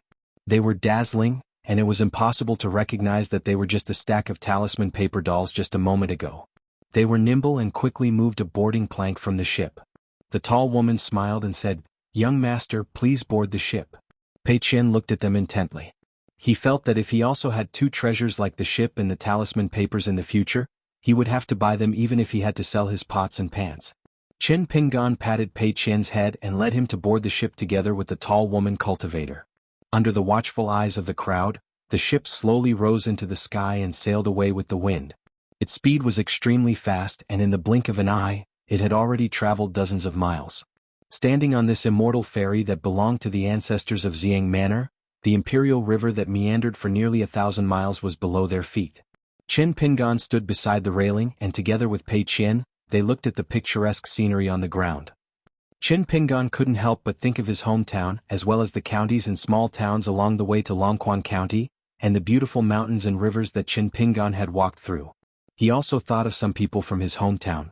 Among his classmates who left the Lizhu heavenly abode with the school's groom, Li Huai and Lin Shui eventually followed Chen Pinggan and Li Huai. Between Dong Shuijing and Shi Chuanjia, one chose to stay in his hometown, while the other followed his family and moved to the capital of Dali. Actually, Chen Pinggan had a good impression of them. One had a simple and honest temperament, and it was probably because of their similar backgrounds that made Chen Pinggan feel close to him back then. The other had braided hair and was lively and cute, and he could tell that she was smart and intelligent. Chen Pinggan didn't feel that their choice was wrong. In the depths of Chen Pinggan's heart, he hoped that the mountains and rivers of his hometown would remain the same. Whether it was Dong Shuijing and Shi Chuanjia who stayed in their hometown, or Lu Xianying, Gu Kan, and Zhao Yao who were already far away from their hometown, their hearts were still filled with the green mountains and rivers of their hometown. Of course, on this journey back home, Chen Pinggan still had to make a trip to the mansion of the female ghost with the beautiful wedding dress hanging high in the wind. He had to tell her some of the words that he had kept in his stomach back then. In the twilight, Dong Shuijing hung up the closed sign for the wonton shop, but he wasn't in a hurry to close the shop's doors. After doing business for a long time, he knew that there would always be some visitors who had made appointments with the shop when they went up the mountain to buy a bowl of wonton. Therefore, even if Dong Shuijing hung up the wooden sign saying closed, he would still wait for about an hour or so. However, Dong Shuijing wouldn't let the 2 newly hired waiters wait with him. When customers came, Dong Shuijing would personally cook. Even if the 2 waiters who were born in poverty wanted to share the joys and sorrows with the shopkeeper, Dong Shuijing wouldn't let them. Dong Shuijing's wonton shop became more and more famous. Many rich people in the newly established county city of Longquan invited Dong Shuijing to open 2 more shops in the county city, but Dong Shuijing declined all of them. Other than the wonton shop on the mountainside with the mountain god temple at the top of the mountain, Dong Shuijing had used a large sum of money from selling one of the town's ancestral houses to buy a house half a street in the new county city. Except for one house, he rented out the rest. Dong Shuijing was also one of the first local people to pick up leftovers. Among the neighbors of the 2 ancestral houses, there were many lonely old people who were born and raised in the town. They were stubborn. Even if outsiders offered a sky-high price to buy their ancestral objects, they still wouldn't sell them. They said that they could sleep in a pile of money at night, or that they could take them with them to the next life after they died. The disciples of the immortals on the mountain were patient. Those old guys who might become a pile of bones in the soil in a few years only felt that it was unreasonable, but they didn't dare to force them to buy. They could only go back disappointed with a large sum of money. However, after Dong Shuijing came to visit them, no one knew whether it was because the old people cherished this young man they had watched grow up or because Dong Shuijing had a glib tongue. In short, the old people sold the wonton shop to Dong Shuijing at a price far lower than that of outsiders. Dong Shuijing went to the bun shop on the Oxhorn Mountain several times and made an immeasurable income. Plus the unexpected harvest from his own hard work, Dong Shuijing found Governor Wu, County Magistrate Yuan, and Supervisor Chow, who had visited the wonton shop one after another, and bought many pieces of land silently. Unconsciously, Dong Shuijing had become one of the few rich and powerful families in the new county city of Longquan. Indistinctly, there was a frightening saying, Dong Banqing, in the mountains of Longquan County. Today, after Dong Shuijing finished chatting with the two young men and left, the shopkeeper, who had grown into a tall young man, stayed in the shop alone and made a bowl of steaming hot wonton for himself as a reward. As dusk fell, autumn became more intense. After eating the wonton, Dong Shuijing cleaned up the bowls and chopsticks and came to the outside of the shop. He glanced at the path leading to the mountain and didn't see any pilgrims, so he planned to close the shop. However, he didn't expect that there were no pilgrims returning home on the mountain. Instead, a young man in a scholar's robe came from the foot of the mountain. Dong Shuijing was familiar with him, so he let him in with a smile, made a bowl of wonton, and served him a pot of homebrewed rice wine. From the beginning to the end, the two deliberately talked in the dialect of Longquan. Dong Shuijing spoke slowly because he was afraid that the other party wouldn't understand. The guest was a weirdo named Gao Xian. He claimed to be a wanderer who came to study at the Dali Academy in the Cloud Mountain Forest. He couldn't speak the official dialect of Dali very well, but he still wanted to learn the dialect of Longquan from Dong Shuijing. After Gao Xian finished eating the wonton, Dong Shuijing poured 2 bowls of rice wine. Water and glutinous rice were the key factors for the rice wine to be mellow. Longquan Prefecture had no shortage of good water, and Dong Shuijing had asked for glutinous rice from the kiln supervisor surnamed Chow. The glutinous rice was shipped to Longquan from a land of fish and rice in Dali, and the price was much lower than the market price. As a result, a sizable rice wine brewery had appeared in Longquan Prefecture City. Now it was already being sold to the capital regions of Dali. Although it wasn't making a lot of money at the moment, its prospects and financial situation were pretty good. The restaurants in the capital regions of Dali had gradually recognized the Longquan rice wine. Coupled with the existence of the Lizhu cave and various rumors about immortals, the wine was even more fragrant. Dong Shuijing had asked County Magistrate Yuan for help in the matter of selling the rice wine. This small profit but quick turnover deal involved Wu Yuan's approval, County Magistrate Yuan's opening of the capital regions, and Supervisor Chow's glutinous rice. Wu Yuan, the prefectural governor, County Magistrate Yuan, and Supervisor Chow. Among the three, Wu Yuan had the highest rank. Although he was only a rank 4 prefectural governor, he wasn't a true feudal official. However, as the youngest prefectural governor of Dali, Wu Yuan was an existence that the Dali imperial court didn't want to underestimate. After all, Wu Yuan's teacher was the imperial tutor of Dali, Cui Dong. It was a pity that after Wu Yuan had been promoted, his reputation was much worse than before he left the capital. It was said that before Longquan was promoted to a prefecture, County Magistrate Wu, who was sent here by the imperial tutor with high hopes, was ostracized by the large clans in those regions. Zainu clang clang clang clang. He was rebuffed. However, Wu Yuan had a good teacher. Others couldn't be envious of him. However, Wu Yuan was already a big joke in the imperial court of Dali. On the contrary, the latter two, County Magistrate Yuan and Supervisor Chow, were favored by the Dali bureaucracy. It wasn't just that these two young talents were direct descendants of the two great pillars of the state. Both of them were doing well in their respective fields in Longquan Prefecture. County Magistrate Yuan was responsible for the construction of the Immortals Cave on the Western Mountain. The smooth construction and completion of the Tomb of the Immortals and the Civil and Martial Temple on Laosi Mountain was also due to his efforts. The large clans that stayed in Longquan Prefecture didn't recognize Wu Yuan as the prefectural governor, but were willing to recognize the county magistrate who had an even lower official title. As for the Kiln Affairs Supervisory Office where Supervisor Chow worked, on the surface, it was a small yamen that was in charge of the production of imperial porcelain from the Dragon Kiln. In reality, it was a secret mission to supervise all the powers in Longquan Prefecture. Yuan and Chow, the two most noble surnames in Dali, were like fire and water. The Dali cavalry was divided into 3 groups when they marched south. Behind the scenes of 2 groups stood the figures of the 2 great pillars of the state. For Dong Shuijing to be able to rope in these 3 people at the same time through an inconspicuous small business, it couldn't be denied that it was a magnificent feat of accidentally. In reality, Dong Shuijing was the one who had come up with the idea for the rice wine business. However, the specific plan, the interlocking steps, was someone else who had given Dong Shuijing advice. Dong Shuijing later asked that person why County Magistrate Yuan and Supervisor Chow, who were descendants of prominent aristocratic families, didn't refuse this small profit. For example, at the end of last year, Dong Shuijing earned 70,000 taels of silver from the three families, while Yuan and Chao only earned 140,000 taels of silver in total. Compared to the merchants in the marketplace, it was a huge profit. In the future, the dividends would indeed increase steadily. However, after Dong Shuijing learned about the general properties of the two surnames, he really couldn't understand it. That person then told Dong Shuijing that the businesses in the world were divided into big and small, high and low, as well as dirty and clean businesses. Making a lot of money in some businesses that involved killing people was a skill. Making a small amount of money in a clean and small business was also a skill.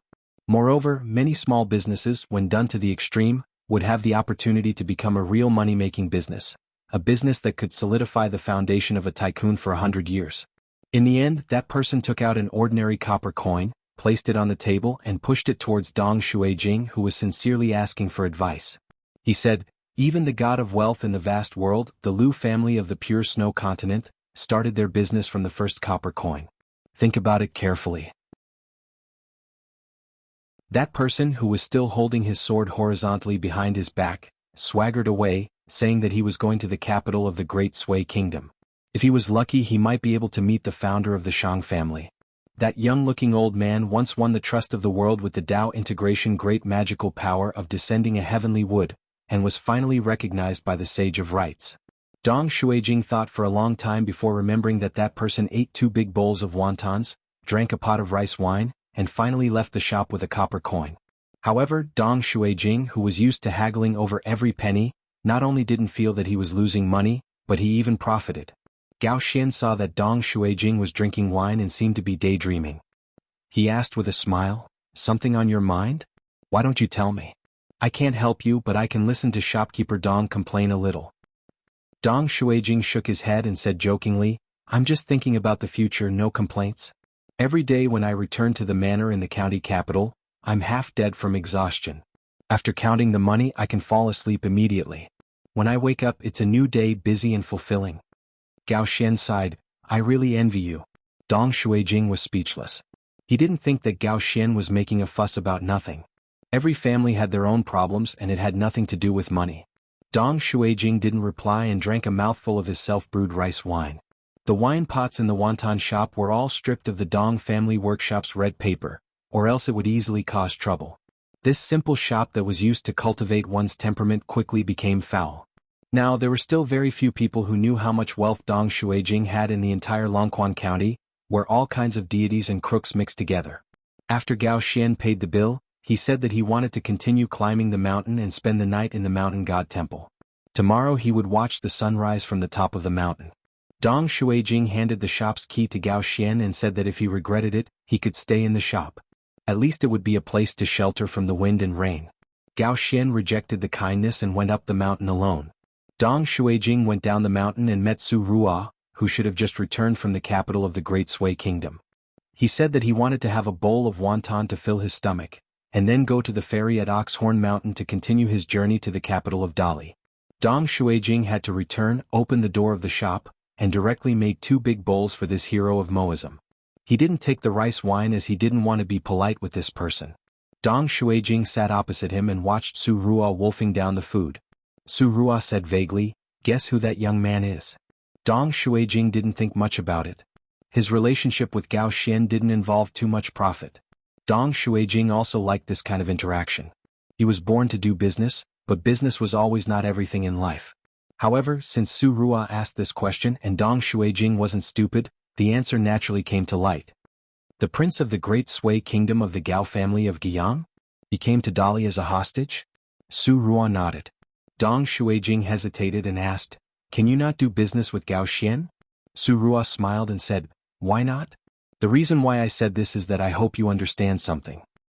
Dong Shuijing said seriously, "Please say it, mister." Only at times like this, Dong Shuijing was willing to call Su Ruo mister. Su Ruo glanced at the counter of the shop. Dong Shuijing immediately went to get a pot of rice wine and placed it in front of Su Ruo.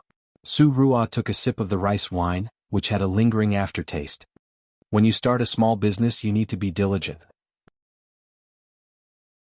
When you become big, of course, you still need to be diligent. However, the word information will become more and more important. You need to be good at digging out the details that no one cares about, and the information hidden behind the details. One day you will be able to use it and you don't have to hold a grudge against it. Dong Shuijing nodded. Su Ruo asked again, what do you think of Wu Yuan, County Magistrate Yuan, Supervisor Chao, and Gao Xian's temperament? Dong Shuijing said slowly, Governor Wu is gentle, County Magistrate Yuan is strict, and Supervisor Chao is romantic. Gao Xian is elegant. Su Ruo asked again, why so? Dong Shuijing already had a draft in his mind, so he said without hesitation, Governor Wu's husband, the imperial tutor Cui Dong, is now showing off his abilities. Governor Wu must be cautious and not get carried away, or else it will easily cause unnecessary jealousy and attacks. The Yuan family has always been cautious. If I remember correctly, the family motto of the Yuan family is to hide wind and gather water. The Chao family has many descendants from the border army, so they are heroic. As a prince of the Great Sui Kingdom, it is inevitable that Gao Xian is a little disheartened after being stranded here. Even if he is angry, he should at least show it on the surface. Su Ruo said, these are correct, but they are still superficial. If you can think of these, so can many people. Therefore, this is not considered information that can make you rich. You need to think deeper and higher, and think about the more far-reaching structure of the court and the trend of the dynasty. It may not be useful for your current business, but once you develop a good habit, it will benefit you for life. Dong Shuijing nodded and said, I understand. Su Ruo said with a smile, I am not a real lone person. What I can teach you is actually very shallow. But you have the talent to go from shallow to deep. In the future, I will see you less and less often. Moreover, I am also information that belongs to you, Dong Shuijing. I am not boasting, but this exclusive information is not small. So in the future, if you encounter any obstacles, you can naturally do business with me. You don't have to be embarrassed. Dong Shuijing grunted. Su Ruo took out a Taiping no incident token. With your current family business, you are not qualified to have this Taiping no incident token. However, I have earned a few Taiping no incident tokens over the years. It would be a waste to keep them in my hands, so I gave them away. Just take it that I have a unique insight and have taken a liking to you early on. In the future, I will ask for dividends from you. Tomorrow, go to the prefectural governor's office, and after that, the local yamen and the Ministry of Rights will record it. Dong Shuijing did not refuse. He kept the token of peace and carefully put it in his pocket. It was not an exaggeration to say that this token of peace and safety was priceless. In the vast territory of the northern part of the Aquarius continent, countless kings, generals, ministers, genealogical immortal masters, wild cultivators, and gods of the mountains and rivers hoped to have a piece of it. Su Ruo said teasingly, I heard that your future father-in-law went to the Tongyi continent. On his way back to the North Continent, he appeared in this hometown town. Didn't you take the opportunity to visit him? Dong Shuijing did not know whether to laugh or cry. He said helplessly, when I heard the news, Uncle Li had already left the town. Su Ruo smiled and asked, do you want to know how your rival Lin Shui is doing in the Cliff Academy? Dong Shuijing nodded and said, I do. Su Ruo smiled and did not say anything. Dong Shuijing asked straightforwardly, how much money? Su Ruo stretched out her hand and took a pot of rice wine from behind the counter. She said, he has not entered the Middle Five State, but he is famous in the capital of the Great Sui Kingdom. If you do not work hard and let Lin Shui become an immortal in the Middle Five State, there will be many opportunities for him. He may be able to earn hundreds of thousands of taels of gold and silver with just a flick of his finger. It will be easy for him to catch up. Dong Shuijing hesitated for a moment. Of course, I do not want to lose to Lin Shui, but some things are not about earning more or less. Su Ruo smiled and stood up with the pot of wine. She said, it is better to have more than less. Many things that seem to be unsolvable with money are, in the end, because there is not enough money. Dong Shuijing stood up as well. Sir, why have you not told me the true meaning of being a person of credit? Why have you only taught me the skills of a merchant? Su Ruo asked with a smile. Only?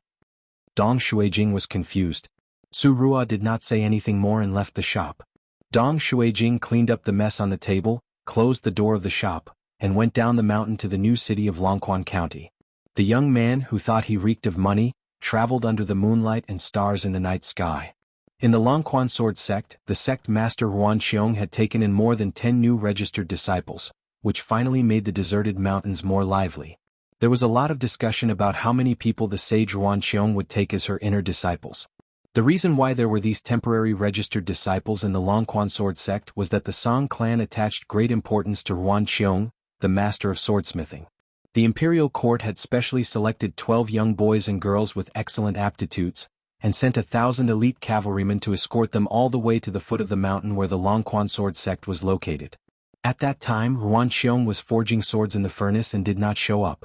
It was a black-robed young man who had just stepped into the Gold Core realm who was in charge of receiving people. After learning that this black-robed young man was a genuine earth immortal of the Gold Core realm, the eyes of the children were filled with passion.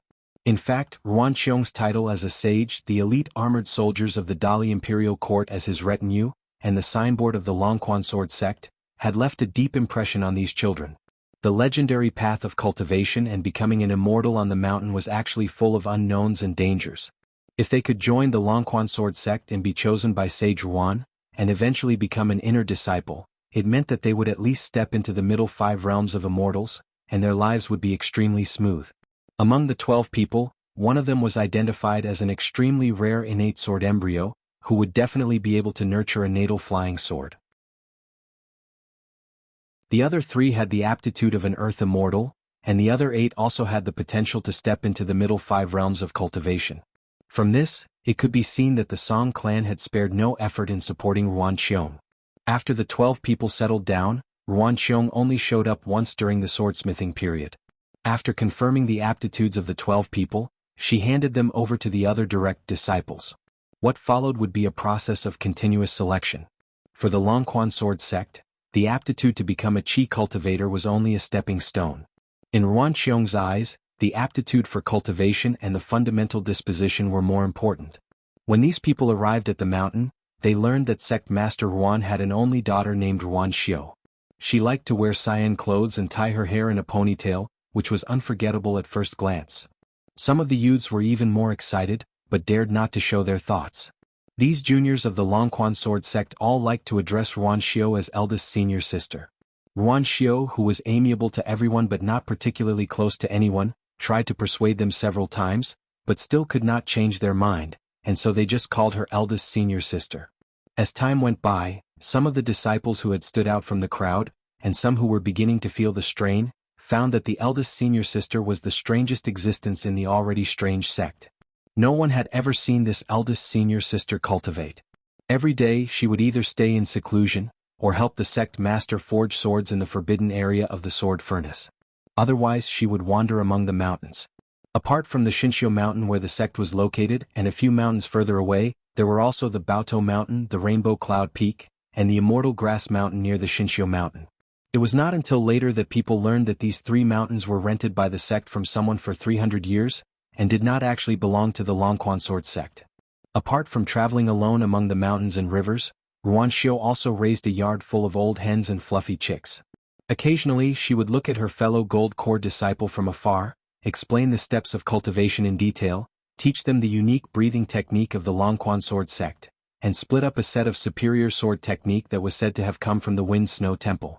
The eldest senior sister, Ruanxiu, never approached anyone. She held a handkerchief in one hand, on which a small mountain of pastries was placed. She ate slowly, and when she came, she would unwrap the handkerchief and leave immediately after finishing her meal. Some of the smarter disciples would notice that whenever the eldest senior sister left, the second senior brother, who was already an earth immortal, would breathe a sigh of relief. Apart from the eldest senior sister, Ruanxiu, there was also the second senior brother, who was almost half a master, the third senior sister, who lived alone by the Dragonbeard River all year round, and the fourth senior brother, whose surname was Xie and who was born with a pair of long eyebrows. The young senior brother Xie had never been kind to the juniors, but he was the one who was in charge of the discipline of the Longquan sword sect. At first, some of the juniors complained that the fourth senior brother was too harsh and cold, and did not care about the friendship between the juniors. But later they heard a rumor from a small town, which made them feel like they were struck by lightning. The fourth senior brother Xie, whose ancestral home was in the Peach Leaf Alley, was still alive and well.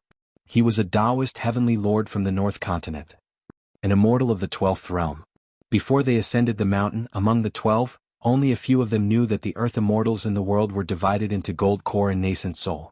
As for the realm after Nascent Soul, no one had heard of it, and they mistakenly thought that it was the peak realm of Qi cultivators. After they ascended the mountain, the second senior brother, who was one of the first disciples of Ruan Qiong, who was a stern gold core earth immortal, gave them a general explanation of the realms of Qi cultivators.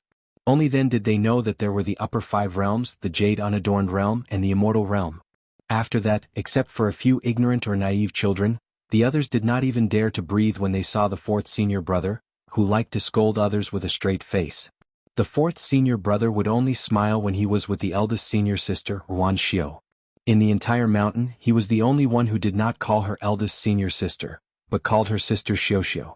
But Ruan Xiu did not seem to be very close to this junior brother. This made many youths feel much better in their hearts.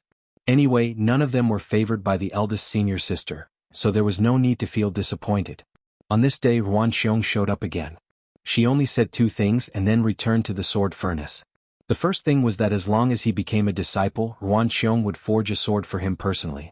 It should be known that Master Ruan was fully deserving of the title of the best swordsmith in the Aquarius continent. Therefore, not to mention the 12 people, except for the 4th senior brother, who still looked indifferent, even the 2nd senior brother and the 3rd senior sister, who had rushed back to the mountain to listen to their master's teachings, could not help but look excited. The second thing was that the Dragon Spring Sword sect had bought a new mountain. Ruan Qiong gave a few words of encouragement, saying that when someone reached the nascent soul realm in the future, he would be qualified to hold the opening ceremony in the Dragon Spring Sword sect and occupy a mountain alone.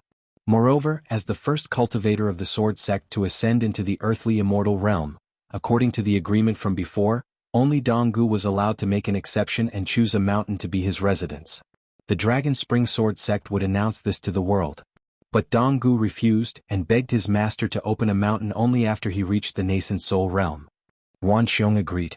Su Xiaoqiao, who was used to being called the 3rd senior sister by her junior brothers and sisters, went down the mountain again and went to the shop by the Dragon Beard River, where the sword sect thrived. Ruan Xiu went with her for the first time, which made Su Xiaoqiao feel a little flattered. The 4th senior brother Xiaoling wanted to follow them, but Ruan Xiu just looked at him without saying a word. Xiaoling knew the difficulty and stayed on the mountain obediently. When they walked down the mountain, Ruan Xiu asked, "In fact, you are the first disciple of my father. Just because Donggu reached the core formation realm first, you are called the 3rd senior sister by those people. Do you feel bad?" Su Xiaoqiao, who was expelled by the Wind Snow Temple, answered honestly, "I feel bad, but I have no objection to Donggu being the 2nd senior brother." Ruan Xiu did not say anything. Su Xiaoqiao, who had his thumb cut off when he held the sword, was silent for a moment and asked, "First senior sister, can I really reach the nascent soul realm one day?" Ruan Xiu admitted, "It's difficult. Compared to Donggu, who will reach the nascent soul realm in 100 years, you have a lot of variables. It's a little easier for you to reach the core formation realm. My father will help you and not favor Donggu over you. But if you want to reach the nascent soul realm, it will be much more difficult for you than for Donggu." Su Xiaoqiao looked sad. 4 ordinary immortals, becoming a gold core realm cultivator was already a great fortune for them to go back to bed after burning incense for their ancestors' memorial tablets. But in this Dragon Spring Sword sect, in the eyes of Su Xiaoqiao, who had seen the scenery on the top of the Wind Snow Temple, gold core realm cultivators were far from enough. Unexpectedly, Ruan Xiu added, "As for your junior brother Xiaoling, he will be the first disciple of the Dragon Spring Sword sect to reach the Jade Unadorned realm. If you are jealous of Xiaoling now, I believe you will only be more and more jealous for the rest of your life." Su Xiaoqiao pursed his lips, his steps heavy. Donggu was the lowliest among the 3 founding disciples of his master Ruan Qiong. He was born as a mountain animal, but now he had become the 2nd senior brother and an earth immortal in the Dragon Spring Sword sect, who was respected by everyone. Xiaoling was born and raised in the small town. He was the youngest and had never suffered any hardship. However, he was the one with the most fortune. Not only was his family's ancestor a Taoist heavenly lord, but he was also able to get a Taoist sect leader who had a high status, to personally give him an exquisite pagoda that was comparable to a divine weapon. Su Xiaoqiao was the only one who had the toughest life, the most diligent in cultivation, and the most uneven Tao. Ruan Xiu broke a twig on the side of the mountain road, casually held it in her hand and said slowly, "You think comparisons are odious, don't you?" Su Xiaoqiao's eyes were red. Ruan Xiu suddenly said with a smile, Even though you might not be as good as Xiaoling and Donggu, even when your golden body decays and you die of old age, I still like you a little more. So when she learned that Ruan Xiu was also leaving the mountain, Wu Yuan felt that it was inappropriate. Ruan Xiong should know why Wu Yuan and the Dali imperial court felt troubled. She smiled and said, "Don't worry, I will tell Xiu not to get involved as much as possible this time. And even if there is any accident, I will not vent my anger on Dali." Wu Yuan still did not dare to agree without authorization. Ruan Xiong said so, but he did not dare to take it seriously. The world was complicated. If there was a slight mistake, the relationship between the Dali imperial court and Longquan sword sect would be damaged. Once the Song clan's efforts were wasted in the whole Dali, only Mr. Cui Dong could bear it. So Wu Yuan did not hesitate and said that he must report to the Ministry of Rights. Ruan Xiong nodded and said, "Yes, Your Excellency, please give me an answer as soon as possible." Then Ruan Xiong asked, "I want to choose a few people from the remnant Lu felons as registered disciples of Sword Sect. You can report it to the Imperial Court and see if they agree. In case of conflict with those groups of stubborn felons, you can be mentally prepared." Wu Yuan smiled bitterly and said, "Okay." After talking about business, Ruan Xiong came and went like the wind without any delay. Governor Wu was left with a frown on his face. He was mulling over how he should tell the Imperial Court about these two matters. In the hands of the Imperial tutor Cui Dong, the Dali Imperial Court built a very secret underground organization. All the related personnel were called stubborn felons. Every time they were ordered to leave the capital, they were in a group of three. One was a Kintiangian, one was a physiognomist, and one was a yin-yang warlock. They were responsible for searching for all the good materials suitable for cultivation for Dali. Once chosen by the stubborn felons, even if they had been selected by the Qi trainers but had not been brought up to the mountain, they had to make way for the stubborn felons. This was probably the origin of the name of the stubborn felons. After Cui Dong became the imperial tutor and Dali flourished, there were many fights in history because of this matter. It was just that after several times, the immortal genealogist of Dali and Yamazawa Wild stopped fighting because the embroidered tiger always supported the stubborn felons to the end. In the mansion of a Yuanine cultivator, an old Jindan cultivator had been testing a young man at the foot of the mountain for 6 years, concentrating on carving the unpolished jade and preparing to accept him as a direct disciple to inherit his legacy. In the end, a group of stubborn felons found that the young man was a good seedling. The old Jindan cultivator met the unreasonable stubborn felons and was so angry that he gnashed his teeth. The old Jindan cultivator was even willing to pay a large amount of immortal money, but the stubborn felons insisted on taking the young man away. The two sides argued endlessly and finally triggered a fierce battle. 2 of the stubborn felons were killed on the spot, and the last one escaped. What the old Jindan cultivator did was reasonable, and it was enough to give face to the Dali imperial court. Moreover, the mountain where the old Jindan cultivator lived was one of the few immortal caves in Dali. But in the end, it was still surrounded by a total of 6,000 Dali cavalry, nearly 100 martial secretaries, hundreds of extremely expensive and rare Mahist mechanisms, and more than 100 Qi trainers and pure martial artists recruited by the Ministry of Justice. It was called a martial arts show. The battle was fierce and Dali even sent out Dali, the god of North Mountain. In the end, the largest immortal sect on the northern border of Dali was beaten to the point that half of its mountain was cut off. Its vitality was greatly damaged and it became a second-rate force at the bottom. Among them, the Yuanine cultivator died in the battle, and the old Jindan cultivator was beheaded by a Dali military general. Then a swordsman was asked to carry the dried head, which died with grievances, and spread it to many mountains on the border. After that, the immortals on the mountains in Dali became much more restrained. Even some arrogant forces that had long attached themselves to the Dali imperial court began to give instructions to their direct disciples. It was said that after the battle ended, the imperial tutor Xiuhu, who rarely left the capital, appeared on the top of that mountain. But he did not kill the remaining rebels on the mountain. He only asked someone to set up a stone tablet, saying that it would be useful in the future. Today, the stone tablet on the mountain peak was still blank without any words. It was unknown whether the imperial tutor had forgotten about this old matter, or it was not the right time. On the top of a mountain where immortal caves had taken root for many years in the northern border of Dali, there was an old man in a Confucian robe who had just climbed the mountain. He stood next to a blank stone tablet with no words carved on it. He stretched out his hand and pressed on the stone tablet, turning his head to the south. There was only the old man on the top of the mountain without anyone accompanying him. All the people who had experienced the bloody battle of that year. The older generation of the immortal sects were gathered in an area not too far from the top of the mountain, trembling with fear. As for the new young disciples, they were strictly ordered not to leave their houses. Whoever dared to move without permission would be directly broken on the longevity bridge and thrown to the foot of the mountain. All the elders of the sects in the north of Dali, who used to be incomparably aloof, looked at each other at this moment. They could see the fear and helplessness in each other's eyes. They were afraid that the imperial tutor of Dali would suddenly give an order to settle accounts after the autumn, and eliminate the roots of the mountain that had just regained some vitality with great difficulty.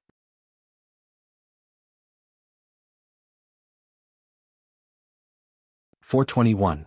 In less than 2 hours the splendid cruise ship, which had been transformed from a small boat carved from a core, broke through a sea of clouds and landed among the misty peaks. They had arrived at the Xiang mansion. Looking down from above, the scale of this immortal sect was not inferior to that of the royal palace of a mortal dynasty. In the middle, there was a large expanse of magnificent buildings that shone with a purple-gold color under the sunlight. After Qin Pingan's group disembarked, the tall female cultivator who called herself True Monarch Cave Spirit, Wu Yi, put away the small boat that was carved with the core into her sleeve. As for the chattering young girls, they all transformed into talismans, yet they weren't put away by True Monarch Cave Spirit. Instead, with a casual flick of her sleeve, the talismans were tossed into a nearby gurgling river, and they transformed into waves of dense spirit energy that fused into the river water. A tall and thin old man immediately appeared on the other side of the river. He knelt down and kowtowed to the female cultivator, shouting, "Little god of the incense accumulation temple greets cave spirit ancestor. I thank ancestor for your great kindness." Julien slapped Pei Qian on the head and said softly, "Your kindred spirit has appeared again. Aren't you going to hold Yan Huan's arm?" Pei Qian rolled his eyes. Wu Yi's expression was indifferent. "If there's nothing else, return to your incense temple." The god hurriedly stood up and left, turning into a green smoke mixed with specks of golden light that swept into the river and disappeared in a flash. Wu Yi smiled and explained, "That's the bad thing about going out. It's hard to have peace." Qin Pingan nodded to express his understanding. Wu Yi asked casually, "Young Master Qin, among the people who went with you last time, such as my father's favorite girl in the red cotton-padded jacket, why are they all gone?" Qin Pingan smiled and said, "They are all studying in the Great Sui Kingdom." Wu Yi seemed to be a little regretful. Her father had once revealed that the tall young man named Yu Lu was the crown prince of the fallen Lu dynasty who had concealed his identity. His body was rich with dragon qi and he was simply the most delicious food in the world. Back then she didn't know why her father didn't eat it. She didn't dare to act rashly under her father's watch, so she missed it. She just didn't know if she would have the chance to eat a full meal in the future. Maybe she would be able to break through that damned bottleneck of the Jindan stage. In order to break through to the nascent soul realm and reach the end of the great Tao that belonged to the flood dragons, his younger brother did not hesitate to become the deity of the Hanxi River while he diligently cultivated the unorthodox Taoist techniques. It could not be said that it was useless, but his progress was extremely slow. It was simply enough to drive one crazy. Could it be that he would have to live in his father's shadow for the next 100 or 1,000 years? They were constantly on tenterhooks, afraid that one day their father would starve, or that he would be seriously injured from a fight, and would need food to replenish his body. Would he use their 2 children to fill his stomach? Back then she and her poor younger brother accompanied their father to meet the Dali imperial tutor, Cui Dong. That experience was not good.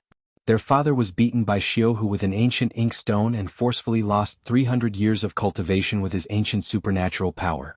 After that, their father vented his anger on her and her younger brother, beating them up miserably.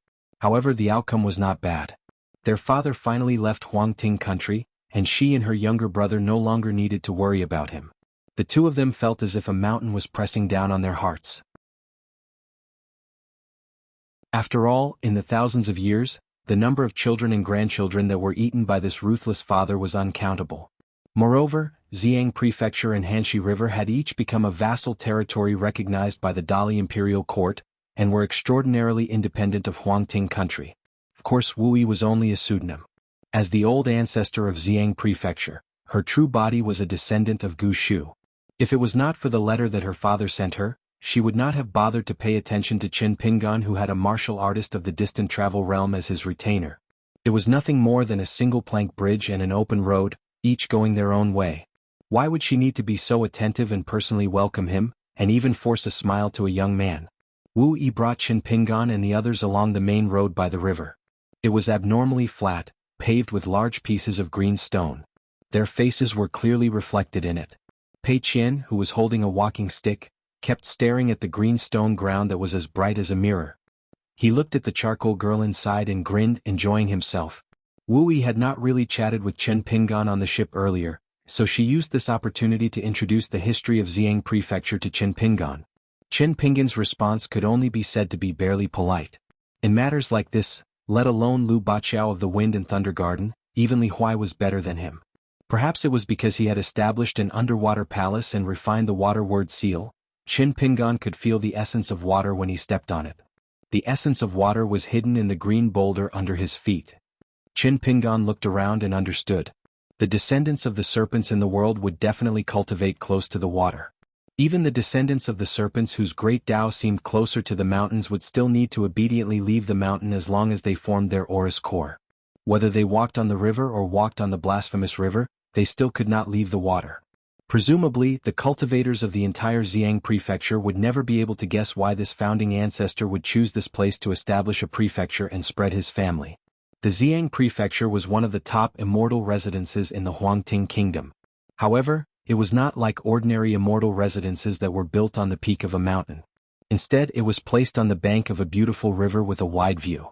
The river that was formed from the convergence of mountain forests and streams was called the Iron Seal River. It was the upstream of the third largest river in the Huangting kingdom, the White Swan River. It could be said to be the source of the mighty White Swan River. The White Swan River was second only to the Hanxi River and the Yu River.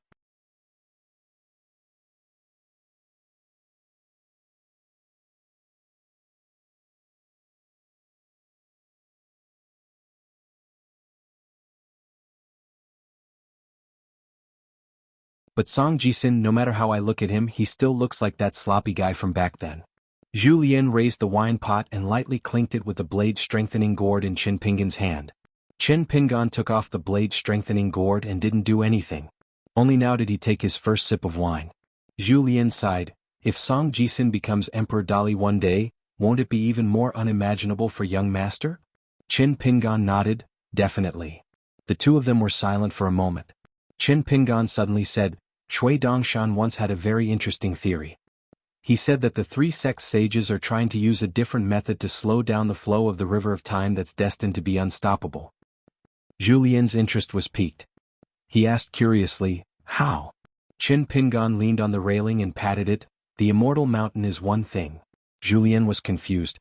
Qin Pingan continued, the mortal city is one thing. Qin Pingan said slowly, war is another thing. Qin Pingan finally said, the knowledge of 100 schools of thought that can immerse one's mind seems to be one thing too. Zhu Lian felt a headache coming. Cui Dongshan's words are so mysterious. I'm even more confused. Qin Pingan drank his wine and smiled, I don't understand either. Zhu Lian asked softly, then does young master want to understand these mysterious great Taos? Qin Pingan thought for a while and shook his head, if I don't have to understand then I don't. Zhu Lian nodded, young master already knows enough. Indeed, there's no need to investigate everything and try to trace back to the source. Qin Pingan turned his head and said, Zhu Lian, can you change your habit of sucking up to others? Zhu Lian raised his arm and shook the wine pot in his hand. He laughed, why should I change? If I change, will there be wine to drink? Qin Pingan smiled, that's true. Zhu Lian asked tentatively, previously, young master said that you wanted to go to the North Continent to train alone. Can't you bring me along? How boring would it be to not have a cook by your side or a lackey who would suck up to you? Qin Pingan nodded and said, you just stay at Luapa Mountain obediently. I still hope that you can reach a higher level on the martial path. Since that old man Shui's punching method is suitable for me, it's more suitable for you. In the future, if you can ascend to the pinnacle of the mountain, then when Pei Qian travels the Jianghu for the first time, no matter how far he goes, or even if he goes to another continent to play with Li Huai, as long as you secretly escort him, I can be very assured. Zhu Lian could only give up on persuading Qin Pingan to change his mind. Qin Pingan asked, Zhu Lian, can you tell me about your younger days? For the first time Zhu Lian blushed. Countless messy accounts and countless romantic debts. I'm afraid that young master will lose the mood to drink if I talk about these. Qin Pingan jumped onto the railing and sat down. Tell me about it. Actually, I've secretly read the few books you gave Pei Qian about the martial world. I think they're very well written. However, it's the martial world in the imagination of the scholars in the study room. It's not realistic enough. I believe it's not as interesting as your personal experiences. Zhu Lian also jumped onto the railing and sat down, grinning. All right, allow this old servant to tell you. Young master, you don't know how young and romantic this old servant was back then. In Jianghu there were many fairies and heroines who admired me to the point of death. Their infatuation never changed. The more he listened, the more Zhu Lian realized that his young master's look of disdain became more and more obvious. In the end, Qin Pingan patted Zhu Lian on the shoulder and left without saying anything. This hurt Zhu Lian a little. His young master was good in everything else, but when it came to love, he was too much of a gentleman. He was too different from those who walked the path. Zhu Lian probably didn't know that Qin Pingan was muttering in his heart as he walked into the building. You have Miss Ning, you have Miss Ning. If you dare to let your imagination run wild, you'll be beaten to death by Miss Ning without a word. Don't tell me you can't even think about it? No, as long as you see Miss Ning, how can you hide from her? You'll be seen through in an instant. You'll still be beaten half to death. Do you dare to fight back? A simple and elegant two-story ship sailed from the turbulent White Swan River to the gentle Iron Ticket River. At the bow of the ship stood a cold-looking woman in palace attire. Beside her was a personal maidservant and 3 men of different ages and appearances. An old man smiled bitterly and said, Madam, our visit to Xiang Manor this time might not be a pleasant one. The old man and the other 2 were all guests of this madam's manor. They had known each other for a long time and their temperament was similar. The friendship between gentlemen was as light as water. Even some alliances were to eliminate evil and defend the path of righteousness. For example, according to the madam's secret report, they had chased down the fox demon that had caused a disaster for 100 years at Centipede Ridge. The atmosphere was completely different from that of Xiang Manor and Xiangji Temple. That madam had a faint look of worry on her face. She only sighed. The young maidservant beside her had accompanied her for 100 years. Although she was a water ghost and an otherworldly item, she had received the blessing of incense and had drowned in her early years. It was a blessing in disguise and she was able to embark on the path of cultivation. The maidservant was considered one of the madam's close people. Therefore, in this kind of situation she still had the right to speak. She said softly, the situation forced us. Hanshi River and Yu River have already received the peace and quiet token issued by the great Li Song clan. Only our White Swan River has been given the cold shoulder to this extent.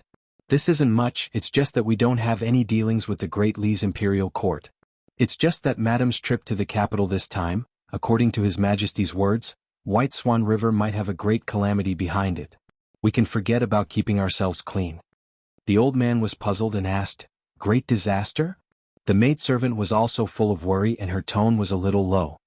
His Majesty also hinted that Yujiang River's water god had already received the peace and quiet token, but he was still not satisfied. He shamelessly ran to Feizhou Grotto Heaven's imparting Cloud Mountain. It seemed like he had a secret relationship with Beiwei god Wei Pai. It's very likely that the Dali Imperial Court will make a move on our White Swan River.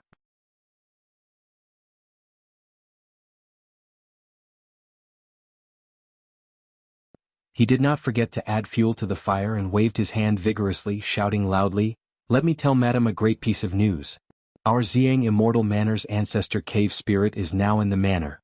Madam, as a righteous god of a river, I believe that the Xiang Immortal Manor will definitely open their doors to welcome Madam's arrival. Madam, take care. When you return to the White Swan River, if you are free, you must come to my fragrant river temple. When the ferry was far away, the river god spat fiercely at the Iron Ticket River and cursed, What the hell is this, pretending to be noble and virtuous? A foreign nascent soul of unknown origin, the true body of a white swan after throwing a cup of water into it, just recommended himself to sleep with the emperor of the Huangting country back then. By relying on his skills in bed, he luckily became a Jiang Shen. Is he worthy to talk business with our ancestor cave spirit? In these hundreds of years, he has never paid half a piece of snow to our Xiang Immortal Manor. Now he knows how to mend the pen after the sheep is lost?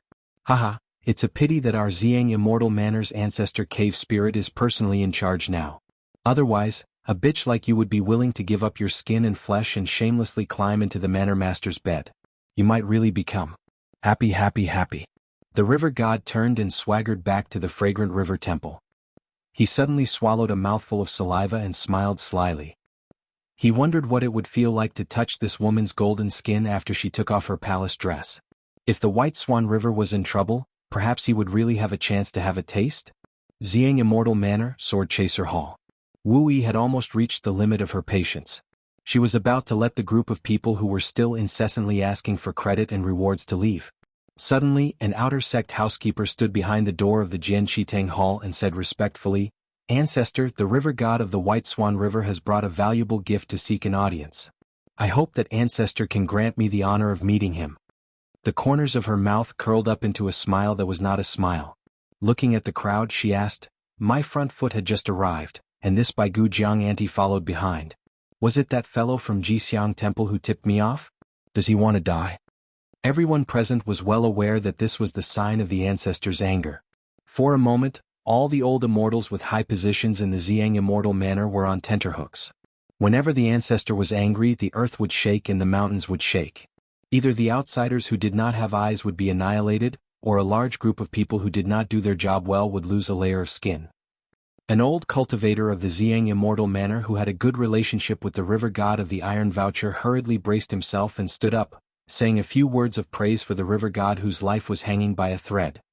Reporting to Ancestor, the river god of the Fragrant River Temple would definitely not dare. This guy's cultivation is lowly and can't do anything. Only when it comes to being loyal to our Xiang Immortal Manor can it be said that he is not the least bit careless.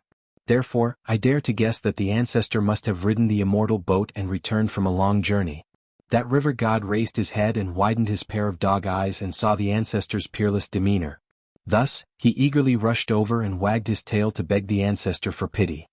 She tapped a finger on the armrest of the chair. This explanation does make sense. Everyone immediately felt as if a heavy burden had been lifted off their shoulders. Even the old man of the Xiang Immortal Manor who did not get along with the old cultivator could not help but secretly praise him in his heart. It was not that the old cultivator was righteous and was willing to say a few words of justice for an outsider of the Xiang Immortal Manor.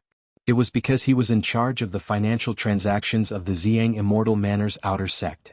Every year, he would receive a lot of extra income from the obedient and sensible river god of the Iron Voucher River. Such a matter could be major or minor. Generally speaking, even if such a trivial matter were to be known by perfected Lord Cave Spirit, the ancestor who was dedicated to cultivating the great Tao, she might not be willing to move her eyelids or say anything harsh. Perhaps, the informant and the pitiful wretch who was exposed would be annoyed and chased away by her. Each of them would be beaten 50 times and thrown out of the gates of the Xiang Immortal Manor together. The reason was simple. That would put her in a bad mood. Although the ancestor did not like to care about the worldly affairs of the Xiang Immortal Manor, as long as someone provoked her and got angry, she would definitely dig 3 feet into the ground and pull out the radish from the mud. At that time, the radish and the mud would suffer and be consigned to eternal damnation. Truly, she would not recognize anyone. In history, there were a few Dragon Gate consecrators who had made contributions. It would not be an exaggeration to say that they were cautious and conscientious and risked their lives for the Xiang Immortal Manor.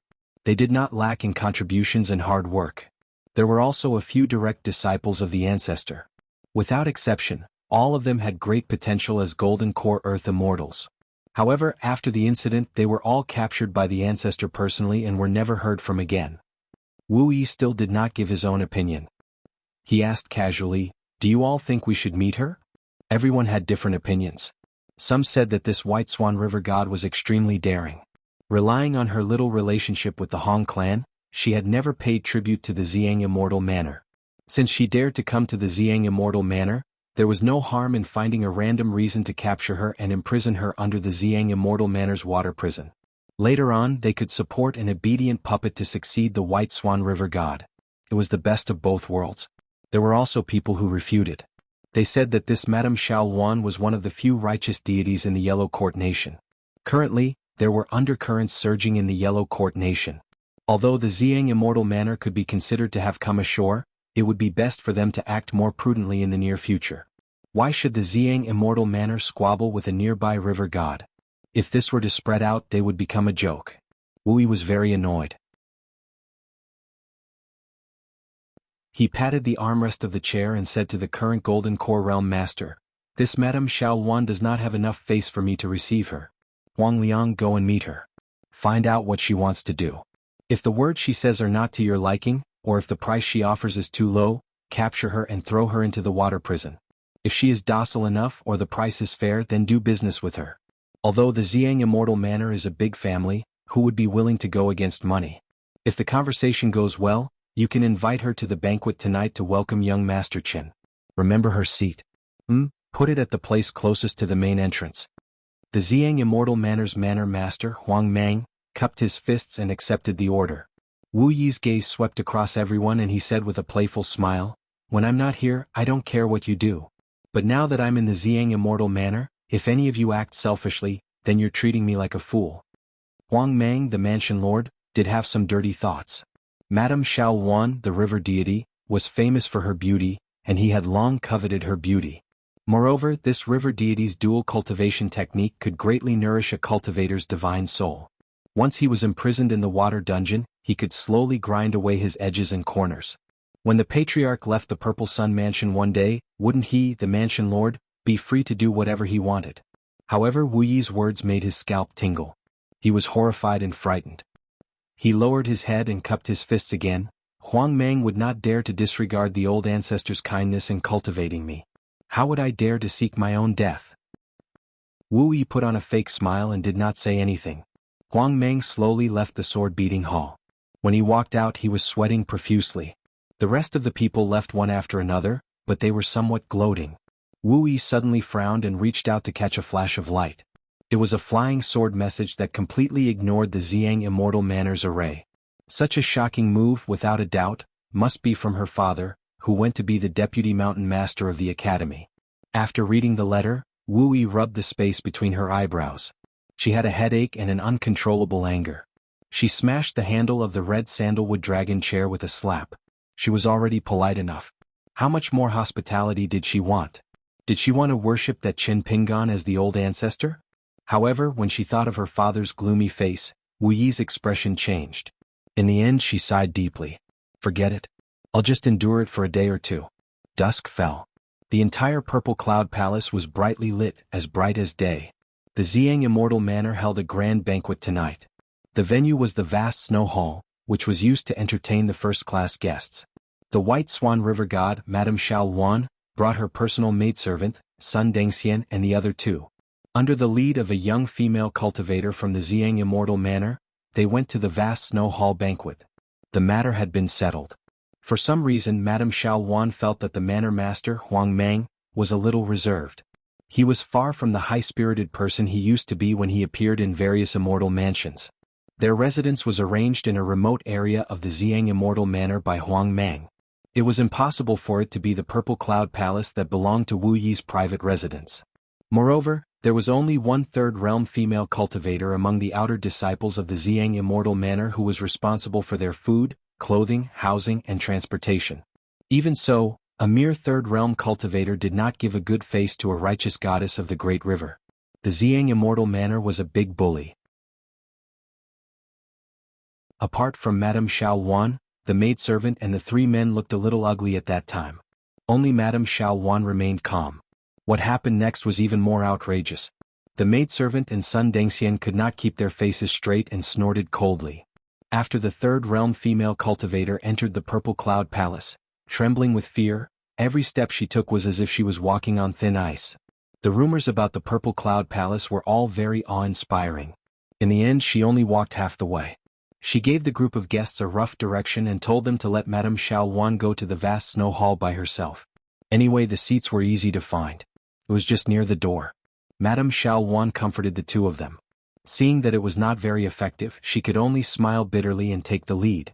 In the end, they went around a screen wall and met another group of people in a long corridor. It was Qin Pingan and the other three. Previously, an old cultivator of the Dragon Gate realm had personally invited Qin Pingan. However, Qin Pingan had already asked for the way and said that he did not need to trouble the old senior to lead the way. The old cultivator, who was in charge of the life and death of all the cultivators of the lower 5 realms in the Purple Sun Mansion, originally wanted to insist. However, when he thought of the words of the Sword Chaser Hall's old ancestor and the aftertaste of his own thoughts, He felt that it was better to go along with this young Master Qin. He excused himself and turned to busy himself with his own matters. The two parties just happened to meet at the intersection of two corridors. Qin Pingan was the first to stop and let Madame Xiaowan and the others go first. Madame Xiaowan smiled and nodded in greeting, as a way of thanking the stranger for his courtesy. A white-clothed young man carrying a long sword in the Purple Cloud Palace? Madame Xiaowan did not think much of it. Her maidservant could not help but take another look at Qin Pingan. Oh my, there was even a small vermilion wine pot hanging at his waist. He looked like an immortal master of the Purple Sun Mansion's inner sect, but why did he not have the domineering aura of the Purple Sun Mansion's cultivators? Sun Dengxian, who was walking at the back, was very depressed.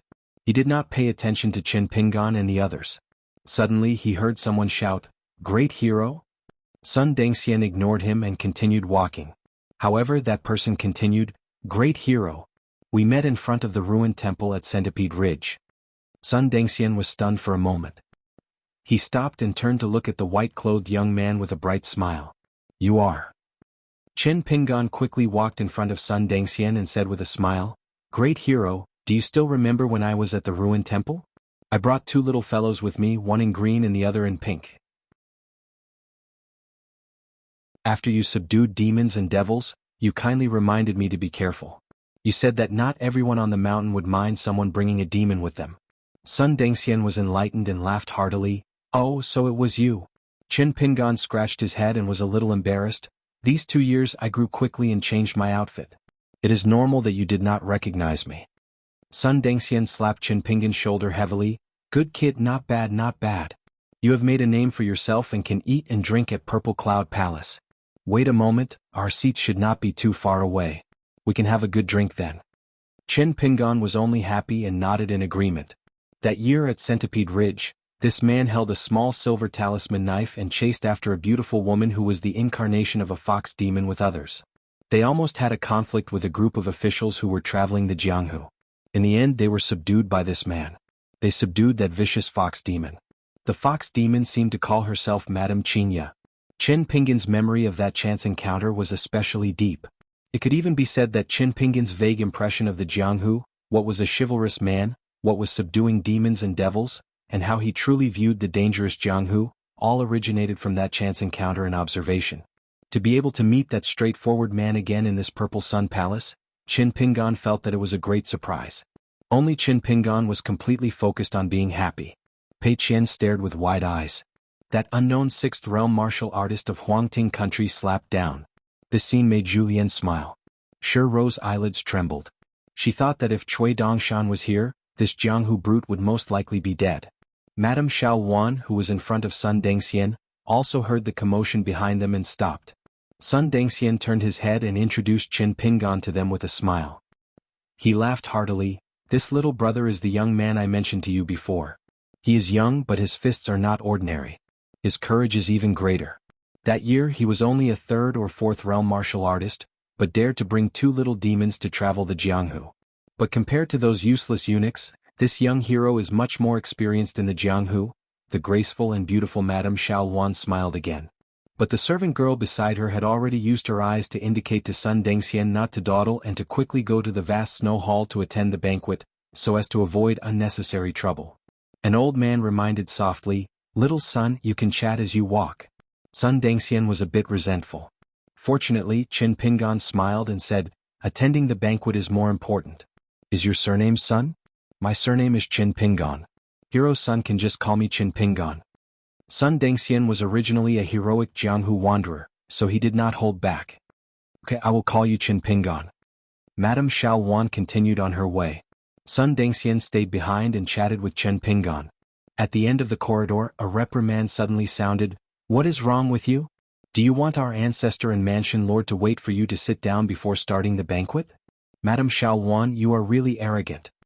It was an inner court steward of the Purple Sun Mansion who hurriedly turned to the end of the corridor. His expression was incomparably arrogant, and he did not put a god in his eyes at all. After the steward reprimanded, he turned and left with a dark face. "Hurry up and follow, what a fussy woman." After the steward turned around, Madame Xiaowan narrowed her eyes and gently exhaled. Her expression returned to normal. Sun Dengxian cursed softly. Qin Pingan did not say anything. All the cultivators of the middle 5 realms of the Purple Sun Mansion had already gathered in the vast snow hall. When Madame Xiaowan walked to the threshold of the hall, she slowed down her footsteps because she already felt uneasy. The steward stood at the door and stared at the White Swan River goddess with all his strength. He lowered his voice and said, "Hurry up and go in and sit down." Madame Xiaowan was expressionless as she stepped over the threshold. Behind her were the servant girl and the 2 Jianghu friends.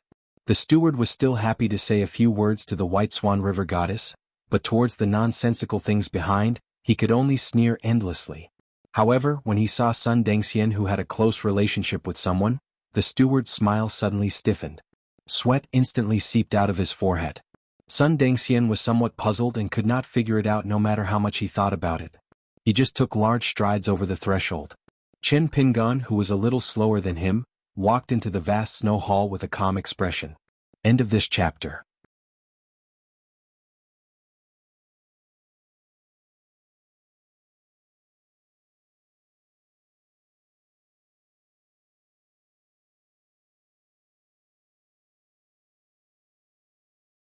Madame Xiaowan was obviously uncomfortable and her breathing was rapid. She still smiled and said, "That's right. Then drink another jar." Just like what Cave Spirit Origin Lord said, this is a rare opportunity and we won't leave until we're drunk. I Xiaowan will not let down the beautiful scenery and wine. I just hope that you won't laugh at me if I lose my composure when I'm drunk. As she spoke, Xiaowan picked up another jar of wine. Her fingers that opened the mud seal were already trembling. After Qin Pingan stood up, he held the wine cup and looked at the Baigu River water god at the door. He looked down at his own wine cup and suddenly turned to look at Wu Yi, who was sitting on the main seat. He smiled and said, "Origin Lord, my alcohol tolerance is average. Why don't I drink with the river god goddess? Otherwise, if I drink a cup of wine and the river god goddess drinks a jar of wine, I won't be able to stand on my feet. I don't want to disturb the Xiang residence in the future. When I pass by the water god residence, I won't dare to visit the river god goddess anymore." Wu Yi's eyes were deep. She shook the wine jar and smiled, "Young Master Qin, I can't do that. Xiaowan offered me 3 jars of wine but she only drank 1 cup with you. What is this? This is outrageous. What? Does young Master Qin have tender feelings for the fairer sex? If that's the case, it's such a coincidence. Wine can be the matchmaker and our Madame Xiaowan has been single for many years. Young Master Qin is a dragon among men." Qin Pingan quickly interrupted Wu Yi's words. He picked up a jar of wine and opened the mud seal. He looked like he was begging Wu Yi, "Origin Lord, I can't win against you in an argument. I will accept my punishment. I will drink half a jar of wine as punishment and the remaining half will be my way to return the favor to the river god goddess." Wu Yi suddenly laughed out loud. Thus, the boundless snow hall was filled with deafening laughter again. Qin Pingan faced the main seat and drank half a jar of wine in one breath. He then turned to Madame Xiaowan and raised the remaining jar high, to the river god goddess. Madame Xiaowan drank it again. This time she didn't care about her etiquette. She quickly sat down and turned her head away. She used her arm to cover her mouth. After the farce, the banquet became lively again. The female cultivators in colorful robes busied themselves non-stop. Some had already left their seats and were toasting each other. After all, the cultivators of the 5 realms were gathered in the Xiang residence. Many of them came from the cultivation residences near the Xiang residence. The cultivation of the Sea-Gazing realm and Dragon Gate realm was very particular. It was common for cultivators to not see each other for decades. If they reached the legendary Nascent Soul realm, they would be as quiet as a dragon hiding in the clouds. The maidservant bent down and lightly patted Madame Xiaowan's back. However, Madame Xiaowan bounced her off. The maidservant quickly stopped and kept quiet. Madame Xiaowan, who was drunk, looked even more beautiful and dazzling. She whispered to Sun Dengxian, "Dengxian, don't you want to go drink with your friend?" Sun Dengxian had a troubled expression. Madame Xiaowan was not sure if it was because she was drunk, but she was different from her usual elegant and dignified appearance. She looked like a little girl and pitifully at Sun Dengxian. Sun Dengxian was a little helpless. He only had respect for this Jiang Xin Yang Yang and no longing for her. But among all the heroes and warriors in the world, how many of them could have a heart of stone when they saw the charming scene of a beautiful woman frowning? Sun Dengxian could only nod. He stood up with a cup and was about to toast Qin Pingan. Sun Dengxian had such a stubborn temper. If he did not know that Qin Ping and was the first-class noble of Xiang Palace, a guest of honor that even the grand ancestor Wu Yi had to please, he would only remember that Qin Ping and was a third or fourth realm young wanderer in the past. Since they met again in Jianghu, not to mention that Qin Ping and did not come to toast, Sun Dengxian would take the initiative to find him to toast and chat for a while. However, Sun Dengxian felt uncomfortable and lost all of his heroic spirit. Sun Dengxian was stunned. The white-clothed young man with a sword on his back was accompanied by a little charcoal girl who was bouncing about. Qin Pingan walked in front of Sun Dengxian. "Hero-son, a toast to you." Sun Dengxian might have been a little bashful earlier, but since Qin Pingan was here, Sun Dengxian was happy and felt that he was proud. It was rare for him to have such a happy moment in this trip to the Xiang residence. Sun Dengxian smiled and stood opposite to Qin Pingan. They toasted and drank their wine. When they toasted, Qin Pingan slightly lowered his cup. Sun Dengxian felt that it was inappropriate, so he lowered his cup as well. However, he didn't expect Qin Pingan to lower his cup again. Sun Dengxian let it go. Sun Dengxian finished a glass of wine. He had been drinking alone tonight, so he was a little tipsy. He blurted out some words that were on the tip of his tongue. "Qin Pingan, where did you learn this table rule? It's so tacky. Furthermore, I don't deserve such etiquette." Madame Xiaoluan had already stood up. The two water god estate friends were speechless when they saw Sun Dengxian being so casual. Qin Pingan's eyes lit up. "Hero-son, you deserve it." Sun Dengxian was happy. "Isn't it just capturing a fox demon? Is there a need for you to think about it so much?" Qin Ping and didn't say anything about his feelings about Jianghu. He just picked up the wine jar from the table nearby and poured himself a cup of wine. He also filled Sun Dengxian's cup and said with a smile, "The world is narrow, the wine cup is wide. Have another toast with Master Sun." The two still drank the wine in one gulp. Sun Dengxian laughed. "Good fellow, you're quite good at persuading people to drink." Qin Pingan smiled. He had drunk a jar of old Jiao's coveted wine in one go, and his face was flushed. He didn't exchange pleasantries with Sun Dengxian. He didn't even chat with Baigu River's water god goddess. Before Qin Pingan left, he looked towards the door. The steward who was guarding outside the door had been looking at Qin Pingan and Madame Xiaoluan. When he saw Qin Pingan's gaze, he immediately bowed. Qin Pingan smiled, raised the empty cup in his hand, and then returned to his original position. The steward, who had been terrified for a long time, was so emotional that he almost cried. Madame Xiaoluan sat on her seat and lowered her head. She gently wiped the wine stains on her clothes and let out a breath that reeked of wine.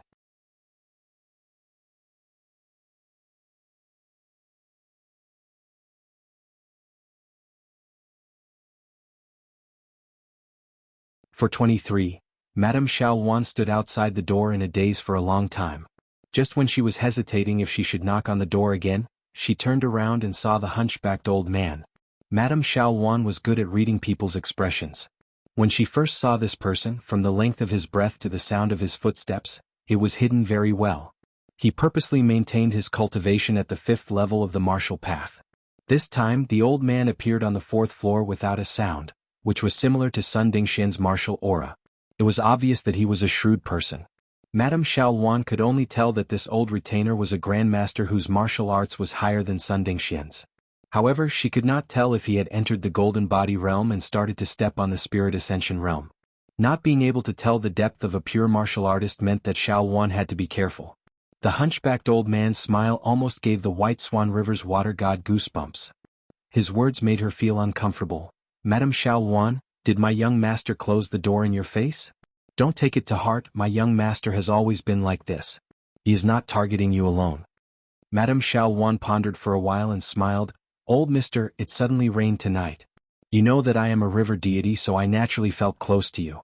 I finally got rid of the alcohol and took this opportunity to visit the Purple Chi Palace. Coincidentally, I saw your young master practicing his fist technique in the corridor upstairs. I initially thought that young Master Chen was a cultivator and a little sword deity with a bright future. I never thought that young Master Chen's fist technique would be so superior, not losing to any of the grandmasters in Huangting country. I was really curious, so I took the liberty to visit here." "I was rude," Julien said righteously. Not rude at all. In this world, only boorish men are rude to a beauty. A beauty can say or do anything without being rude." Xiaoluan did not want to be entangled with this person. Tonight's matter was destined to end, so there was no need to waste time here. Moreover, did he really think that she had no sense of shame? As the principal god of the third largest river in the Yellow Ting country, he was already not much inferior to the 5 mountain gods of the country. If it wasn't for Wu Yi and the Purple Yang Palace being too powerful and having the backing of the Dali dynasty, Qin Pingan would have received the same treatment if Xiao Wan was at any other banquet in Huangtinghua. Therefore Xiao Wan said a few polite words and was about to leave. Nothing in the Purple Sun Palace went smoothly. Even if Xiao Chen left the Treasury Pavilion tonight, there would still be a headache waiting for him. Zhu Lian beamed and said, "Madam, please wait a moment." Xiao Wan was extremely annoyed in her heart, but her bearing was still graceful and dignified, and she asked doubtfully, "Does old Mr. have something to say? If you're not in a hurry, you can find me tomorrow." Zhu Lian stretched out his hand and shook it. "What old Mr.? Compared to Madame Xiao Wan's age, I'm just a young man with a slightly older face. Madame Xiao Wan, you can call me Little Zhu, the Zhu with green hair and a beautiful face, the Zhu with brilliant ink. There's no hurry, it's just that I don't have the courage to toast Madame in the boundless snow hall. Coincidentally, it's late at night and there are no outsiders. I want to be like Madame and have the mood to tour the Purple Sun Palace at night. What do you think, Madame?" Xiao Wan felt even more nauseous than drinking 4 jars of the old Flood Dragon's coveted wine. She still smiled at him. "It's late at night and I have to leave the Purple Sun Palace tomorrow morning to return to Baihu River. I'm a little tired and would like to rest early, please understand." Zhu Lian was already striding forward. "I have to understand, Madam. Then allow me to escort Madam back to her residence. I really can't feel at ease if Madam returns alone. Madam is an outstanding beauty, and although you have the inviolable temperament of a peerless beauty, I always feel that if Purple Sun Palace's night patrolling cultivators look at Madam, my heart would ache. No, Madam, don't think for me, I have to send Madam off." Xiao Wan dismissed it with a smile. Even with her self-control, she almost couldn't hold back her malicious words. She directly turned around, neither refusing nor agreeing. The moment she left the building, her curvaceous figure instantly turned into a rainbow. If you have the ability to follow, then follow. She never thought that Zhu Lian would appear beside her in an instant, following her on a journey with the wind.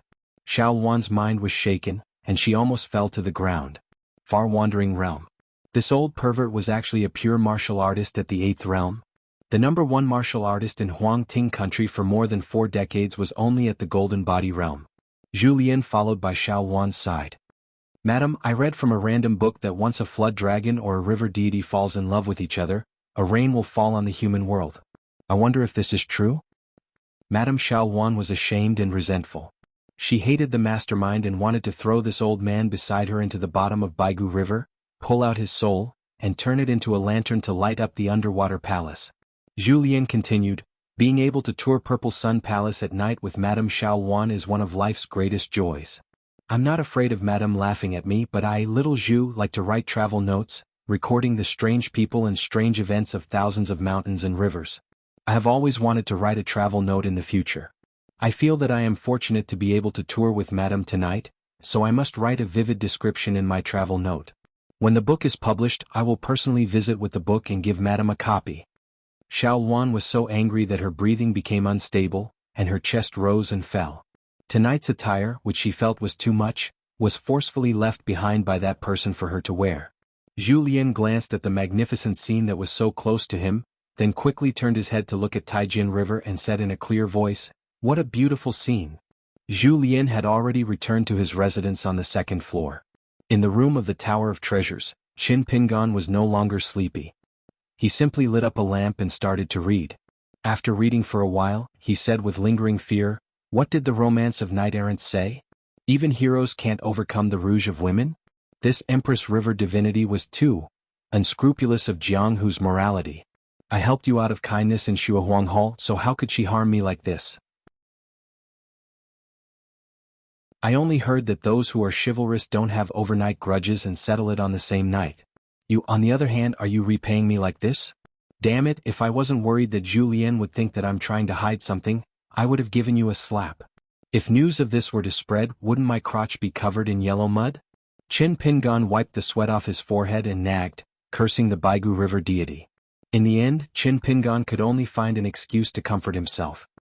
The trip to the Lotus Blossom-blessed land wasn't in vain. If it was before, I might have opened the door for her and entered the house. Gradually calming down, Qin Pingan began to focus on reading the book. It was a Buddhist scripture.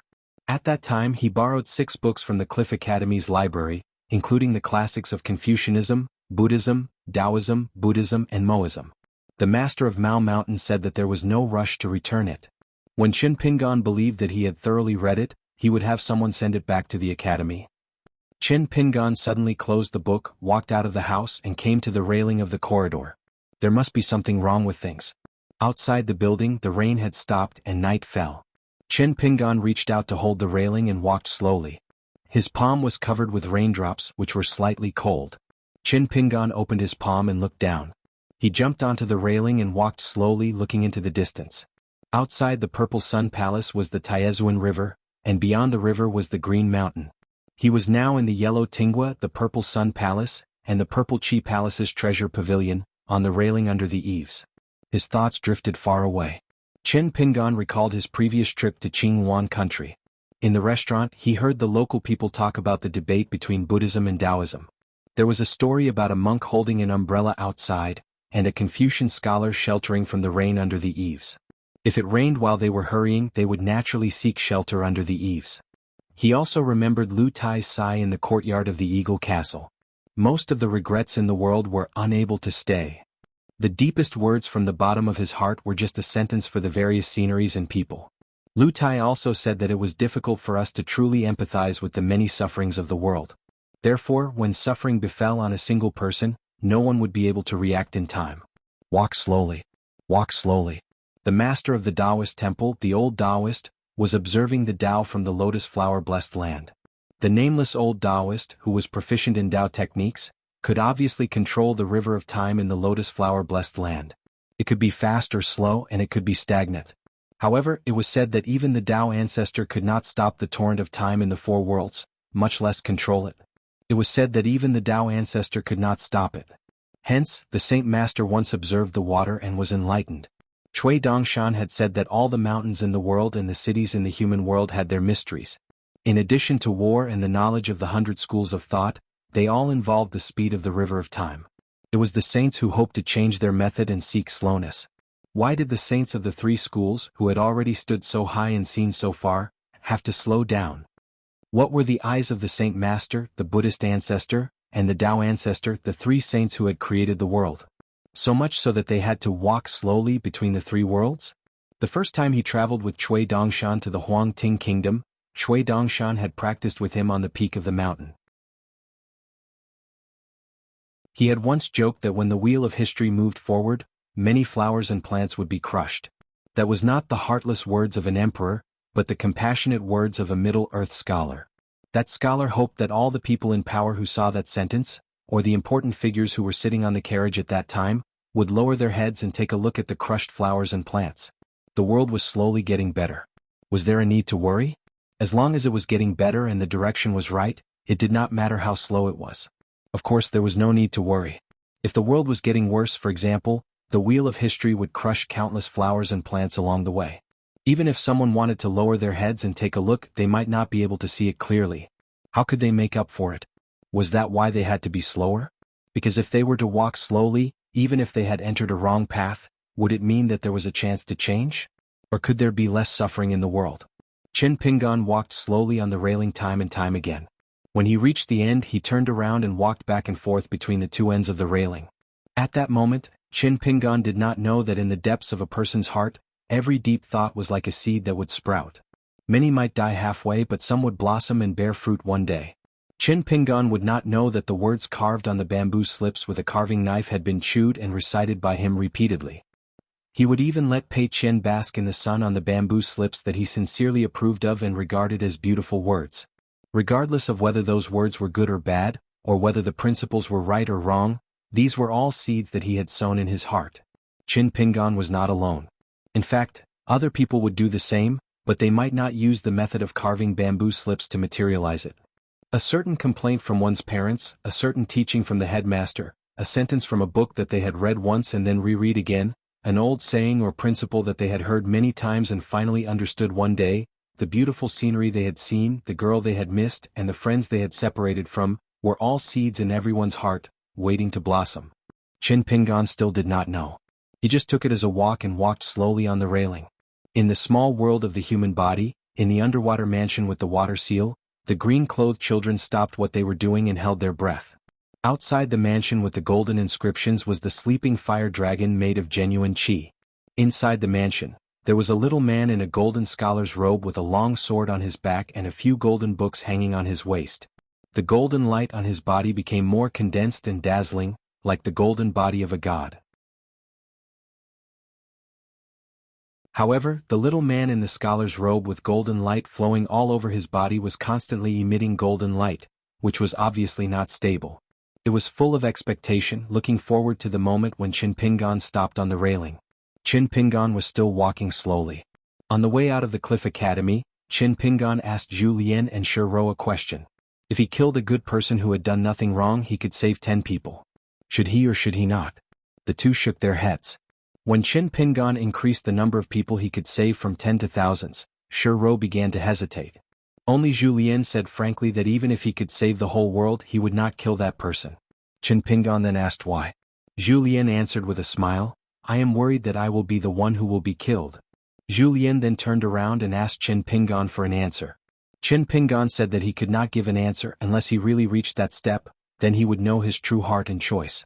In the Qi mansion, the little man in the golden scholar's robe was a little anxious. Several times he wanted to rush out of the mansion's door, run out of the small world of the human body, and give Qin Pingan a few big chestnuts. You are thinking the wrong way. Why are you thinking about these big problems that are destined to have no solution for the time being? Don't neglect your work, don't let a once-in-a-lifetime opportunity slip by. The general direction that you were thinking about before is the correct one. Quickly think about that important word, slow, that word that has been ignored by the secular world further and deeper. As long as you think it through, your heart will be connected. This will be the great opportunity for you, Qin Pingan, to enter the upper 5 realms in the future. It's just that. If it directly told Qin Pingan, it would instead cause Qin Pingan to sink into an incomparably terrible state of mind. Qin Pingan finally stopped on the railing. The little man in the golden scholar's robe and the green-clothed children in the 2 mansions were full of expectation. Then, the green-clothed children looked at each other in dismay, and suddenly roared with laughter.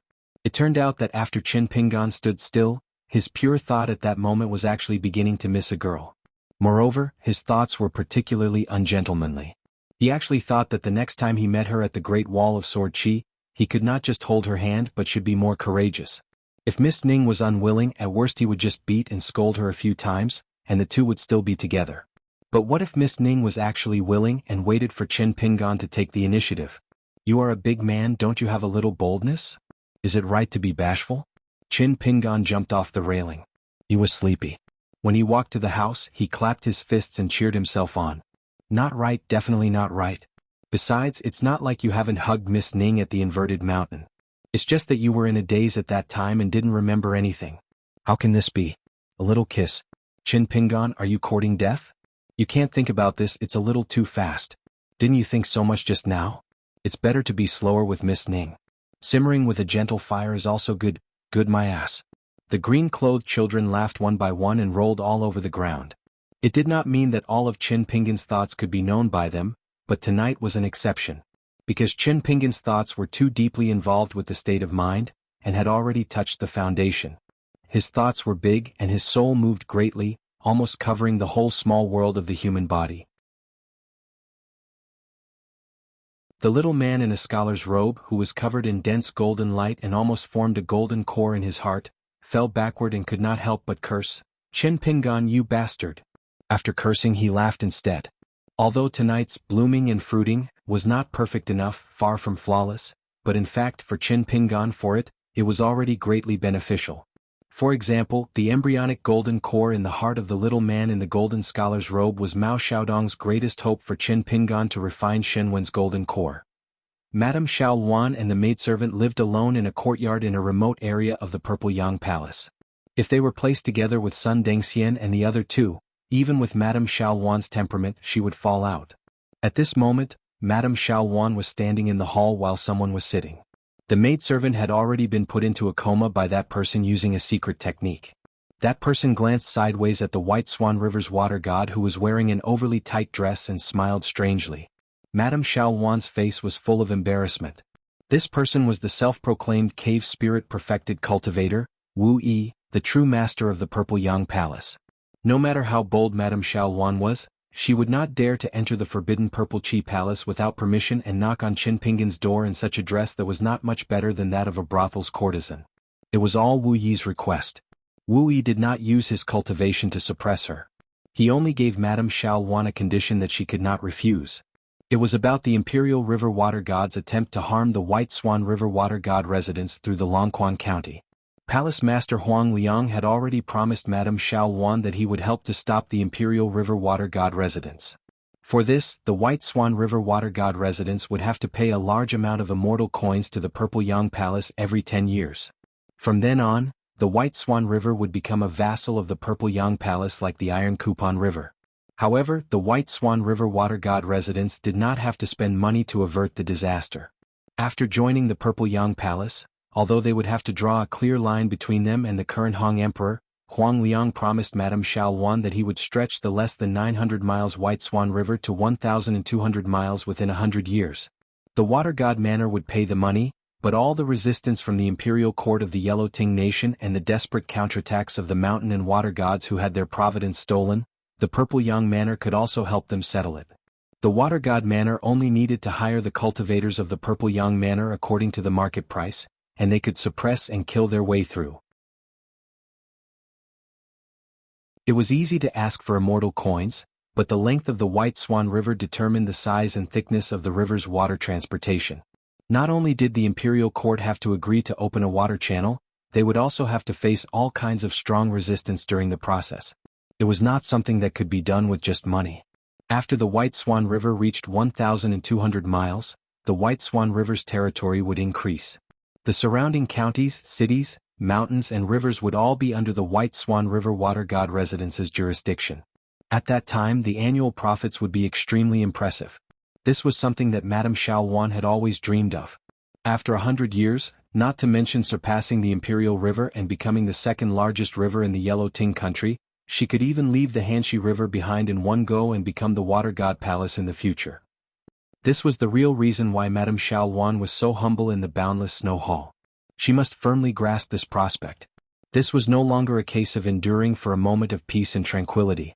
Rather, enduring for a moment would allow one to walk on the great Tao and flourish.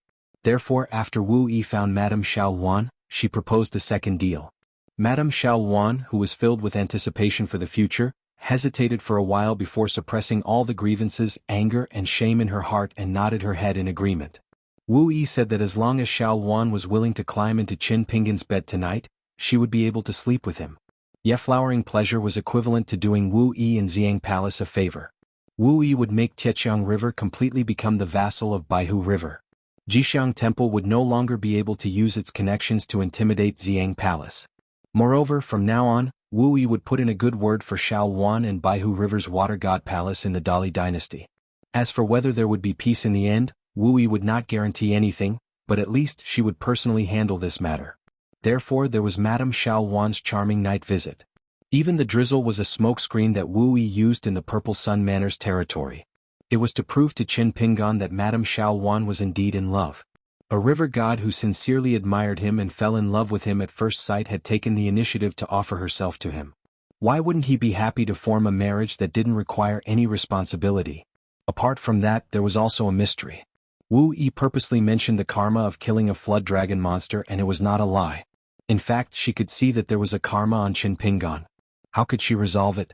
Naturally, she would use Baihu River's Water God Palace's incense merit to help him get rid of it. Wu Yi said straightforwardly that she would compensate Madame Xiao Wan with celestial money.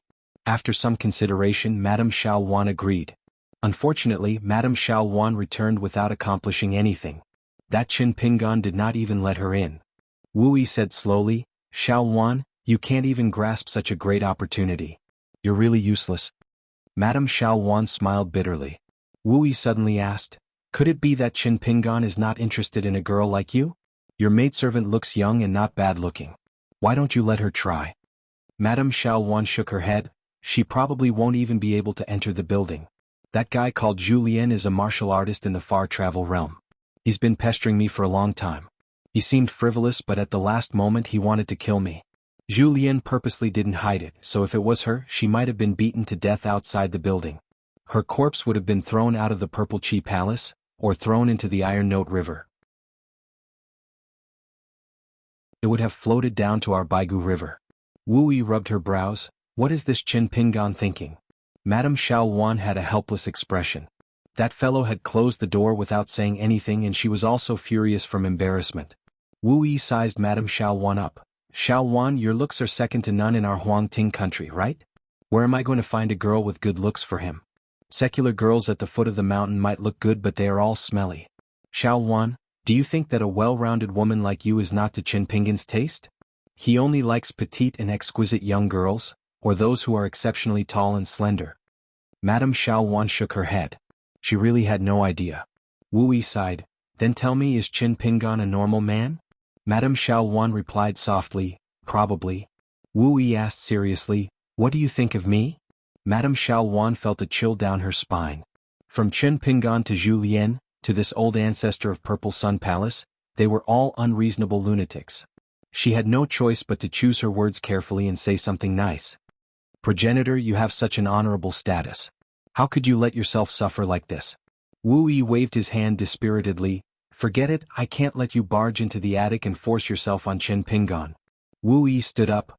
But this deal is still valid for a period of time, even if it doesn't work tonight. You still have a chance, Xiao Wan, do as you see fit. Suddenly Wu Yi and Xiao Wan's expressions turned solemn as they felt an unusual aura of the great Tao. Lofty, ethereal, dignified, mighty, and so on.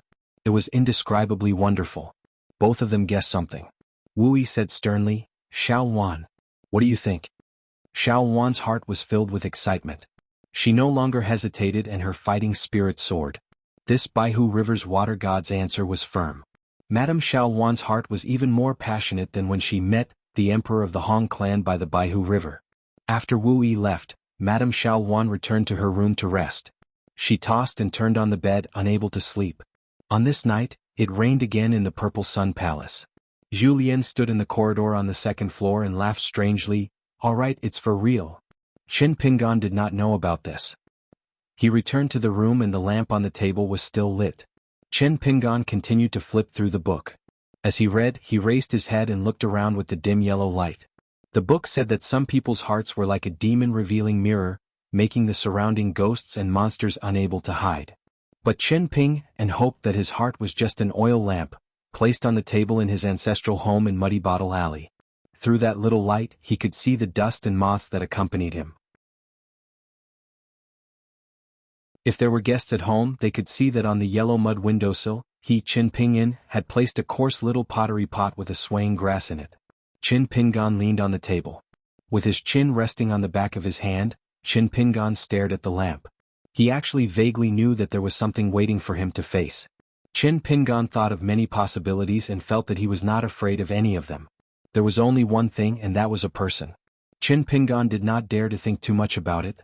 There was no difference in the world between people who were close or distant. This was what Qin Pingan said himself. Pei Qian suddenly woke up and sat up as if she had a nightmare. She thought about it but forgot the content of the nightmare. She wiped the sweat off her forehead. Still in a daze, she found a talisman and pasted it on her forehead before continuing to sleep. She could see through people's hearts and see a person's state of mind. For example, old chef Zhu Lian's reign of terror. Only a tall building stood tall. For example, Cui Dongshan's deep pool had golden books scattered on the ground. She hid the biggest secret in her heart. She did not even tell her master, Qin Pingan. As long as she looked at Qin Pingan with her heart, she would feel like she was in a small well. When she looked up, there was probably a lamp placed at the mouth of the well, a small ball of light.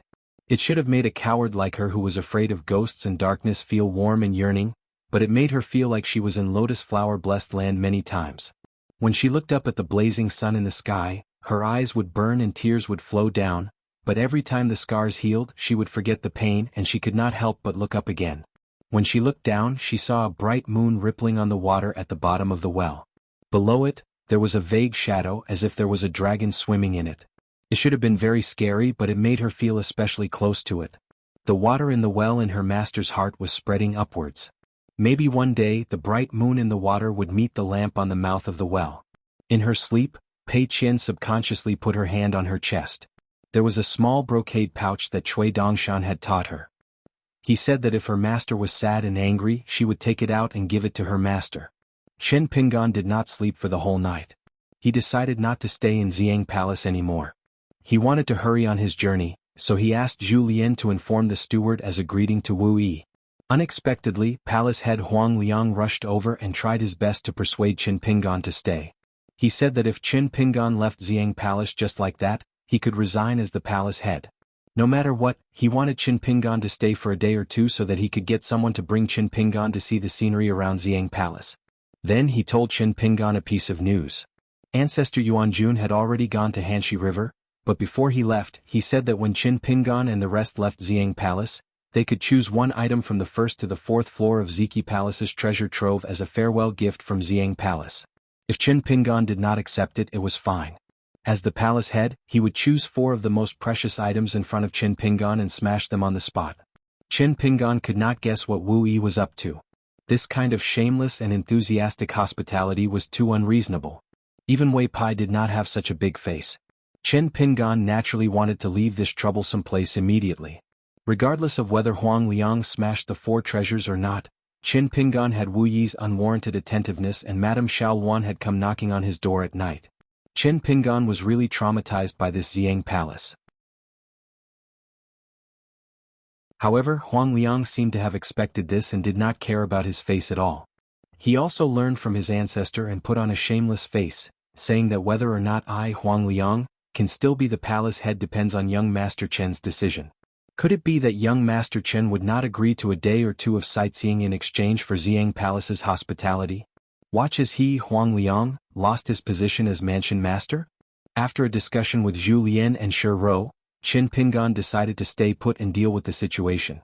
He agreed to let Huang Liang stay for 1 more day to see the surrounding scenery. In the end, when the Xiang Palace sent someone to lead the way, Chen Pingan was filled with regret. On the other hand, Zhu Lian was clearly gloating. So it turned out that Madame Xiao Wan, who had regained her graceful demeanor, was responsible for bringing Chen Pingan's group to sightsee. Chen Pingan bit the bullet and boarded a boat that was docked by the Taiban riverside. Under the night sky, the group returned to the Xiang Palace. Wu Yi stood in Xiao Wan's courtyard and asked with a smile, "How was it?" Madame Xiao Wan wanted to speak but hesitated. Wu Yi's expression was unhappy. "Just speak." Madame Xiao Wan sighed. "Along the way, I gave him all sorts of hints and even expressed my longing for him. However, Chen Pingan did not give me any face nor did he speak a word. Before we got off the boat, Chen Pingan said 2 sentences to me." Wu Yi curiously asked, "Which 2 sentences?" Madame Xiao Wan smiled bitterly. "The first sentence, 'Madame Xiao Wan, are you purposely trying to kill me?'" Wu Yi was baffled. Madame Xiao Wan was a little uneasy. The second sentence, Chen Pingan said it very seriously, "If you continue to pester me, I will kill you with a single punch." Wu Yi stretched out 2 fingers and rubbed her temple. Madame Xiao Wan covered her mouth and giggled. She then retracted her charming expression and patted her chest. "I know he's not joking, so I'm afraid I'm really afraid. However, I'm still a little unconvinced. But I also know that I'm destined to miss out on a great opportunity this time." Madame Xiao Wan respectfully bowed to Wu Yi. Wu Yi glanced at Madame Xiao Wan. "At least you know what you are capable of." Xiao Wan was stunned for a moment before she came to her senses. She secretly glanced at the tall and skinny Wu Yi and immediately retracted her gaze. She was a little embarrassed. Wu Yi was annoyed. Chen Pingan is blind. Zhu Lian was secretly laughing as he accompanied Chen Pingan to the corridor on the 4th floor. Zhu Lian couldn't hold it in and asked, "Young master, how do you feel after encountering such a brainless romance?" You're tuning in to the Sword Dance in the Vast Sky YouTube channel. Don't forget to subscribe and join us on this journey to catch the most captivating stories.